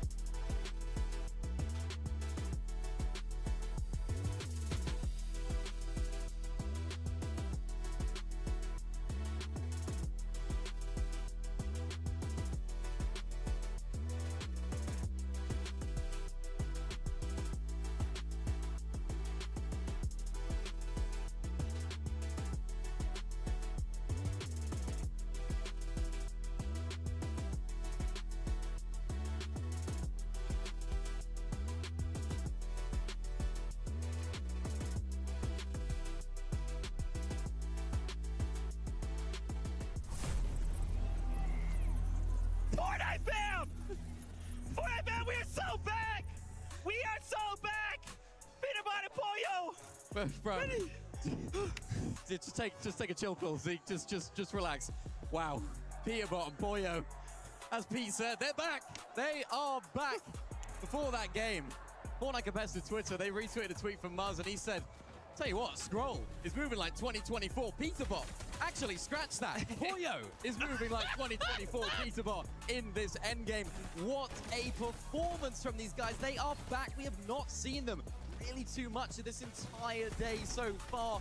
They took high. They had it taken off of them as well. There was a moment here where I thought they'd thrown the game when Peterbot tried to take high as a solo. It's this right here you can see in the middle of your screen. Trying to chop high, ends up chopping Reet and Cooper out, but of course, that 2v1 situation, I thought, no, they've thrown it. But oh no, no, no. Poyo as a solo, down on low ground.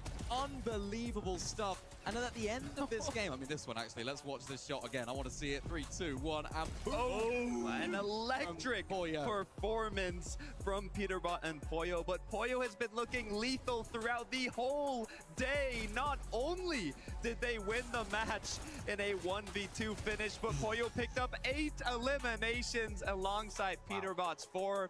I've talked a lot about expectations, specifically for this duo. I mean, they got second, first in 2024 and even won the 2024 Global Championship in 2025 as well. Second, first. I mean, the expectations for Peterbot and Poyo coming back into duos have been at an all-time high. They have not been meeting these expectations. You'd look at the placements and you'd say, they're great. They've been playing really well, but they haven't been firsts. They haven't been seconds. They haven't been winning, which is what we're so used to seeing with Peterbot and Poyo. And with that performance that we just witnessed right after halftime, I think we're into a very fun surprise here. And a mask back on. Step off, Polo! Step off, my man! Put some respect on that name! Okay, sorry about that. Sorry, I don't know how it got on there. Well, it's crazy stuff. Peterbot and Poyo, what the heck? The solo clutch. Guess what? We have a listen in from that game. Let's take a listen. Oh, dead. I go for it. I'm gonna go for it. Look at him. They're going up. Good. I'm the mat. I'm dead, probably. Dead. Nice. 3 builds. Play chug. Nice! 1v1. He's gonna die. 0 builds. Nice. Let's go! Disgusting! Oh, sorry about that. The mask was back on. I don't know why that keeps getting over here. Sorry about that. I'm gonna keep that over there. Again, congrats to the duo. How does this impact the standings, though? We have to take a look. What's important to note here, Sky and Scroll fell just inside placement, right? So they didn't get to earn as many points as we wanted. Look at this. Acorn, Bolts, and even Vico and Malabuka suddenly jump up into that top 3. And we do see their 10th place Poyo and, of course, Peterbot. But, man, Acorn and Bolts, they needed this game, right? They needed a point. They saw that in the feed. Sky and Scroll down. Go!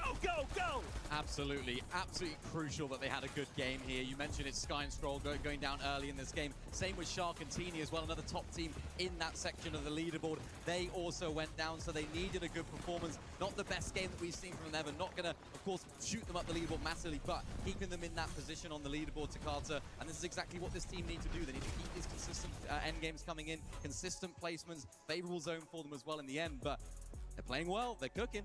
I'm starting to get nervous for EU here. I mean, we talked about it earlier. Shadow Virgo, they were on top in terms of the NA teams, but we look back at predictions going into these finals. Acorn Bolts, they were always on that high end of these predictions, and after a big game before halftime, now continuing forward with another solid match, they are creeping their way up to first. Oh my gosh. Guys, I wanted to keep talking, but so much happened in the last game, but I'm kidding, we're games already. We're jumping right back into the action. Casters, take it away. You know, before this tournament started, I was asked so many times, who do you think is going to win? Who do you think is going to take it all? You know what I said? I just want a close tournament. Peterbot and Poyo looking like they're going to deliver.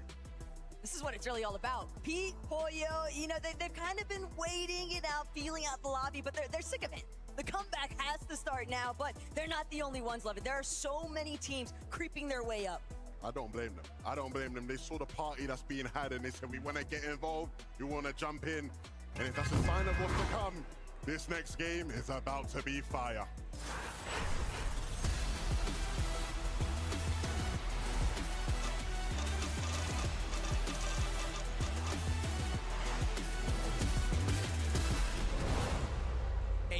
pivotal game 6, and normally we would be talking about this being the last game. Sorry, guys. Of the day. What do teams have I'm to back do here? But there's still 3 games left, and that's why I look at consistency. So even though Sky and Scroll may have fell early, they're still in a lead. They still have a cushion, and they still have a game to spare.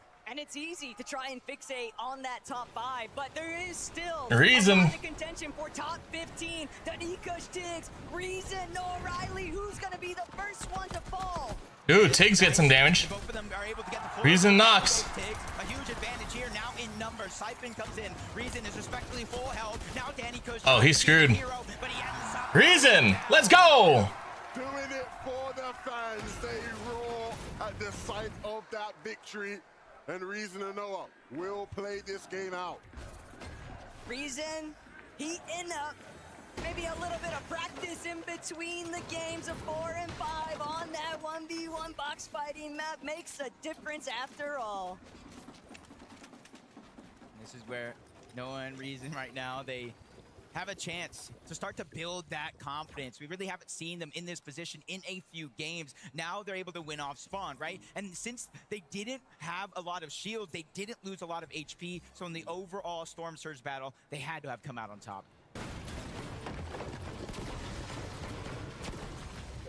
It's not often we get to see Chap and Flixie just farming things out. It's been so expected that they would have to try and duke it out for their spot south of the Sanctuary, but teams starting to realize, starting to understand, if we want any sort of momentum on the secondary half of today's lobbies, we're gonna have to survive it first, and Vico not gonna allow that for Cole. I spoke to Vico in between that last game, and he said, Levin, it's so hard at the top. Sky and Scroll don't give up. We're gonna have to make these next couple games count. Yep. And if this first fight is a Who's winning, guys? then Sky and Scroll are gonna have to look closely over their shoulder. Who won the last game? Are here to play for it all. And you have to remember, Vico Malabuca, they've already done it once to Sky and Scroll. Granted, it took place in a Divisional Cup Finals, but the impact is still there. A lesson was learned. And for Chino Pablo, that might be teaching a really big one right here, right now, in a moment, to Jason Liam. You gotta be careful. This is the same exact thing they did in that last game. They found it successful, and they're trying it again. Don't fix what isn't broken. Jason Liam, they have not got the memo, and they're separated as 2 different individuals. Luckily for Jace, though, he's gonna narrowly escape danger. He doesn't even know how close he just got to getting taken down by Chino and Pablo. It's one of those instances where you can't help but hold your breath. You expect that Chino Pablo are still going to have the upper hand here. Liam, Jace, they're splitting the loot. They're feeling like they've gotten an ability to bring things together. And Pablo, Chino just staring them down. They know Jace is right behind. And Jace might be finished, but the patience, the reservation here, the trigger fingers not firing off. That's just the little decisions that really carry on to the end game. Left instead of right, up instead of down. Jason Liam don't know, but they made the right call. Yeah, I don't know if that patience was worth it from Pablo and Chino, unless they come back around and get something better from it. In this meta, you just got to take the damage, I feel. And yeah, that opportunity has completely slipped through the fingers. Now Liam and Jace are long gone. Still, I understand why they didn't pull the trigger. They felt like they had a big fish waiting for them. Well, they didn't. A big fish? Scroll, Sky. I mean, what more can we say about these two? Plenty to say about this situation here. Ju left alone as a solo against Yapko and Panzer, who we have seen them in box fights like this today, and they have been relentless. Yeah, in terms of just straight damage and controlling the top side of the map, they've done a wonderful job so far. They just need to be able to convert that into either high elimination games or playing into the top 10 consistently to close the day. But for Ju, he's just kind of waiting in the wings. He just has to have this moment here where he does nothing. But Taco, he's officially on the clock. There's no extra heals in his inventory, and he's now in the zone. And even if he's able to scavenge some bandages, a med kit, it just might not matter. Yakko Panzer can hold him, but Curve getting fraggy with it. I know that he's still got a long way to go before he makes his way towards the top, but every little bit helps at any stage. Absolutely. Very true. Akira and Karama, a team we've seen much of in these mid-games. They have been an ever-present force still yet to be the protagonist of one of these end games. Looks like they're going to run into Kindex and Phantom, who have something cooking up for them. Will these guys waltz into that building? Well, they're hoping so. This is part of the problem that kind of gets established over at Battlewood Boulevard when you have so many teams just setting up, posturing, preparing for the ultimate ambush. Akira Kurama, they're gonna be spotted out first and foremost by Benno, who's trying to stir a little bit of a fuss here, but Curve on the other side of things, he might just be too isolated. This is playing out perfectly for Phantom and Ooh. Curve goes down. Perfectly. Now they're able to kind of bolster their loadout a little bit more, and for Venno, you can definitely feel the pain. Dang. There's just too many buildings. There's too many hiding holes, and that's part of the reason why Akira Kurama is taking advantage of some of the chaos, but it's not the big punch you'd expect. Just a little bit to kind of lean off or continuing that fight. While this is going down the south side of Battlewood Boulevard, you got to think Sky and Score getting the best of it, but Noah Riley trying to save the day. Razan is already down, but he's able to clean up one elimination rather quickly, kind of forcing the lone member there on the other side to try to make a decision. Do I push in or do I try to be the hero, get the reboot card, and come back to visit this situation later? Noah Riley does look like he's going to find success on that revive, so Panzer's time here has run Wow. no choice but to disengage. But where does that leave them as far as this game is concerned? Recovery isn't impossible, but it is improbable, you'd say, for a team that has had their fair share of struggles today. Wasting a lot of mats there. Speaking of struggles, Drew on the other side, these are just not the two teams that this arena wants to see in this position right now. You just can't forget, Jude's been here the entire time. While Yapko and Panzer, low HP. The likes of Noah Riley and Razan, they encounter this whole new problem of Vidil now being brought back into the mix. Granted, there's still a lot of damage left to be undone here. Ju and Vidil have a far ways to go before they make it into zone. All of the teams that are ahead of them, all of the teams that could potentially be looking to run back this direction too for that reboot inside of the storm, it's just not going to be very easy to climb their way out. Oh, sneak plays. We like to see them. Wow.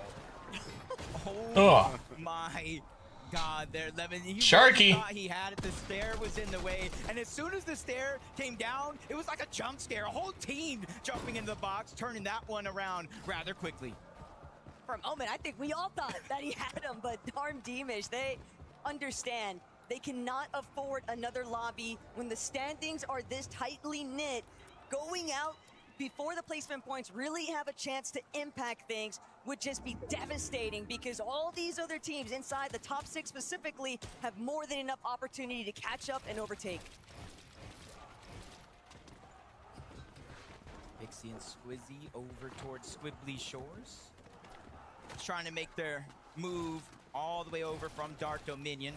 Rather now instead of later with the rest of the lobby. It's going to make it hard to maintain your position on Surge. Ju probably spots out a reboot coming through, able to get a knock onto Yapko, but a whole nother duo comes to crash the party. And there's a 14 at the bottom that's moving closer and closer, but the one right here that he has to worry about is Cold and Rapid. They're trying to close in on the distance. And Ooh, Ju! Oh no! Take that fish! Come out. Scary and Sayaz as well. That was that 4th team I was talking about. Shoot off into the distance and clean up that elimination onto Ju. That frustration really starting to build up, because when you are at that 82, 90 points range, it's hard not to overtake it. But Rapid, Cold, don't get distracted now.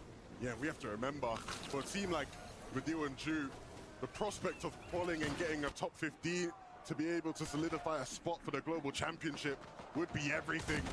These guys want more than that. And Yapko and Panzer, again, in one of these fights here in Storm, not somebody to play with, even if you're Cold and Rapid. Fresh off of what looked like a revive situation down in the dirt. I'm not sure how they opened that one up on the cold. They took him down, and now they leave Rapid in a peculiar situation. He has enough gold. He can bypass this situation and try to get the reboot, but I'm not sure he wants to leave all that loot behind. I just watched Yapko go from 15 builds to over 110. He got his loot llama. He doesn't need to stick around to see what happens next with Rapid. They know they need to get out of dodge and start actually making their way towards the zone. But Rapid, he's saying, wow. You're gonna ruin my game. I'll take yours down with wow. Yapko has been knocked. The delay now for Panzer. Do I commit or do I back off? But Rapid's not gonna let it happen. Rapid, who are you feeling like? I mean, wow. This is what you're gonna do. Then we really want to see more of you right now. Panzer needs to be careful because Rapid is not messing about. Even with the free builds he has, you still fancy him here to find something. Panzer just has to regain control. Use the only one shotgun shot. To keep the distance, keep the separation. Only one shotgun shot though.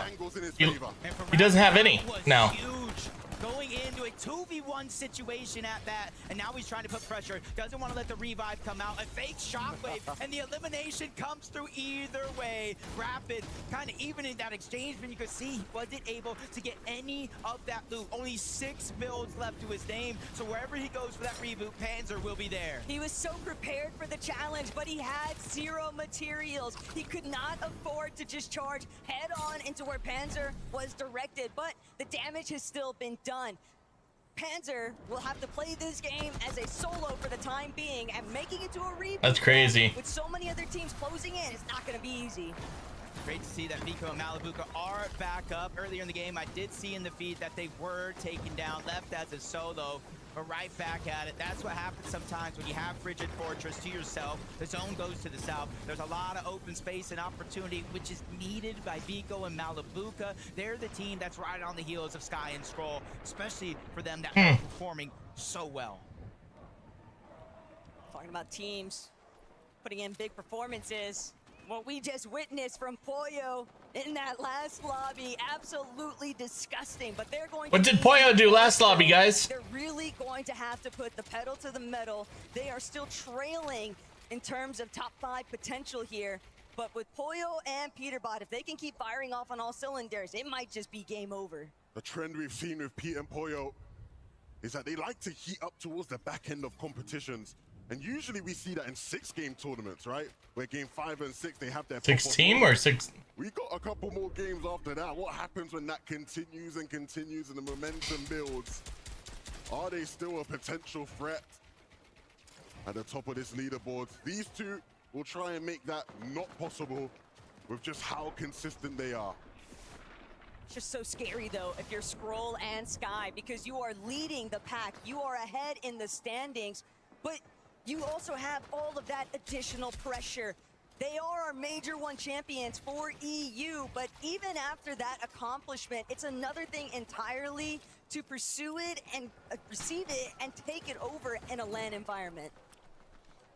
Essentially, this game right here, about a 46 or so point difference as of now. Sky and Scroll still leading in first, but you have multiple teams, including Acorn and Bolts, hot on those heels. And for them, they're 183 above the damage threshold. Bolts and Acorn have been playing consistent. They have a win in the tournament so far today. It's just about making it really matter in the last half. And I think one of the biggest difference makers, especially for a team like Acorn and Bolts, is they don't necessarily go elimination crazy. They don't? Oh. Case, Shark and Teeny, though, certainly a team that can deliver those big-time performances. Heavy elimination, strong placements, but first, they're going to need to see if they can take out Garmin and Deemish. Caught them a little bit off guard here. Going to force out the Bills spot of retreat, but Shark is just beaming anybody he can in the lobby. He needs all the damage he can get right now because they are currently still sitting just above that damage threshold. And as the players start to rift in overhead of Humble Hills, this could be even more complicated. Still, shots are connecting. You can't overstay. It is going to go from 2 tick per second that you're inside of the zone to 5 ticks, so he immediately tries to beeline his way there. Rightfully so, because you look at where the zone pulls all the way across the map. Max pull for the majority of the lobby. We're headed on over to Battlewood. Pretty big confidence decision, though, from Shark. He was hanging out in the storm so far away from his duo, Teeny. and yet they weren't punished for it. They kind of scouted out the fact that they had an opening for short. Interesting. Round, looked to try and punish some players. We're a little bit later than the rest of the lobby, but now Swizzy, Pixie, they're on pace to try and take over the top half of that leaderboard. See with just how this zone is shaping up. All those early rotations will be crucial. This isn't the type of zone where you want to be running in late. It is so easy to get focused here as these players move in. Pixie, Swizzy, looking for a refresh, looking for any sign of weakness. They won't find it in Vico Malabuka. Those guys are looking good. Sharky. A tournament-defining game for these two. Yeah, as soon as they made it inside of the zone on this side of the map, TD immediately took damage from Belusi and Zangi down below. But I like the approach. Instead of getting aggressive and trying to fight back, they're letting them move forward. We'll follow them in the rotation with these shockwaves because right now we don't need Surge. We just need to survive. But that pizza box I was fine. resources. They don't really have a whole lot in the White Heels department. And for Sky, Scroll, the pressure is on. Kanata, Victor B, trying to see if they could challenge and take down their EU opposition here. But Scroll and Sky will have none of it. They are protecting their space, refusing to allow anyone to try and catch them off guard. Like, this is the point in the game. You almost have to have Sky and Scroll go down because this is where they excel the most in the end game, whether they're together as a duo or playing as individuals. So as the day continues to go on, depending on where they're at in the leaderboard, I want to see somebody try to make a play. This is exactly what we were talking about. It was always going to be a tough task for Ritual to rotate in, and those guys took the opportunity. Again, we see Sky looking to, again, get a bit more of an advantage as far as Surge is concerned. There's Scroll. As comfortable as we typically see them. And part of this issue is just stemming from the fact that when they were based up in their hill position, all of that action was taking place on the south side of Battlewood Boulevard. They didn't really have the best opportunities to establish any early surge because everyone was hiding out inside the buildings instead. So that's bleeding over into their problems right now. But Sharktini, they're creating so many issues in the lobby. Sharkus, you should have cooked something up right now. You might be overcooking. Just gotta take a moment to breathe and stay and follow team. Breathe, breathe, breathe. That was tough. A big elim there because that is not just elimination. You saw they locked that player outside of the lobby. That means they're one step closer to placement, just like Peter Bot and Poyo. They caught fire in that last game.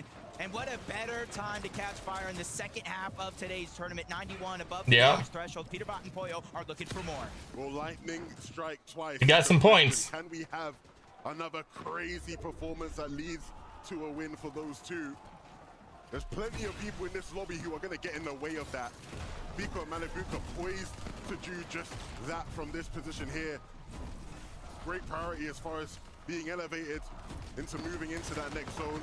Sky and Scroll, this is just not where we want to see them, looking so uncomfortable, looking desperate for damage. This is a nightmare of a scenario 11. Sky, 58 health, 87 below. They're able to bump right up the top of that damage threshold, but they have to rotate again. They have no extra shields, but they're on the front side of the zone. They built themselves a little space. Shark and Tini, aggression turns to bite them in the behind instead. They lose all of their shield, all of their momentum right there in that one moment. But both still trying to keep it rolling here on the low ground. Vico, Malabuka, they've had the chance to heal, and that might have been the only breathing room they needed. Vico, Malabuka now going to start to make their approach from the backside of zone. Who's going to be next? They're going to continue to wrap around. They've got the white heels. They can afford to tank a couple of ticks of storm, but Bolt's coned up. Builds so limited. 80 left on the Chug Jug. He's gonna try and play his own life, buy a little bit more time. While Shark and Tini, they've eliminated enough players, but can they get another? Because they're going to need the refresh. Poyo is down, but that's okay. Ooh. It's time for a flashback performance from Peterbot, but can he stop the freight train? That is Teeny and Shark. Bolts is doing his best, but he's just ran out of builds, trying to hide the cone. He gets found out. He's seeking for more. Victor B gets struck down. Bolts goes down. Cannot pick up the elimination. Sky is still going. Scroll, they're feeling that same pain, separated once again. But now it's Sky's turn to pick up the ball and carry it forward. Sky doing everything. 5 over overdrive grenades, but only 39 HP. Flowberry missed grenade. He knows there's a team that could potentially be trying to make a play for height. He's going to be able to siphon off some shield from it, but first and foremost, he has to figure out where can I go next, because bodies are just surrounding him everywhere and they're closing in. And even with Vico and Manabuka's best efforts in this game, the longer Sky stays alive, the harder it is to catch up. He is doing everything he needs to right now. Yeah, into the top 12. Half of the placement points come in at that top 10 marker, but again, wow. Shockwave's out of position once more, but he's quickly running out of builds. A lot of his resources going right down the drain, but an opportunity there onto Dark, breaks into the wall. Oh my, a perfectly placed ramp is going to save the day and allow for Sky to not get the elimination, but he's still on the hunt for more. Wow. Sky's gonna win it. Sky is gonna win it. I call it here. In game number 6, I call here. Sky's gonna win. Can he carry the torch forward? But look from the land down under, way up above the Look from the land down under. Resigns. They've just been silently building over. Come on, Resigns. Everybody in these congested lower layers, and now Flixie, Jap, how will they respond? They have to contend with everybody underneath them. They might need to take out Ozone, who's directly in front, but still Flixie trying to just keep pushing forward. Him and Chap are not slowing down. Even Sky, he will not be denied. He's essentially the inevitable player. He does it again. He takes the Sky's amazing. King, puts it on his own head. Into the Sky's amazing. Let's just say that. is a run like any other. Can Sky clutch up?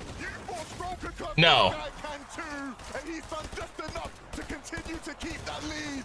Flixie will try and move above, but it's going to be the Oshi duo trying to close out this game and get the first dub on land for OCE. Surely they won't let it happen. Surely Flixie won't actually take them out, and surely Power Resigns. Let's go. Number 6 is all theirs.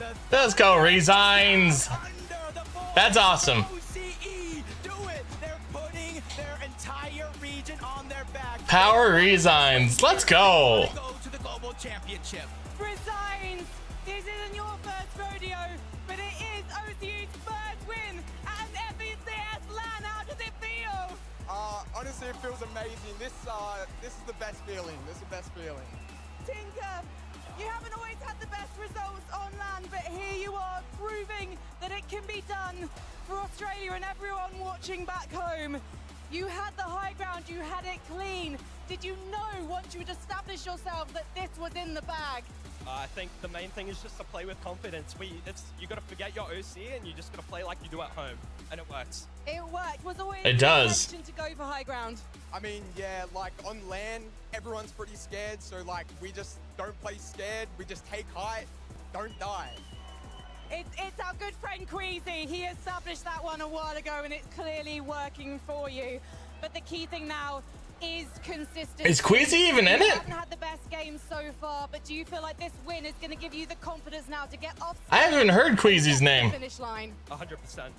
Well, boys, congratulations again, making history for OCE. It's Tinker and Resigns. We're going to head to a break, and maybe more history will be made.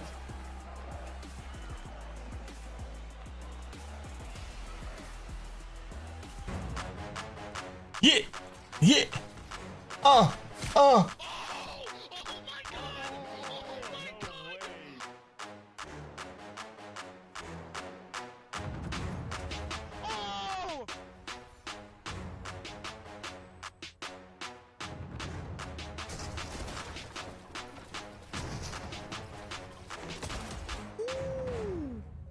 Ooh.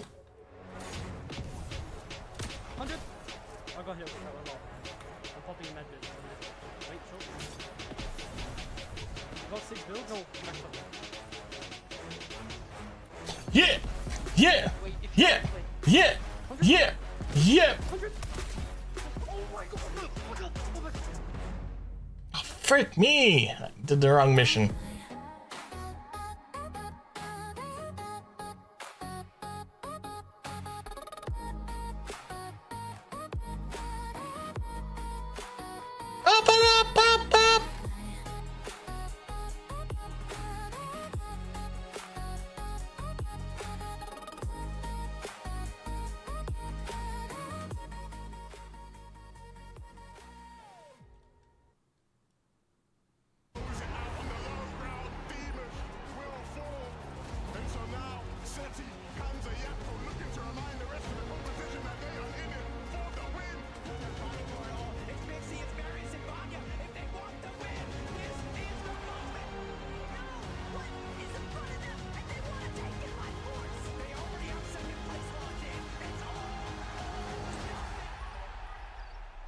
Belgium. Let's get those waffles.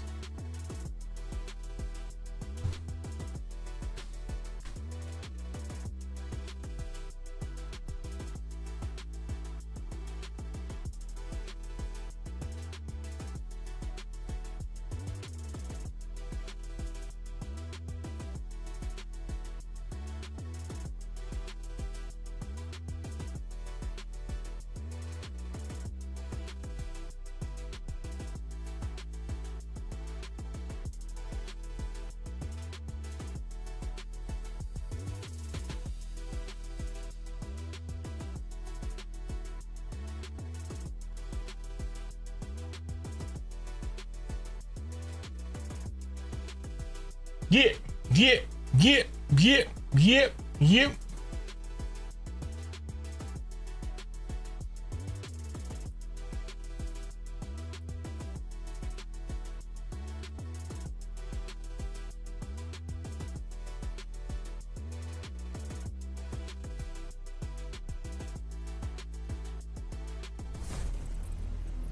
Let's get it. Fortnite fam, today is truly a movie. Resigns and Tinka get themselves a victory royale, the first ever victory royale from OCE on land. Wow. I think what's so crazy about this is That's crazy. Game in the back, and for a moment everything's kind of going chaos. Why the heck did Resigns dye his hair? It looks stupid. Maybe they can hold it. I mean, there's so many of the names that we know will contest height. They're not here. They're gonna win. Wait, OCE's gonna get a win. Wait, OCE's gonna get a win. An incredible effort from the guys, and as you can take a look right here, it's not like they kind of jumped up on the high ground the last second, right? They were kind of holding this throughout the entirety of the end game. Kind of the meta within the meta here on land in game number 6, taking a little bit of a change, because as we've been watching through all of the games today, it's kind of been a mess up there on the high ground, but Resigns, they have kind of figured out a way to suppress the rest of the lobby. Go ahead and continue themselves up on the high ground. They end this game as well with 9 eliminations. That's going to throw them so much further up the leaderboard. Yeah, I think going into that game, the cutoff was around 150 points-ish, and I believe they've surpassed that with that match. Now, obviously, we've got to see how the points continue to kind of change from all the other teams that also placed well, but they have a solid chance of getting top 15 now, and not only being the first OCE team to ever win a game on land, but also qualify themselves directly to the Global Championship. Oh man, of course, massive shout outs to them. But as we look at this top 10, Sky and Scroll are at 352 points.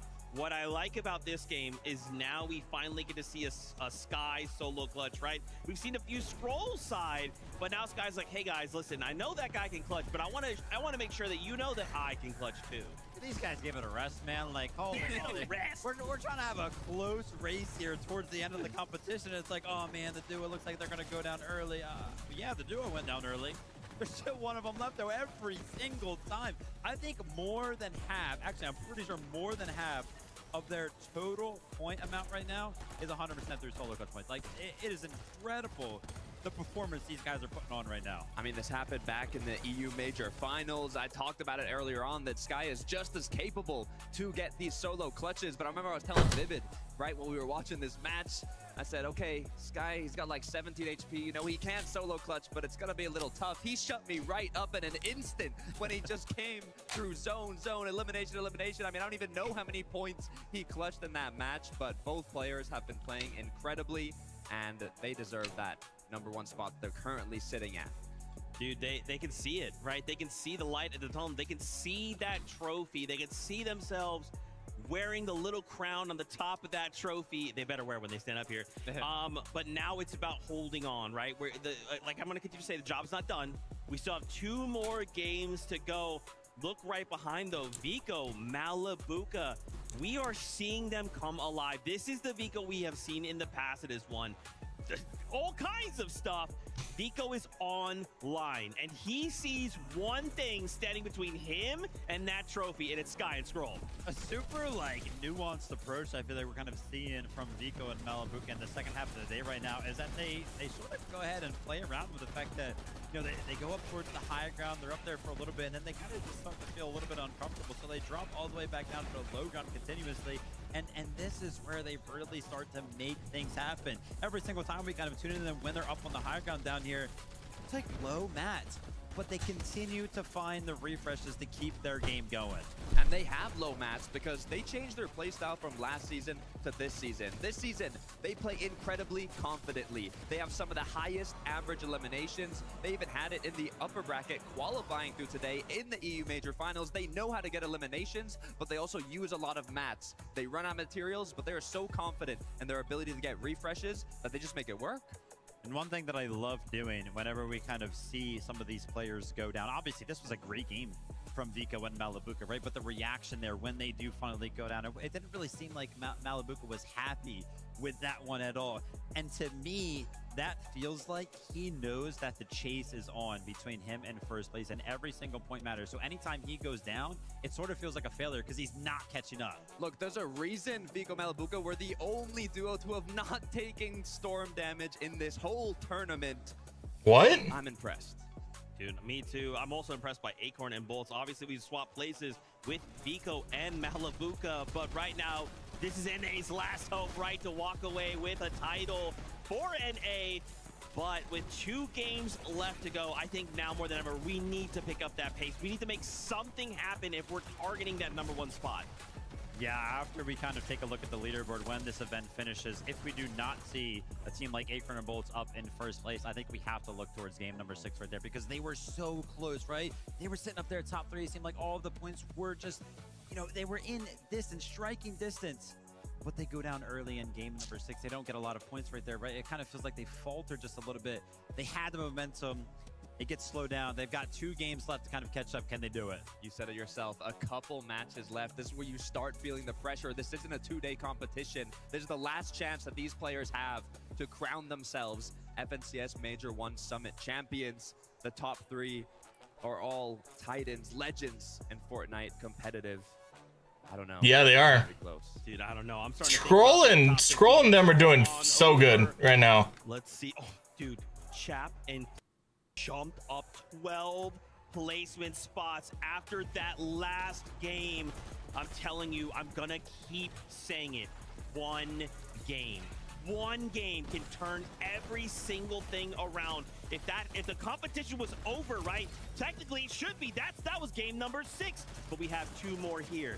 One game can put a duo into that top 15. Look, there's a reason Blixie was the best performing player in 2025 trios as a German, representing in his home turf right now. Everything is on the line. He's had a tough drop spot. He's had tough early games, but they've been making it work. They've been making it happen. And now with that bump in the leaderboard, Vivid, I'm excited to see how they close it out.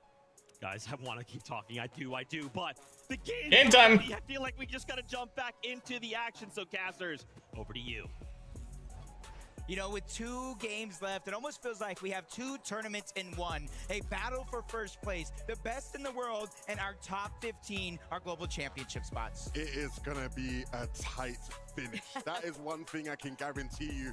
All over the leaderboard, we're seeing so many big names that we've expected things from fighting and converging all into this game number 7.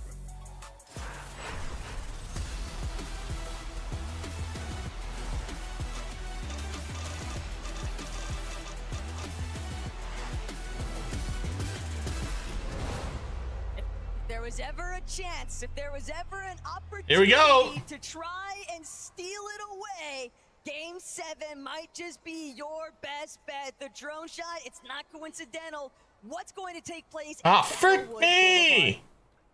This is where we've been waiting for quite some time. I set another one to a 30-minute mark. With only 40 minutes left. That sucks. Uncontested towards the north side of the map. So if we're expecting any surprise, Sorry, I'm playing Droid Tycoon while I'm playing this, guys. Understandably, I think they could have went either way as far as looking to try and make the play to win the tournament. Around the map, though, again, the desk hyped it up, and we will continue to as well.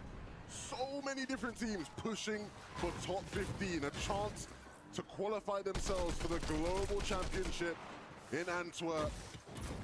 No Riley and reason we've seen them win this off spawn in that previous game. Outside of that, it's not been the best of fortunes No. Definitely a big point differential between these two teams that are clashing head on as well. For Reason and O'Reilly, they're going to need a big come up to try and cut the gap. But for Danikush and Tiggs, losing every off spawn from this point forward would be devastating because that's likely a global spot on the line. Tune into this side of the map, Chap, Flixie, even though they didn't get that elimination, Tinka is down. Romero is the one that's going to get credit for that one, but either way, Resigns is going to be by himself, and Chap and Flixie are starting to go on the chase. They're closing the gap, one box away, but it does look like he's trying to fight back. Is Chap going to win this? They're closing in and get that elimination from on top to on bottom. Reminding us why they are two top fighters, the pinch from both sides. He had nowhere to run and nowhere to hide. And it's crazy to think that at one point, even before leading into Globals, when they first found their spot cemented for this competition, a lot of the community was asking, when are they going to split? Yeah, when? Flixie, we haven't really seen them shine the way that they both look to be as individuals, and yet here today, they are proving that sticking it out has paid off dividends. Over here at Sandy Strip, more shenanigans. Will there be any damage dealt from it? Not Chino in that instance. This looks like they're going to take their time this time around. With one less team to worry about, they just saw them leave Sandy Strip. They got a little bit more space to work with.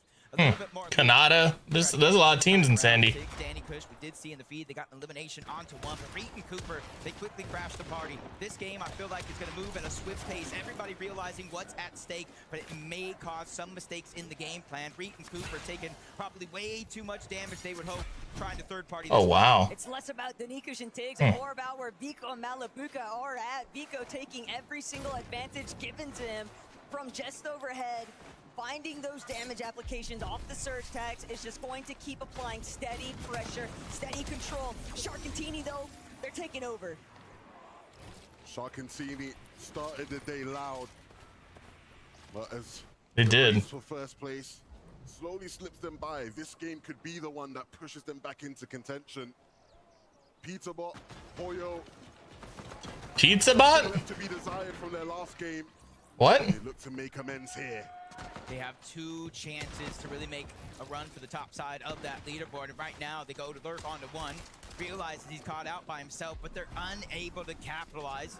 No real damage, no real knock.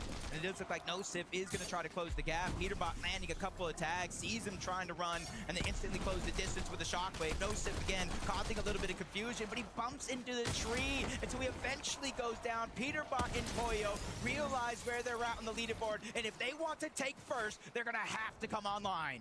And Poyo and Peterbot are doing just that. They'll go ahead and start leaving the vicinity because they realize there's other games afoot. We've seen them pick up one of Izzy or NoSif in these games and still go on to struggle later down the line. It's about piecing it all together as the game continues. If they have any shot of having a respectable finish for players of their caliber. Things might get a little sticky here, though, at Riptides. Focus and Thomas waning on their material count, but Nalu just overhead. Creeping about, waiting to see if the opportunity presents itself. Will they strike? Sometimes it's best to remain out of sight, out of mind, and just look for the reboot opportunity. Just kind of looking right now. Tom's focused. They have 2 eliminations. You saw kind of backtrack. Nalu had at least 1, so it almost seems like Thomas focus crashed the party that Nalu and Rainy were in. And so Nalu has no choice but to hide, disengage, and try to survive for now. Swizzy, Pixie, again, almost everybody in this lobby moving at such an accelerated pace. A lot of the teams were not even seeing remaining in their POI like usual. Wow. And this is something that has taken Swizzy and Pixie some time to figure out, but all of that contention that took place over at Dark Dominion, helping them out so much later on down the road. Curve and Benno, they're ready to take out Garama. Curve. Kira. Enough It's of the LM. games. They're just going to win it all. And look, it's not quite been the night that Benno and Curve would have been hoping for after they lit up NA. But there have been signs of greatness and plenty to learn from as this duo continues their journey. And who knows, maybe a back-to-back crazy pop-off gives them a chance of solidifying a spot in Globals. Chino, Pablo, we've seen these guys trying to make plays like this all day long. Sometimes it's worked, sometimes it hasn't. This time around, in the tunnel. Yeah, underneath painted palms. The original teams that might work. Kind of land over at this side of the map have kind of been distracted for a good portion of this early game, but they do hear noise. Reet and Cooper up above, farming up the metal that they don't necessarily get access to over towards Latte landing. But it's just a matter of, do they hear that chest? Watch out, Reet. Gonna try to go underneath and try to get it all. If Chino and Pablo are willing to wait it out, something tells me they have a pretty good idea that Reet and Cooper are eventually going to keep searching for additional loot, and playing from inside of the tunnel could be a big difference maker, but we'll have to wait and see whether that actually pans out in their favor. It's a big time commitment either way. Last time we waited in game 6, it didn't quite pan out, so they'll be hoping for better fortune this time around. Oh, what do we have here? Guardial up against Panzer and Yapko again in the storm here at Painted Palms. And again, Yapko and Panzer will come out on top.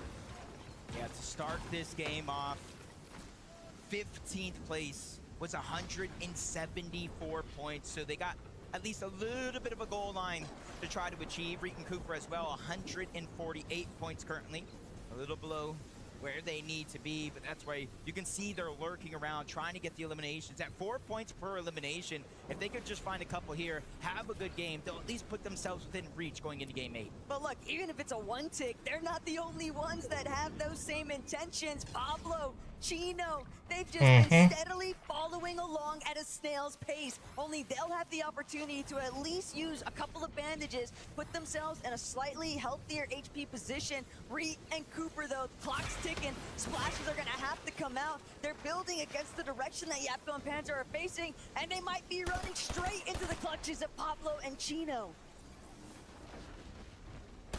Pablo and Chino? One of those moments right here for Chino and Pablo. They've been all around the map lurking, and you see how early they left that sandy strip, and you saw their material count. They sacrificed loot, they sacrificed loadout, everything, because they realized one of the most important things in this entire tournament is Surge. Look, some lessons to be learned here for Pablo and Chino, as far as just investing that time and waiting for the payoff. And even they eventually will have a point in which they say, maybe we don't want to do this, but maybe they do. Reet not too far away, but no, they will continue to run back towards the safe zone with nothing to really show for it, and now negative damage to show for it. Negative Surge, not a whole lot of material count. They've had to spend the brunt of this lobby essentially just waiting to see if any of their plans would even come to fruition. And with all of it being just a nothing burger at the end of it, there's just so much that they have to now try and recover. While one team waits in the mud, another team sits from their perched up seat from above. These guys, honestly, you could capture this frame here and tell me it was from any game this season and I'd believe you. True. They love that spot and it does pay dividends for them. Very scary zone to see as well if you are Vico, Malabuka, Acorn, or Bolts, because you know that not only are Sky and Scroll in a home base position, but they're also in very familiar turf. They know how to navigate these final moments from this side of the map, and if it continues drawing in their direction, that's going to make it all the more complicated for Vico and Malabuka to even have the slightest opportunity, because they need to eliminate Sky and Scroll or put them in a position where the lobby can take care of them. But when you have to make such a long trek across the map to even get close to them in the first place, those opportunities, you just start to think back, was the Battle Bush Challenge where we should have been? You have to have the courage to make the tournament winning plays. It's something we see on a weekly basis, Jacob, as far as EU and NA competition goes. Teams are willing to make those plays. We've seen Vico and Malabuka make those types of plays against Sky and Scroll. It's a matter of stepping up when the lights are the brightest here on this stage. Honestly, Spico, I heard in between games, just kind of yelling to, I don't even know who, saying we're doing this. He's trying his best. He realized one of the only ways is to get those eliminations. That's why each and every game you see them getting more and more aggressive. Belusi, Zangi, same thing for them. They're roughly 64 points away from that top 15, and that means every elimination counts. But as he tries to shoot down, get damaged, it gets stolen away by Hari and Cammy, and they're instantly closing the distance. If not for the elimination itself, which you saw Belusi kind of cleaned up, it's for the loot that they feel that they earned. For Cammy and Hari, they're really just trying to find a chance to step it up yet again. We've only really seen them once hit the highlight reel, and ever since, it's just been so difficult. But that is the caliber of lobby that they are contending with. Ritual Agers, very much in a similar boat. They're trying to do everything in their power to see how can we actually leapfrog our position on this leaderboard. This is only 7 of 8. We have this game and another game left. You've got to hope that you're ahead of the rest of the lobby, and they're doing a great job at positioning themselves for every zone. And that's the beauty of the summit, right? Of course, we get to crown a champion, but the implications for the rest of the year. Imagine how valuable it would be for Ritual Angels, who we have seen the struggles they've had with their off-spawn situation. If going into the next major, they have a spot at Globals already. They need to keep it up to keep a top 15 global spot.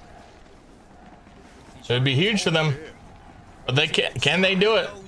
Peterbot and Poyo, they've done this year after year, whether it's duos or trios, they go after first. It's the best chance they got, and now we're scrolling down to 40 HP. Wow. Out the splashes, look how close the zone is. Third parties are now interrupting this fight. Peterbot and Poyo know at a time, if they stay alive, it'll become mathematically impossible, so they have to slow down the point game here. It's now or never, because if Sky and Skrull continue to stay alive, this tournament will be over.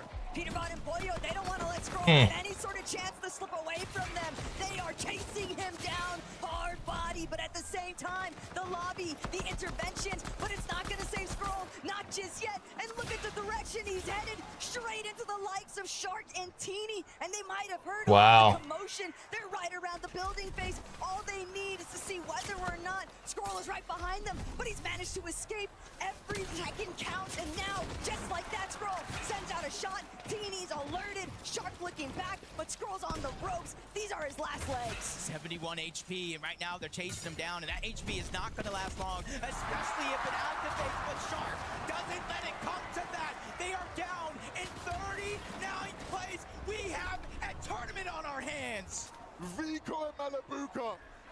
This has They go down. Wow. That's crazy. And give yourself the best shot at taking that trophy home. But do they realize only 73 above? They know that they cannot afford to step the slightest bit out of line. Surge going to jump in a moment. 99% of Malabuka and Vico's points being earned with both players is ridiculous. These are two players who we usually praise them for their individual solo prowess. That hasn't been what's been delivering the goods today. It's been their teamwork and their efforts together, and they need that here. For a moment, we saw second and fourth about to clash. But you have to remember who's also in the mix. Acorn Bolts cutting it right down the middle in third. This is so close, and even them, 522 above the damage threshold. Even though only 21 players need to go down before it's no longer a thing, they are so far above, they're not going to have to worry about it. So this here is a moment for them to just weaken the lobby, try to take them out one by one by one.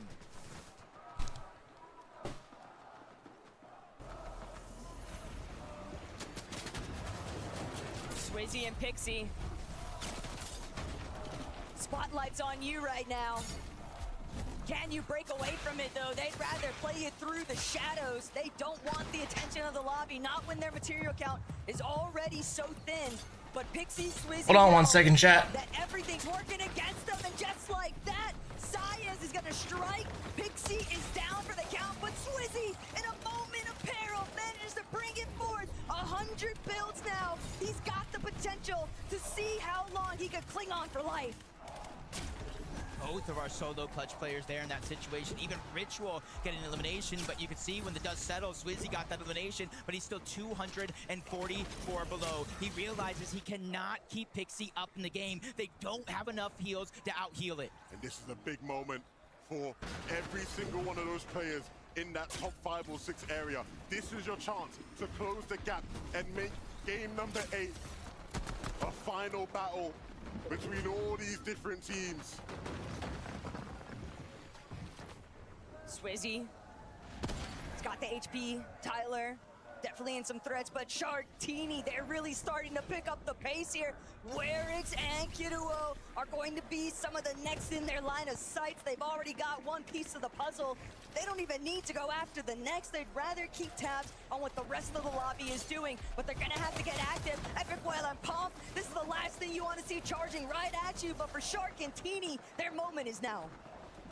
Really just trying to take over in this game. They had a few stumbles that they didn't expect, but with first place down, they're trying to close that gap. You can see they're neck and neck with Acorn and Bolts on that leaderboard. Even Shadow and Virgo looking back. Tyler is down. That's an elimination for Shadow. 4 more points, but they're not going to be able to get the loot.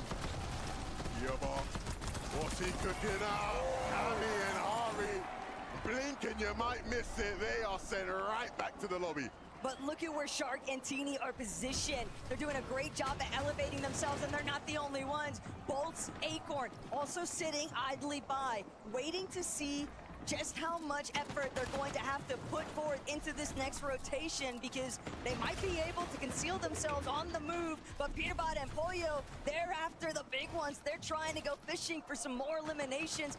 Now, they want the comeback more than ever. Yeah, they're not just playing for prize money. They're not just playing to qualify for the global championship. They are playing for first place. We saw that as they went on to Sky and Scroll, but with them going down, opens up an opportunity for Vico and Malibuca. They quickly transition from the backside of the zone all the way to the front, especially more so now because we're going uphill. But Peterbot and Pollo from low ground to into the clouds. We've seen them climb bigger mountains before. A win here, and even more eliminations could be just enough to put them in contention. They've got all of the pieces strewn together here. Pete just trying to see who else he can take out. So many players just so incredibly weak underneath them. If they can prevent anybody from challenging this layer on high, ultimate high ground will be their winning contention point. But Teeny still going directly underneath it all. A decent amount of builds to work with, trying to see if he can commit towards that front side of zone. But eventually he'll have to layer swap. Eventually he'll need to find a refresh. And it's the same instance that Swizzy's currently trying to deal with. Much worse though, no builds and no time left. He goes down, but for Teeny, this is another chance, still tied at 285 points with Acorn and Bolts. They're still alive in this game, but they're staying back. They're staggering themselves. This is a clue, a chance for them to go for high ground. Vico and Malibuca, it's not ready for them yet. They're just continuing to take it one foot in front of another. They don't want to make any big leaps or boundaries just yet. Ooh, and Vico's gonna land another one. Just a warning shot, won't get a chance to collect, but at least he's got his way forward. Cooper Reed also finding Acorn. This is a travesty now for one of our top 3 teams, because Acorn and Bolts, they'll have to watch and see what happens next. But look at Vico and Malibuca. The one thing that they're missing, they're finding the damage, but they don't have the That was so weird, chat. Another couple eliminations here. They're trying to close the gap. 326 points. They're still in second, but with top 10 here, a chance to win the game. All the I think someone ding dong ditched my house. Vico, Malibuca not getting desperate just yet. Meanwhile, Reed and Cooper getting pressured from not only above, but below as well. Everybody can feel what's at stake with only 2 games left. But Vico, Malibuca, they steam. Wow. They want to take first. And that is exactly what they needed to do. The job is not finished. They have to continue to clear out the layers beneath them, while Pete and Pollo wait from above, waiting for their opportunity to strike down below. And it's insanity to think that all this time, Teeny has just been haggling feeling his way through these layers undisturbed. But Pete, he's ready to drop. He's ready to throw his name into the mix and really start the demolition derby underneath. Pollo still by his Oh, they got height. Just when you think that they're about They to got height. some more eliminations, Vico realizes he's all by himself. The pressure is mounting. He needs to hit this shot or get out of the box. Either one will do. Just stay alive, Vico. Top 6 teams, 4 of them are stuck as solos here, but for Reed and Cooper, they have each other. Vico, we saw Malibuca go down. You see with only 3 builds left, empty item slots, no extra heals. It's really all up to them. Peter Bot and Pollo, their 6th elimination of the game. And wow. Team in their path. And that's the worst case scenario now for Vico and Malibuca, but check out Cooper, check out Reed. Ooh. Now it's all about them trying to take out some of these other Titans in the lobby. Another refresh for Reed onto Ozone, and now they just gotta look up. Here comes the drop. Peter Bot and Pollo, they want the back-to-back. Big shot on the Reed. Pollo will not go down, but Peter Bot will, so he's stuck by himself yet again. Another 1v2. That feeling of deja vu. Can Pollo do it? Shockwaving up, looking to create distance. A chance to put down pressure, following the zone. He does have white health. And Cooper are weak, but he doesn't want to play this too quickly. But he's letting Cooper heal down below. This is not what you want. But Pollo finally landing another shot on the Cooper, who shockwaves up. They're trying to attack from both sides. Pollo with everything here. It's all or nothing. He does it again. Another Dig. Cooper goes down. not be denied. A 1v1. Pollo versus Reed. NA versus NA. Pollo has taken the crown away from Peter Bot, and he's placing it on his own hand. And Pollo clutches the game.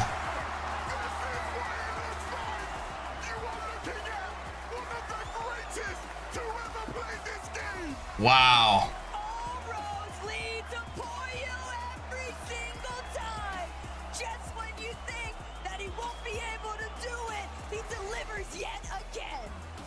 Peter Bot, what is it? That's crazy. The best player in the world. I mean, it feels great. It is incredible to watch you.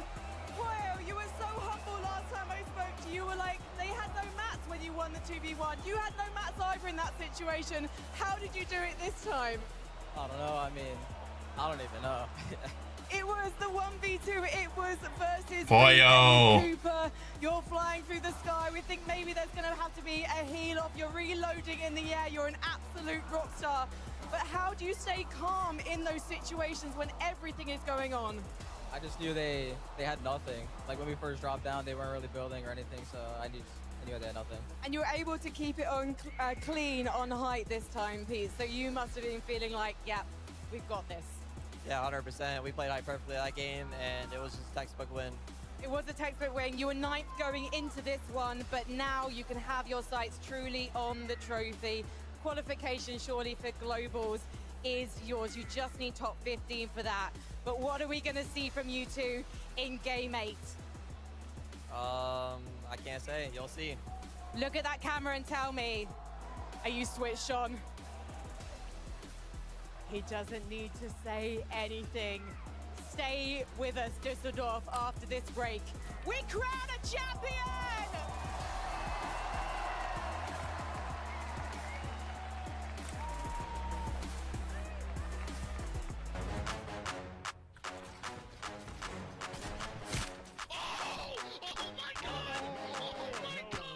Last game.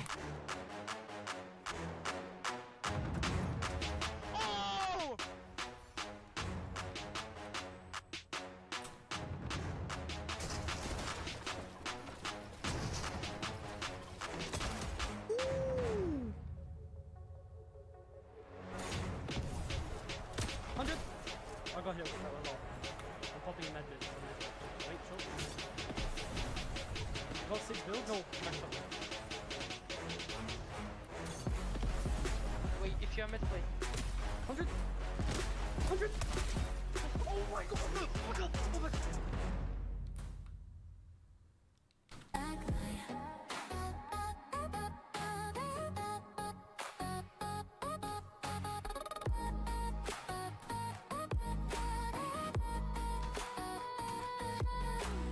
Yeah, yeah, yeah, yeah, yeah, yeah, yeah.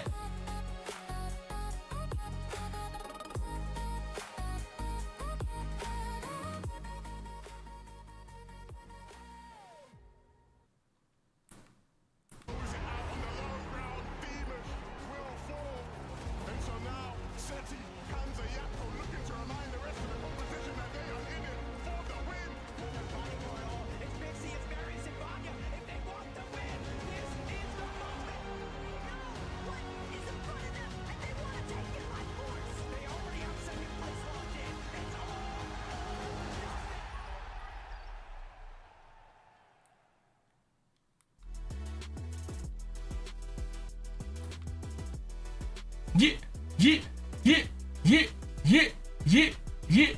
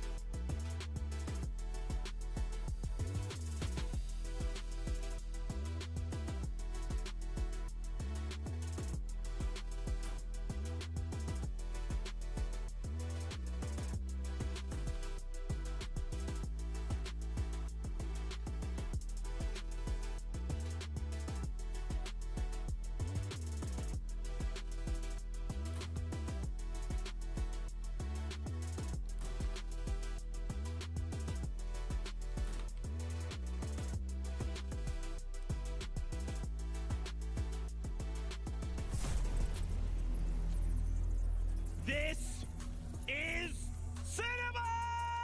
Let's see, production! Is it though? Give me a camera on Facts! Facts! Facts! Stand up right now, can you hear me? Facts! Give Peter Butt some love, baby! We're back, baby! We are back! Let's go! Okay, sorry about that. Sorry you guys had to see that NA bias mask off. Here we are, guys.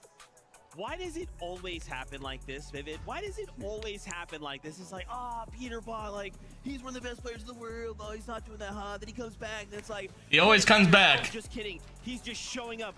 2 victory royales on the day in a finals lobby. He always comes back, guys. Pollo is good, yeah. Pollo is the clutch.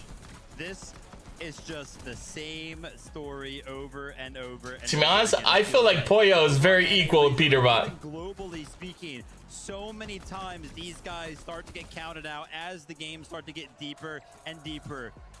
And then somehow, some way, these guys just fly up the leaderboard. They find the momentum that they need.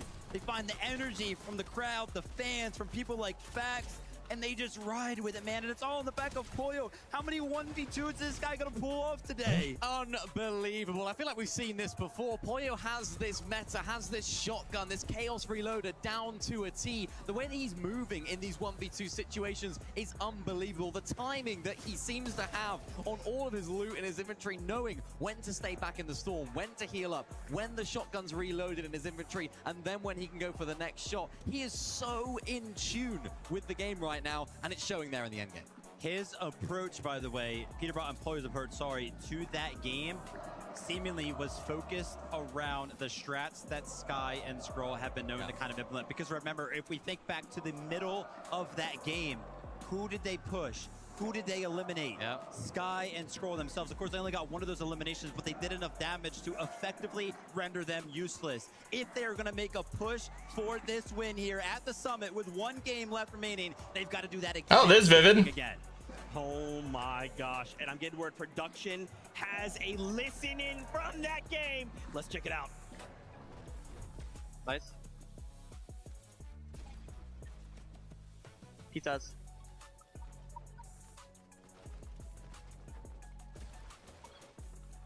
Shock him out, maybe. Nice. Good build. Shock up.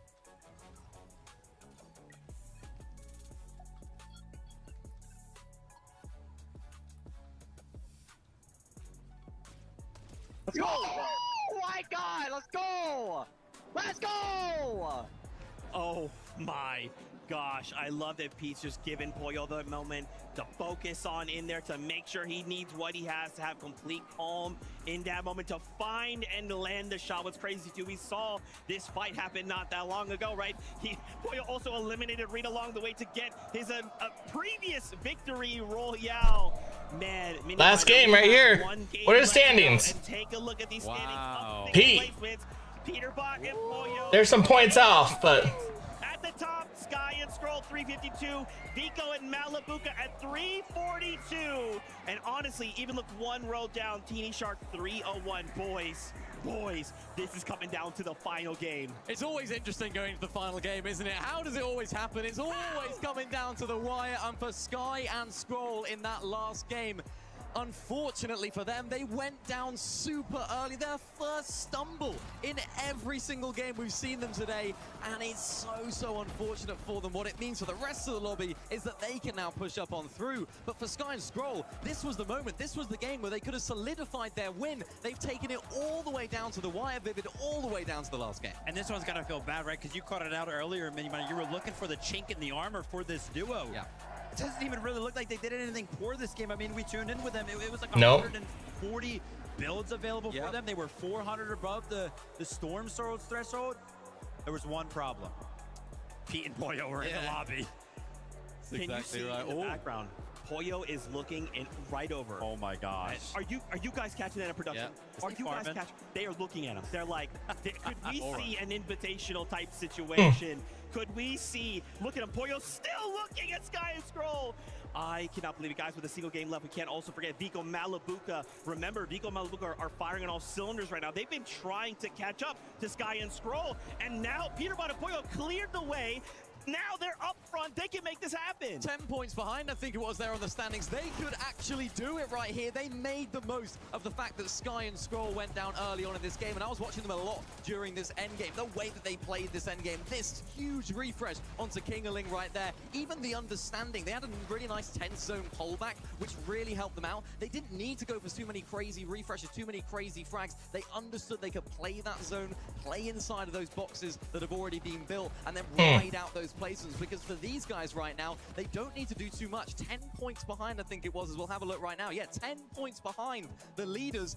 Honestly, yeah, they could do it. Malabuka might do it again. Vico and Malabuka have been so dynamic throughout the day. It feels like every single game, it feels like they're kind of playing different. Acorn and Bolts there in 5th place. If you kind of paid attention, 3rd place, Pete and Pollo, there we at 306 points. Acorn and Bolts in 5th place, we're on 295 points. So as it currently stands, only an 11-point difference between 3rd and 5th. As you can see right there, refocused in on the battle between 1st and 2nd as it seemingly stands. Vico is locking in. And this is bigger than just this tournament. This is bigger than just this game. This is legacy. Here we go, last game, last game. On the block, Sky and Scroll. Are they the real deal? Is it going to be the older guard? Vico, Malabuka, players that have been here, that have done it in Peterbot and Pollo. This is where we find the answer to that question. Who will cement their legacy, or who will rekindle theirs that so many thought was lost? Genuine chills just went up and down my arms as I'm taking a look at the POVs of these players right now. The vibe meter that Levin was kind of talking about, I feel like it's been so high throughout the course of this tournament for Vico and Malabuka. Right now, they seem so stern. Yeah. Has the pressure finally hit going into the last game? That's exactly what I want to talk about. That's exactly what I want to talk about. We have one game left to go. 5 duels all in contention. You could even argue It's gonna be a crazy game. Well, half of these players have been in this type of situation before, right? Even look at someone like Shark and Teeny, right? Shark, this is his kind of first time being in this situation. This is the hardest and the most intense. The pressure is going to be on them. Yep. Look at Sky and Scroll, same thing, right? Vico Malabuka, Pollo, Peterbot, they've been here before. They know what that last game looks like. This is a rare Vico we don't often see. The focus, the quiet Vico. Pollo, look at him. He doesn't look scared. He looks focused. He looks like he's in his element. He's clutched twice already. The pressure. This is it. All eyes are on this stage. All eyes on these 5 duos. That's the question, isn't it, Vivid? It's the pressure. The pressure. The pressure is what makes the difference every time. Every single one of these players that we've kind of interviewed throughout the weekend, they all try to seem like they're cool, calm, and collected. They try to make it sound like nothing really bothers them. But does anybody ever really believe those answers? I would have a very hard time myself believing it, especially when you take a look at some of the facial expressions that we are getting going into a game that feels like it's weighted so heavy. This is the time Here we go. to turn those doubters into What's up, boy? Absolutely. How you doing, boy? Welcome in. Talk about the team that ends up going in to win this. We can say they have done it. They have been there. In some cases, in Vico Malabuca's case, they came so close. In Peter Bots and Poya's case, they've done it already. Let's see if we can do it again. How What up, Elizabeth? Go down for Sky and Scroll as well. Newer players coming on through here. Can't wait. Guys, Fortnite fam, this is it. The last game out of the FNCS Summit. We are looking to crown champions. The top 15 will move on to the Global Championships. One last game settles it all. Casters, over to you. Last game. This is it, the final moment here on the Summit land. Where Last game. Here we go. First place team and our entire top 5. And you wouldn't think that the margins should be this slim with the way that we've seen so many of these teams having their respective highlight moments throughout the course of today's game. But it all comes down to this. Game 8. Let's see it.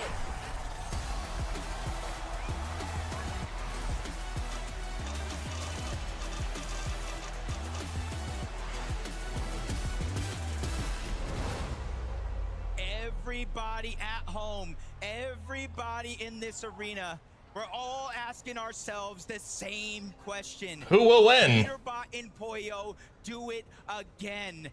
Year after year, championship after championship, they are the ones known to do it all. We have seen crazy plays happen in final games all year long. It's Fortnite heritage at this point. But this time around, it looks like everybody is going to do their best from their own spot. Damo and Kazi, are they going to play spoiler here? What's going on? Hold on a minute. Scroll and first. He gets the AR. He gets tagged. Whoa! Scroll goes down.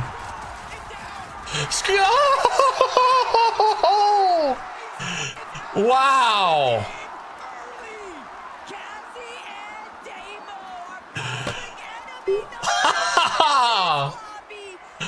Wow. Peterbot and Poyo to decide. They take the battles up and duke it out over at Llama's Landing. But Sky and Scroll, what a heartbreaking finish. The point disparity just not enough. This is the deciding sequence. That's huge. That is huge. I don't think anybody in this building was expecting that to go down how it just did. And just like that, the door is wide open for any one of those teams in that top 5 to try and win the tournament.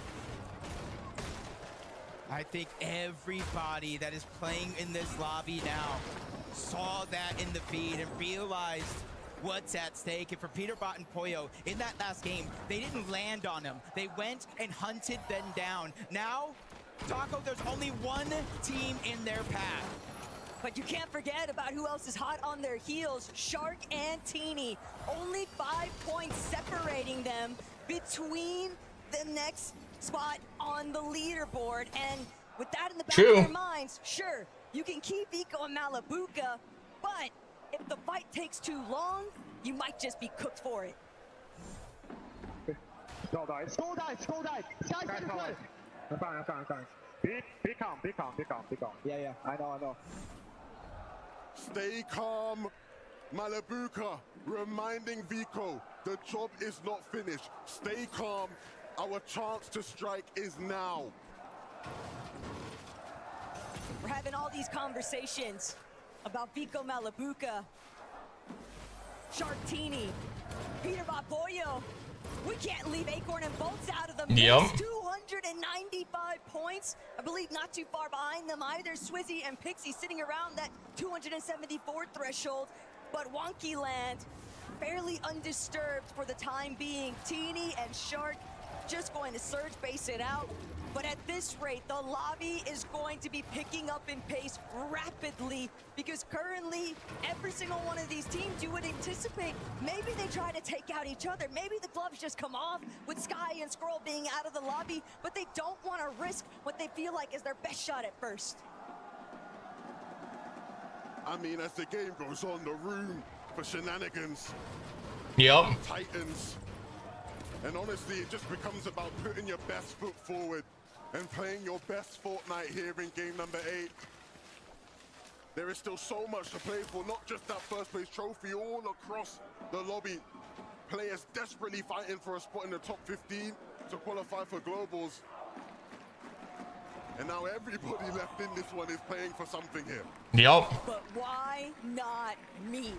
That's got to be the theme running through Vico and Malabuka's minds right now, but they have to stay focused. We saw Vico saying a prayer before the game began. It looked like his prayers were answered. He just has to finish his part of the deal now and deliver the goods. 10 points separate what Vico and Malabuka are at now, and first place on that leaderboard. And if they can get that, close out the game, they will be your Major 1 Summit champions. But they still have so much competition to watch out for. But again, Levin, you said it yourself, there's room for so much shenanigans. Shark is gonna go down. Teeny's by himself. Ooh. Yamzo and Josh are the ones hunting him down in Wonky Land. Yamzo and Josh getting back for clicks. Change their fate in the final hour here. A massive game is necessary for Zoe and Josh to bring this one back. But when they've taken out a priority fragger here at Wonky Land in his own backyard, You take him down?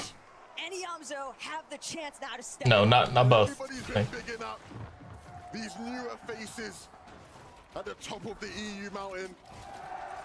But here in game number 8, nothing but struggles from our bright young stars.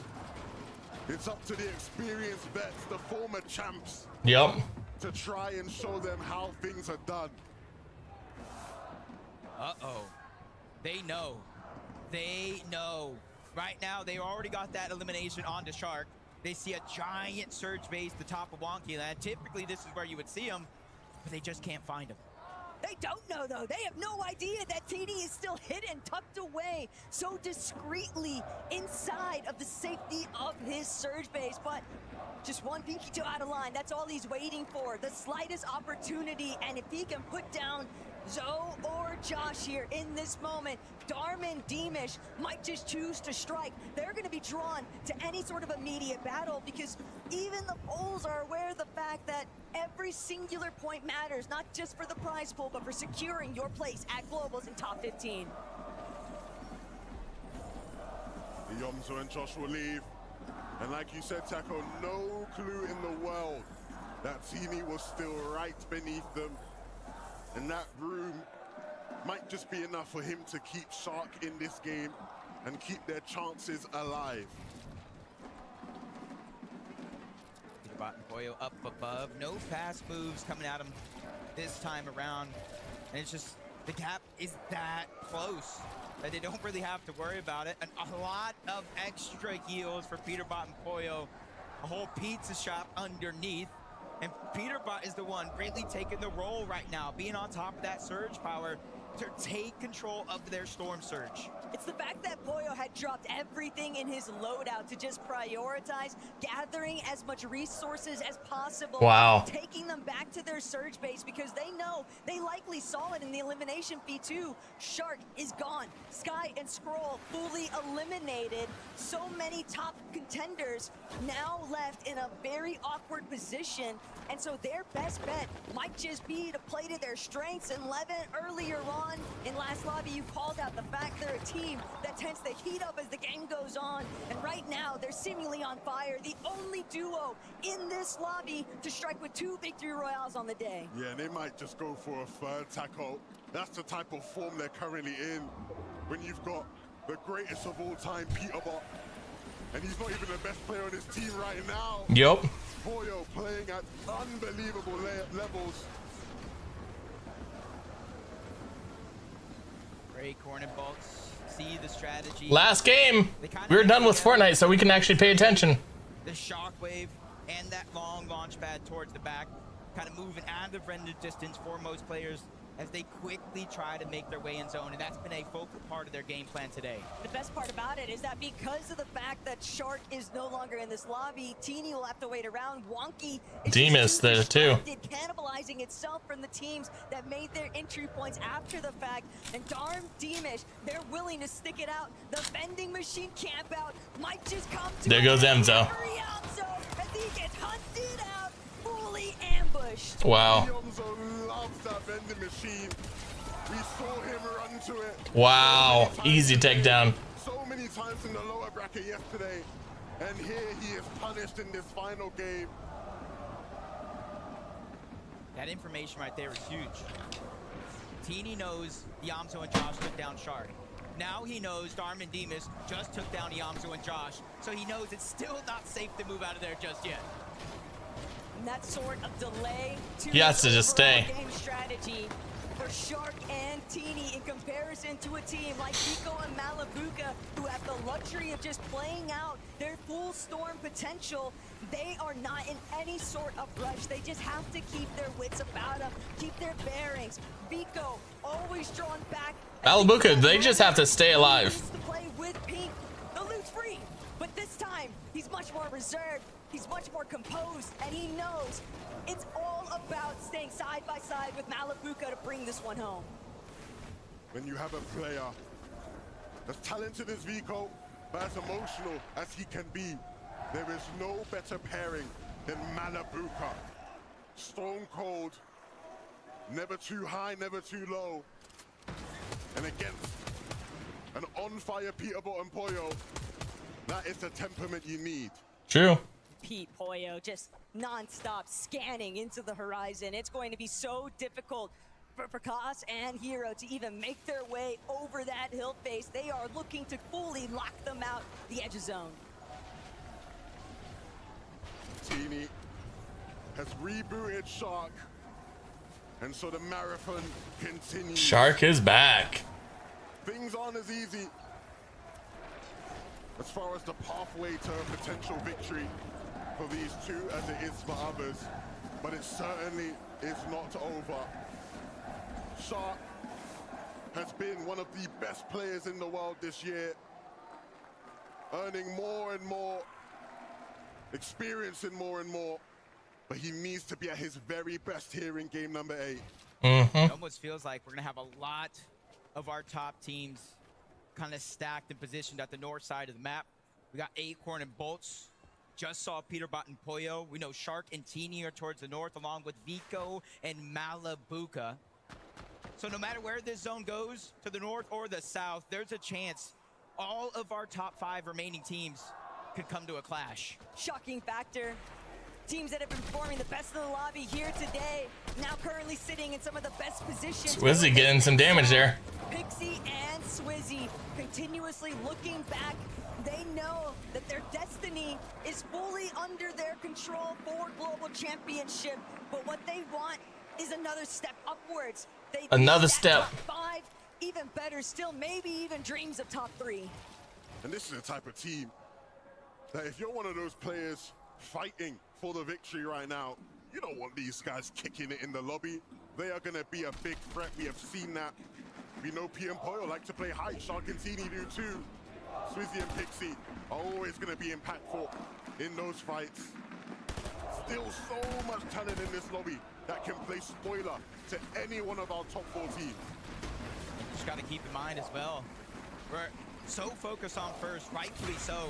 That top 15 mark coming into this game is 214 points. Goes to show how stacked this leaderboard actually is on both ends of that spectrum.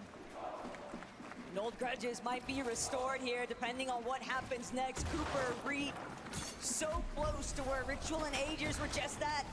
I know Reed did get bumped there, but it kind of worked out. Before the day has started, but it's another affair entirely to kind of throw salt in the wounds and find yourself eliminated by the team that's been contesting you all weekend long. But first and foremost, Ritual Agers, they'll have to try and sort out what's directly in front of them because the lobby's closing in and their wiggle room is just so limited.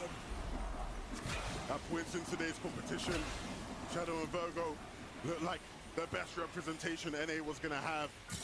And while they've continued to fight and be a threat, this final game... They're soaring in right now. Will they stumble in the final hurdle?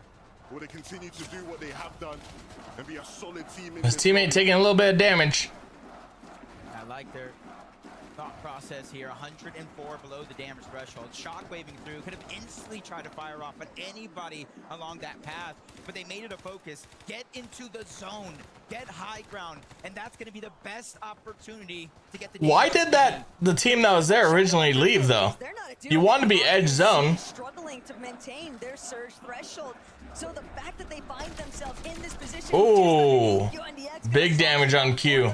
A little bit of pressure alleviated, only 11 below, just one more tag necessary. They don't want to have to expend any of their flurry miss grenades. So there's their tag. But players are just refusing to budge. No one is giving an opening, and that goes back to the original point. It's difficult to find your marks. 15 to 68 to even finding elimination on the Minori. But Virgo takes a shot from above. All good things eventually come to an end. Only spending a short 25 below of that storm surge. Now they quickly fall below. It's active as well. Every second. Only 8 below. 5 damage will get ticked to eventually taken out, not knocked altogether. Swizzy's feeling it as well. 193. Even worse though, Taco, because he's by himself. And Swizzy's and 10 above. To reserve those last couple of pizza 2 above. Slices, but the problem is the way that the lobby is folding into itself. It's just not going his direction. He doesn't have the openings he needs. He has to heal instead. Now chasing behind Jace, gets a big shot. Swizzy. Swizzy's gonna go down. The Liam. But he didn't get the finish, and he's out of here.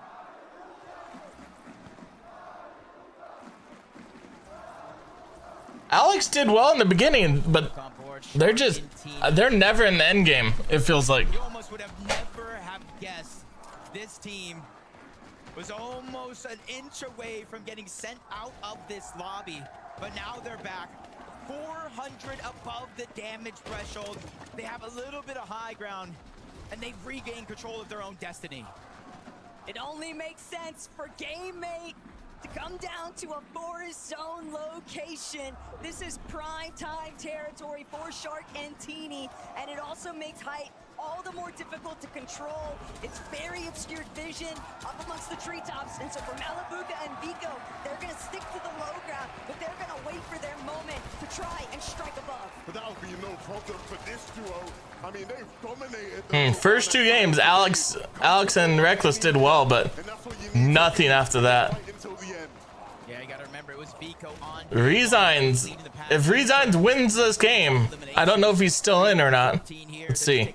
One step at a time. They realize no, I don't think he is. I was gonna say he could come in, but cost you a chance at that first place. And even more so, there's over $1 million on the line in this tournament, each and every place. Golden Rapid could get in if they're still in. Yeah, they're still in. Mistakes are far and few in between. These last few lobbies, they have been going absolutely below. Of course, Poyo could win this game. About to belong exclusively to them. Virgo trying to see if he can make the wraparound, but the problem is he's 285 below. Even if he makes it towards a... But they need Malabuku to go down. Malabuka. I'm not sure Malabuka ain't down yet, so it's gonna be hard to get first. Ooh, good tag. Falling further below the damage threshold. 18 HP. Yeah, that guy's screwed. More than a miracle here. It almost needs 3 eliminations worth of damage, and a lot of that is getting stolen away. Nearby, Pewterpot and Poyo, 144 above the damage threshold for them. Poyo, that should be fun. all the flowers in the world with how he's been playing this weekend, really leading the team to the promised land. Here we're looking at wraps right now for Virgo. One more tick unless he gets this shot in. Twy, though, gonna manage to just slip away, and Virgo won't be able to make it through. Twy and Cringe safe for the time being. And even though we pull away from the treetops, you can see Sharkantini still wants to Sharkantini's still in. take Acorn down, and that is perfect for their standings. He dropped his gold shotty though.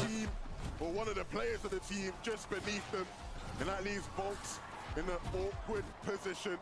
Will they continue to play for it? Or Hari? He did drop his gold shotty. Will it make a difference? Blue to gold or gold to blue? Wow. Peterbot just destroyed. Peterbot and Poyo just destroyed them. And this is where it becomes very challenging for Vico and Malabuka to keep their composure. You're seeing that elimination feed light up. You're witnessing Poyo and Peterbot, Sharkantini make. Sharkantini got height though. Yet you still have to try and play to your own strengths. You don't want to lose any sort of kind of upcoming, and the swing is through. Vico and Malabuka. Kingling goes down This is a big moment for them. by Bolts. They cannot get lost. Taking first is not enough. They have to be able to hold it for the rest. Diggs goes down. Panzer goes down. Has been found. First of the game for him, but he's diving deep into the zone to try to pick it up. Luckily for him, he does get the siphon. Malibuku's, I think, teammate goes down. There has never been a bigger moment in Vico's career. That team might be out of it now. Time to live up to that moment. But he still has to deal with the likes of Poyo and Peterbot. No, excuse me, that's not Malibuku's teammate. Never mind, never mind. From this frontside low position, everything seems I don't think so. achievable. Right now they are leading the charge in the under. That's Malibuku's teammate right there. They keep And it looks like they will get first. rebuilds are established, but Peterbot's ready to fire off. A battle for high. Wow. Peter takes down Shark. Then Peterbot goes down. System present. Poyo once again has to show why he has been the best player in this lobby all day long. Vico with first place in his hands. Malabuka allowing him to lead the charge for a moment. This is the best case scenario for this duo. This is it right here, though, because it's going to come at a point in time. Poyo needs a clutch again. Stay alive. It's going to be mathematically impossible. And Malabuka Vico, though, they know exactly what it takes in these final moments. They're ready to bring it up. Wow. There's big time. There's the nut. Vico with the finish. And Vico gets him. Vico, go! Vico, go! Every single part of the way. They can do it. They are beginning to run away from Epic Whale stun though right now. winning the game for Peterbot and Poyo. Wow. Malibuku goes down. Vico left by himself. He just needs to stay alive long enough. Vico, he's no stranger to a solo situation, and he'll look to hit even more shots and completely run away with the competition. Cammy is in his sights, but he just has to connect with the crucial shot. Running it in and out of the zone, it's Vico. It's Vico. Wow. Vico. That's it right Poyo there. on top. Still alive as a solo. Against Epic Whale and Pump. The point gap actually is if he needs all the eliminations, if he needs the victory royale, but if there's one person this weekend that proved he will not go down without a fight, it's this man here, proven that maybe chickens can't fly. And all Poyo has to do is see if he can get the first bit of confirmation. Epic and Pump. Great damage on Pump. He knocks Pump, but Epic Whale clutches up the last victory of the tournament.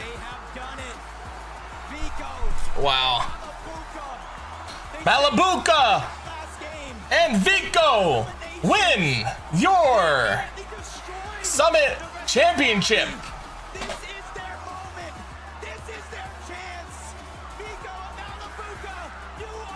He crying.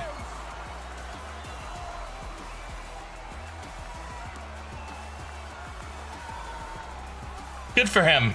And just like that, history has been made. Vico and Malabuka are going to bring home the title of Summit Land Champions, securing their spot at the Global Championship 2. But that trophy, it belongs exclusively to Vico and Malabuka.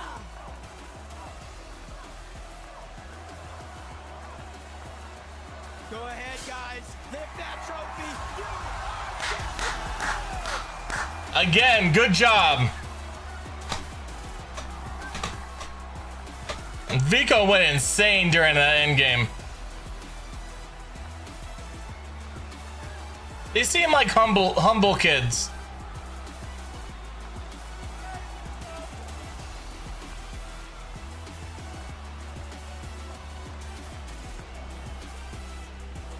The crowd were chanting your name, Vico. What an experience to finally win an FNCS LAN and to do it with a crowd that loves you. I mean, what can I say, right? I promised my mom I was gonna win this year, and I mean... And she's watching you right now. Is there anything you want to say to her? I'm gonna say it in German. Mama, ich hab's geschafft. Ich bin der beste Spieler der Welt. She's been... Oh, a German won it in Germany. Interesting. I didn't know he was German. From a teenager into a champion. And Malibuca last year 8th at Globals. It wasn't enough for you, was it? Yeah, well, I didn't stop at this. I got Vico as my teammate, and he just did everything. Didn't Malibuca win last year or something? Win something big last year? Vico, you can see this man. He's so hyped all the time, even when you don't win. You cool, calm, and collected. But has this man changed you? He did change me. He did change me a lot because I really love to play with him. He just makes the game feel easier for me. And seeing the two of you together, Vico, you can see that crowd. They want to work with you. I want this man to see this crowd and to give them a message, Vico. What would you like to say to them? Danke für deinen Support, Düsseldorf. Ich hätte es niemals geschafft, dass ich das hier treffe. Let's go! That's German just doesn't sound like a good language anymore. I don't know what he said. He probably said something very wholesome and good, but German just doesn't sound like a nice language. Ooh, Poyo just staring at, or Peterbot staring at him. He smiled though. That's a cool thing with a victory crown on it. That's pretty cool.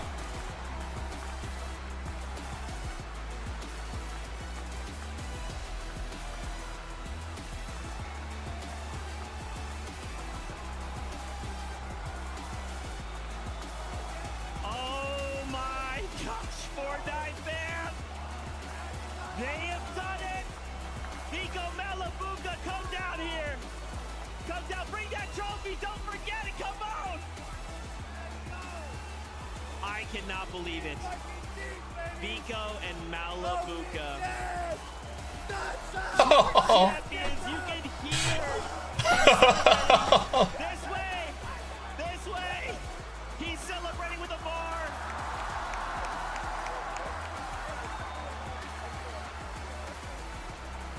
Maybe their coach? Probably their coach. I cannot believe it. The way Amar feels right now is the way we do as well. Crowd, make some more noise! Let them hear you!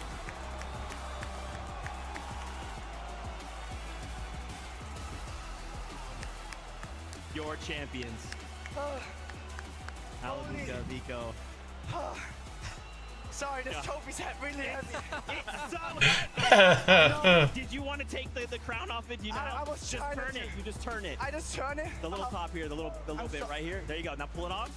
I'm so bad at this. It's okay. You're probably shaking. Everything's okay. He's shaking. I'm so shaking. It's okay. Yesterday, nice. There it is. You can to the real king, to the one and only GOAT. Düsseldorf. Let's get it one more time for Malibuca. You're the best. You're the greatest, bro. Congratulations to you guys. Malibuca's very humble and low-key. You know, I think the best way I feel like I can summarize this moment is what Frankie actually said. Oh, I'm tired. You guys grow up. To see you guys be in this position, to show up in Germany, to fight through everything that you guys have fought through, to target, hey, there's this new thing, this summit, we're fighting with everything we Malibuca just looked like he just walked in. You thought, like, we can't do The other guy's actually showing emotion. I like people to show emotion when they win. and you thought, we just have to win. I can't lie. after game. True goal. You must have said some language there. Played duels with, and in my entire career, you know, he got my mind back to it and said, it doesn't matter, there's still 4 games left. You know, Madly said one thing going into game 5. He said, it doesn't matter how the start goes, it's about how you end it. And we ended with a bang! Malibuka, obviously, he's giving you such high praise. To hear your dual mate say that, to hear the way this crowd went crazy, to see Amar run up and give you guys a massive hug, how does that feel? Why are they cutting it? He's not cussing, is he? You're a glazer, no? Guys, I'm not a glazer. You gotta stop crying. I'm on the emotional man. We want to hear this. Fantastic. You know, we had this moment in the lobby yesterday. What's so funny to me, in the moment that you won, I recalled the conversation. You had said, man, I have looked for a teammate, and Malibuka is someone who essentially can match my freak, who can just be with me in those moments and lift me. By the way, Peterbot and Poyo got second with 374 points. Honestly, I want to say 32 points off the lead. Thank you, Raz, for not wanting to coach, because I just got the greatest. And Sharky and Teeny got third by 17 Listen, man, you are screaming about emotions right now. Dude. And throughout the 17 weekend, points. Right, we've been tuning in with you guys. We've been watching. Acorns and Bolts get fifth. Chairs. You guys were like dancing back and forth, singing. But we saw a part of all of that like happiness and joy. Malibuka gets a 33 limbs in the game. It was like all Peterbot and Poyo 32. So through Malibuka first, the mindset going into game number 8. Well, we knew that Sky was like close off. Kinda shocked that Poyo and Peterbot didn't win with getting 2 dubs and only 1 less elimination. So I just said like, let's play our game. Peterbot and Poyo did have 2 no-point games though. And I guess it turned out great. And they didn't have any no-point games. Their placement points won it for them, 100%. Not letting anyone know that we're there, and I don't know what happened to Sky. Let's see where Clicks is. Oh, sorry. Tough subject for Clicks fans. Shout out to Sky. I think shout out to everyone who played in this tournament, right? I think this was probably the hardest LAN I've ever touched in my whole entire life. And I mean, we know I've won Red Bull before. This guy won Gamers 8 before, right? We've been in hard lobbies. Yeah, this was really. Not just My gosh. winning contender, but in general, I mean, I was playing with like 15 chests, 20 chests. These guys had like 70 chests. These guys are the best teams in the world. I myself think I was an underdog compared to them, right? And I mean, I just want to say shout out to Amar as well. I think the stuff this guy told me, how he got me back up from my slums, he's been with me my entire time. Amar, wirklich danke, Bro. Du bist wirklich, glaube ich, der beste Typ, den ich kennengelernt habe von Streamern. Your guys' first FNCS Their coach. win. Of course, the trophy, the prize money, but also that qualification to the Global Championships later on this year. I want to hear from both of you. What can we expect now from you guys going into those Global Championships? Can you go back to back? I mean, hopefully we can, right? I mean, there's a good phrase saying, you know, I forgot the phrase. God damn, it's embarrassing. You got, I think, man, the first time was so nice I had to do it twice, you know? I hope I can do it again because, man, I've always wanted to have an FNCS trophy in my room, you know? And I think everyone in this whole stadium is dreaming of having this. Yeah. And I just don't want to disappoint my fans because I know I have the potential to win again. And I mean, I think it's fair to say, I think we're the best team in the world. Right now. Malibuka, what can we expect for your Global? We'll see. It is like a long time before it, but we're not gonna stop just at winning this LAN, obviously. Yep. We're gonna focus on the majors first, like on the online LANs, and then we'll see what happens with globals. Guys, congratulations once again. Thank you so much. It's funny, Vivid just has a t-shirt on. They all have nice jackets and he's just low-key. I think Vivid and the guy to the left is the best. I forget what his name is. We'd love to kind of give you that moment. Which are you want to go first, Vigo? You want Malibuka to go? You know what? This guy can go first because I have a lot to say on that. Go ahead. I wanna shout out my brother first of all because he's like the guy. Yeah, playing FORTNITE in the they first, got place. they got griefed. They got griefed hard. But to us, He's waving his hand there. the true best won the game. Yeah, I just want to If Sky and Skrull were the best, they would have won that off spawn fight Obviously, and kept going. But the friends were helping me. Well, I mean, is what it is. Sorry, right? I could start with Is my mom, what it I is. think I'm gonna start with my mom. I mean, the only reason I'm ever here is because of my mom, you know.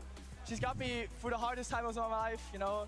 She grew up with me as a solo parent, you know. Wow. And I mean, Mama, wirklich danke. Ich glaube, ohne dich wäre ich niemals hier. And I mean, my friends, my family, pretty much everyone who's been with me on this way, even all my teammates, you know. Ping, Great mom he has.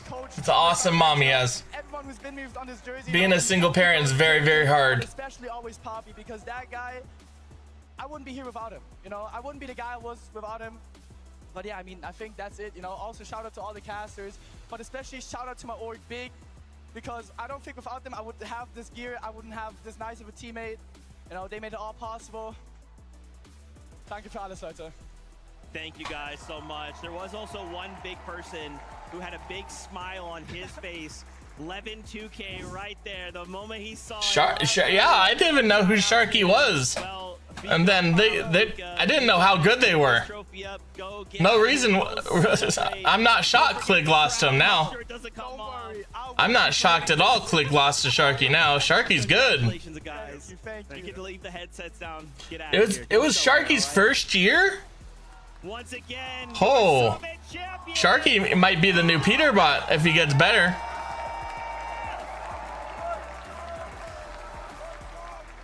Wow. Unbelievable stuff. Wow, that's crazy. Vico, seeing Vico That's insane. Obviously, Vico's a talker. He loves to be expressive and to be loud and to be funny and in your face, and to see him break down like that, man. That's insane. Sharky's 14. Viv, I'm so happy for him. I am so happy. Raising the trophy one more time. We're gonna struggle to get that trophy out of those guys' hands. They're gonna be Malbuka don't care. He's so nonchalant. Here today. Well, he cares, but on the dedications that the players themselves, who won the cup? It was Vico and Malabuka. that we also love. Vico and Malabuka. As a team, you could hear the list of names. Peterbot and Pollo got second, and Sharky and Sharkatini got third. A gigantic team, a family to make something like this happen. Yeah, and you can see it very visibly with Vico. He is passion personified. You can see it in his expression. You can see it Malibu has he? Okay. And I'd like to say that what did he win last year? He's been around the scene for What tournament? What big LAN tournament did he win last year? Because I know he did. Props to him. Just Didn't to he? maintain, to continue being at that very top level, to let those not. Because Malabuka won something when I first started casting on Chapter 5 map. Through here in Dusseldorf. I just don't remember what tournament it was. Not easy for them at all this entire weekend. Not easy for them today. The hardest lobby they said they've ever played in, but they pulled through. They have done it. And honestly, for both of them as individuals, I've had the pleasure of talking to them so much at all these different lands, seeing them grow both in the game and outside. I couldn't be happier for them. Yeah, man, again, I just keep thinking about that conversation, you know. Again, for context, you know, obviously we're hanging out with players, and there's a moment where Vico kind of pulls us aside. He comes up, starts talking to us, and we're just like, so what do you think, man? Like, Malabuka has a feel, and he's just like, yeah, dude, Malabuka, like, he just meets me where I am. He's the first player. I'm checking what he won. It doesn't matter what I'm doing. It doesn't matter how silly or loud. He tries to meet me there. He tries to just help me along, while some others may not vibe as well. But, man, it's just such an incredible moment for the duo. Congratulations once again, your champions, Vico and Malabuka. Of course, we do have to remind ourselves, though, that the top 15 do move on to the Global Championships. Let's take a look at those standings and see how things ended up after game number 8. Pollo Peterbot managed to sneak their way into second place after Wow. the start that they They didn't really sneak anywhere. showed up big here. An incredible feat by the duo. Shark and Teeny also putting up an incredible performance after all the adversity that they went through this week. And it's great to see them come out in third place. Sky and Scroll, the heartbreak that everybody felt in the arena, everybody watching at home when we watched them go down early on. Fourth place, still an incredible feat for them. Yeah, my heart breaks for those guys. They've got a bright future ahead, but let's look at this bubble. 1 point separated Cammy and Hari from Flixie and Chap, who will be appearing at the Global Championships later on this year, Zeke. It's tough. You even look further, Ager's Ritual, cold Mm. and rapid. I mean, so many big names just barely missed out.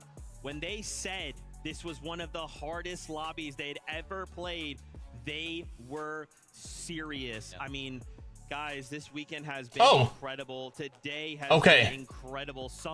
They won day 2 of the Global Championship. Seen Pollo solo clutching 2 VRs, OCE getting a win. They're at they won day 2 of the Global Championship and came in 8th.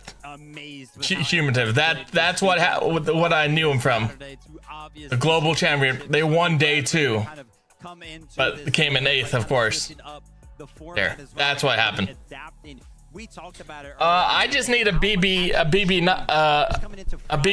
or whatever. I just need a Beskar BB, and then I'll be able to. I have almost 4 trillion right now. We got champions. We got global championship qualifiers. So many great storylines. Of course, coming out on top was that experience of Malibuka and Vico. But huge props to players like Shark playing at their first LAN. For Sky and Scroll to be on top throughout this entire day. Yeah, Sharky did fantastic. First LAN, first time competing. That's amazing. So well, and like I said, my heart breaks for them there in that last game. But they can be so proud of their performance because here they have proved they are a top-tier team and deserve to be regarded as that. Peter Bottom Pollo as well. Wow. I mean, I think that might be an all-timer of a solo performance from Pollo. A lot of talk about Peter Bottom. It was a very good last game, though. That was a very fun last good game. Great work today. They are back. That's right, man. Wow, Fortnite, what is their... Sharky might turn into one mine, too. First, I just wanted to depending. Where are they from? What country? We released a blog on social media, so if you want some more information, go check that out. We had some updates and some changes to the 2026 FNCS year. So obviously the brand new dates for the Global Championship. It has changed. We've changed the way that FNCS Major 2 is. We've changed Major 3 to a last chance. We also have shown off a solo competition. They might be my EU team then. I might jump on the bandwagon and join them for the EU. The Unreal Legends and the acts of Unreal from myself, from them, from the casters, from the crew, from the production crew, from the fans, from you at home, from all of our amazing friends who came from all over the world, co-streamers from wherever you were. Thank you all so much because you're welcome. All of you make this possible. You guys made me go cry. I will never forget that in a good way. Fortnite fam, that is the conclusion of the FNCS. To be honest, with firing 1,000 employees, this tournament ran really smooth. Keep yourself safe, and we'll see you on that battle bus. Beep, beep.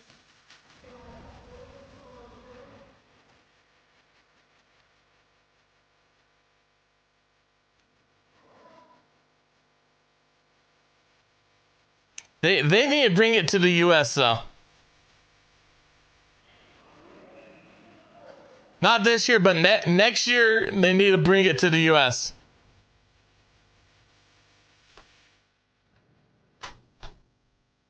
So I want to go to it. Thank you guys so much for watching. This was a fun tournament. I was playing Droid Tycoon most of it, so I didn't get to see a lot of it. And then I slept through half of it. But thank you guys for watching. We're going to let you guys go. And we'll be live tomorrow with something. We're going to do something pretty cool tomorrow for a stream. Okay? We're gonna be something pretty fun. You don't want to miss it.